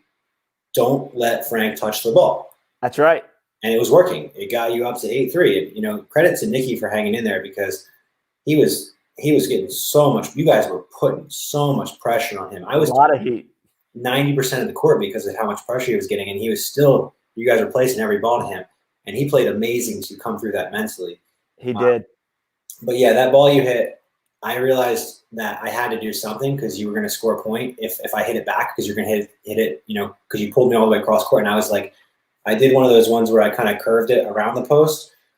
I mean, it's low percentage shot, but I was lucky to be on. It was an indoor ball, so I could put a little bit more work on it. And from that point, I think it took me and Nikki 8-3 down. I think it took us like 2 or 3 minutes to win the match from there. So. Yeah, it was downhill after that. And I remember Devon immediately called a 60-second timeout. And usually you and your partner would talk about strategy or how you're going to come out of the timeout and win. And all I heard that whole 60 seconds was, why the heck did you hit the ball to Frank right there? We had such momentum. And then you gave him that window to get excited. And I think what he was really saying, and this is something that I've seen in your career. I've followed, like I said, I've followed your career since meeting you. And one of the things that you do is sometimes you'll go through little lulls in a game where you kind of just coast, especially in doubles. But in that match, you were coasting a little bit. You were there, you were involved, but we were trying our best not to let your paddle hit the ball. And when I did that cross-court dink and you hit the around the post, it got you fired up. I could see in your eyes that was what you needed. And after that timeout, you completely took that game over. Yeah, and Nikki and I had that plan. I said, Nikki, they're going to hit you the ball. So don't put any pressure on yourself. Just hit as good of a drop as you can. And if it drops, I'm going to go hit it. And yeah, to speak on the energy level thing, it's a struggle for me, and it's something that I'm working on. It does happen to me. I have a little bit of a little bit of ADHD since I was a kid, and especially with doubles, I I feel like I'm just going back and forth, and it feels like Groundhog's Day to me every single point. So my brain just kind of disengages, you know what I mean? And it's just honestly kind of boring to me. And I don't mean that in like a double. You don't mean that in a mean way or derogatory way. My brain sees the same pattern over and over again, and there's nothing new or exciting or dynamic about it. And I'm also not physically moving that much. I'm just kind of standing there, especially when my partner's hitting 99% of the balls. So it's hard for me to stay mentally engaged. And that's all it is. And it's in singles, I'm hitting every single ball and I'm moving around so I can stay more engaged. I'm working more on the double side of being engaged, and the mental training is really helping me with that. So absolutely. And the only other thing I'll say about that tournament at the Heritage in August in Birmingham, which, by the way, was my hometown, and I really, really, really wanted to beat Frank Anthony Davis either in singles, men's doubles, or mixed doubles. I was not successful in any of those venues there. But I will say we had some epic battles, man. Me and you, I feel like those were some exciting points that we put on there at the Heritage. Yeah, I got to give a huge shout out to Marcia Fresho. She is so amazing. She's a beast. She's like 60 some years old, and she's playing 19 plus 5-0 with me. And we had to basically go undefeated to win gold because it was a round robin. And every single team we played got a game on us. Everything went 3 games. You guys were, I think, bronze or silver. It was like we were down 10-4 against Taylor, and Marcia didn't give up at all. We came back and won 12-10 in that game. We lose 1 point there. We get like bronze or something. She just hung in there with me the whole time, and we had so much fun playing each other. Like, we weren't really caring about winning, and I think that's why we won, because she knew. She was like, I know you have to take the middle of the court because they're just going to bang it at me. She said, that's fine. Do what you got to do. I just want to have fun, and we're gonna have fun, and we're gonna win. And my goodness, yeah, she was just one of my favorite partners ever to play with. I can believe it. I mean, I have a huge, I don't know if you can see this, but I have a huge smile on my face right now because I was trying to absolutely dismantle you guys on that court. I was like, I have got to beat Frank. And when we were ripping at her, dude, if you guys have never seen Marcia Fresno play, she has got some hands. I mean, I was ripping the ball at her, me and my partner both, and she did her part. I would say that Frank took a good majority of the court. But when we did get the ball over there to Marcia, she completely seemed poised and held her own, was not a fish out of water at all. She's fantastic, man, and well-deserving of a 5.0 rating, in my opinion. Well, yeah, I mean, she's a 19 plus 5.0 doubles champion. I love it. I love it. 7 years old. She really was. She was great, man. And yeah, that was part of our strategies. I told her, I was like, hey, you know what? Don't feel like your shot, just because you're playing people who are better than you or younger than you, don't feel like your shots have to be perfect. They're going to drive them at you. So just push them and play. Like, give them the speed right back. Don't put any pressure on yourself. If they pop one up, I'll jump in front of you and put it away. But I'm not going to, if they're hitting it straight at you, I'm going to let you stand your ground, and I'll wait for the right one. And it just, if that was what I was kind of talking about when you asked me what I look for in a partner, that's what I was kind of talking about, is like that patience and working with each other and being really like supportive of what we're both trying to do, which is win, Yeah, absolutely. I think that can go a lot further at times than 2 individual athletes that are, competing on the same court. So yeah, I mean, it was fun to watch you guys. I will tell you, I was able to figure out a couple strategies in game 2 against you guys, and we won. I don't want to say easily, but we figured out a couple things to keep you kind of at bay. And going into game 3 against you, I said to my partner, okay, look, we just won game 2. We've got the momentum. All we have to do is continue to do the same thing that we just did in game 2 in game 3.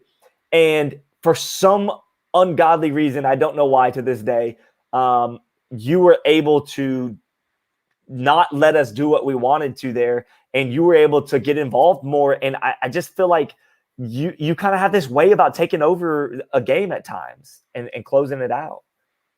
Yeah, I mean, you can kind of sense when things are changing. I feel like I have that sense when something's changing, and I want to implement my strategy before you implement yours, you know?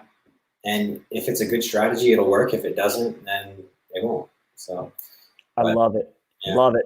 All right, man. That's the end of this interview. No mas. Time to go to bed. It's time to go to bed. But we still, ironically, have 18 people watching. It's got to be your mom, your wife, my girlfriend, like your coworkers. All of my friends and family. Yes, I love it. All right, buddy. I'm going to let you go to bed. Thank you so much. 4 hours and 9 minutes and 10 seconds is the record. I appreciate you so much, man. Yeah, dude, it was really fun. And for anybody who's hanging on out there, you know, feel free to reach out to me and ask me any questions. And thanks for watching. You got it. Thanks, man. Have a good night. And tell Josie thanks for letting us borrow you for a couple hours. See you guys. All right, guys. That was Frank Anthony Davis for a 4 hour and 9 minute and 35-second interview. Gosh, that guy is incredible. I just absolutely loved the 4 hours and 9 minutes that I got to spend with them. The time flies by. I don't know if you guys felt that way, but I felt like it absolutely flew by. Frank's one of my favorite players on the Pro Tour to watch.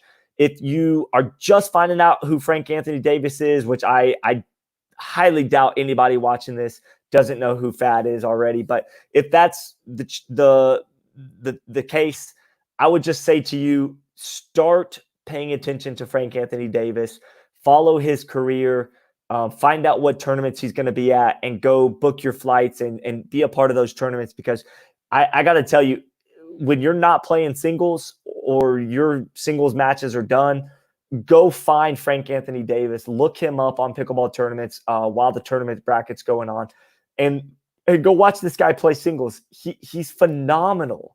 He is absolutely phenomenal. He's the type of guy that you want to continue to just follow his career, support him. Everybody that meets Frank loves Frank. But behind every good man is a good woman. And Josie Michelle, she is just a rock for him. I guarantee you, without her support, without Josie's support, he wouldn't be where he's at today in the sport. So just big shout out to her. Big shout out to my girlfriend, Sarah, who, when I ask about, is it okay if I do another interview this week or today or whatever, she always, always, always shows love and support and encourages me to continue doing these interviews. Sometimes I feel like I do too many.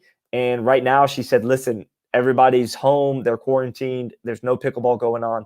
She's like, do as many of these interviews as you can right now while you have the chance and while you have everybody's attention. So I simply do the interviews for you guys. I always want to make the interviews about the viewers that are watching and about the interviewee, the person that I'm interviewing.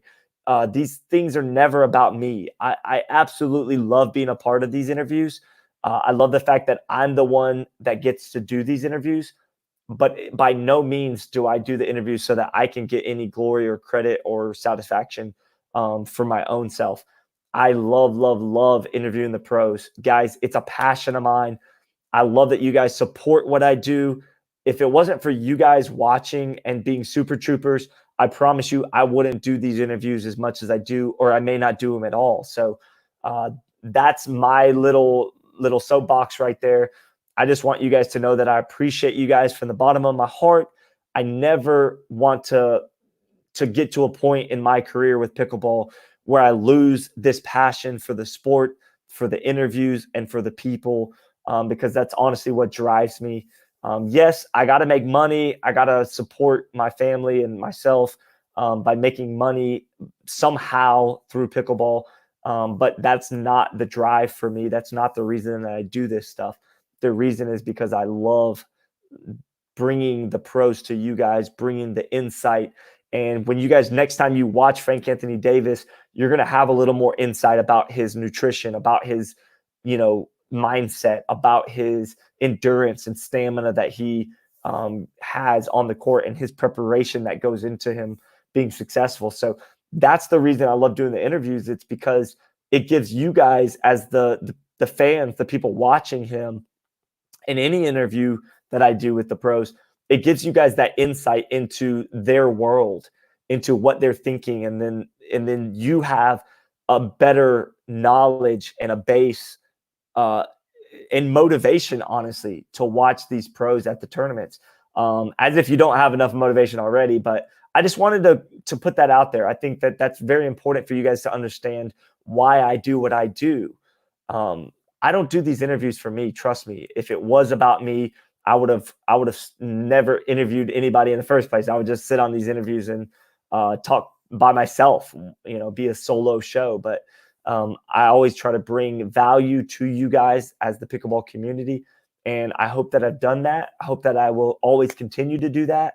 And like I said, I just love you guys for being super troopers and sticking around for the duration of these interviews. This was a record-breaking interview with Frank Anthony Davis, 4 hours and 10 minutes, I believe, roughly. I'll look it up later, but 4 hours and 10 minutes seems to be the record. So sorry, Baby K. Sorry, Gabriel Joseph. Your record was shattered by Frank. No surprise there.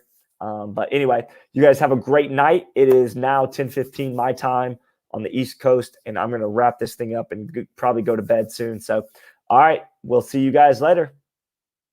Oh, wait, one more comment. I didn't see this one come in until just now. Mitch said, good job, Scott. I enjoyed watching all of it. Mitch, thanks for being a super trooper, man. That's good stuff. Frank is a great guy to interview. Brings a lot of insight to the world of pickleball and just himself in general. He's just a fascinating guy. So appreciate you, Mitch. Look forward to getting to meet you at some point. Maybe if I ever come up to play pickleball up in Canada and maybe Alberta. I think that's where he said you were from. So, all right, we'll see you guys later.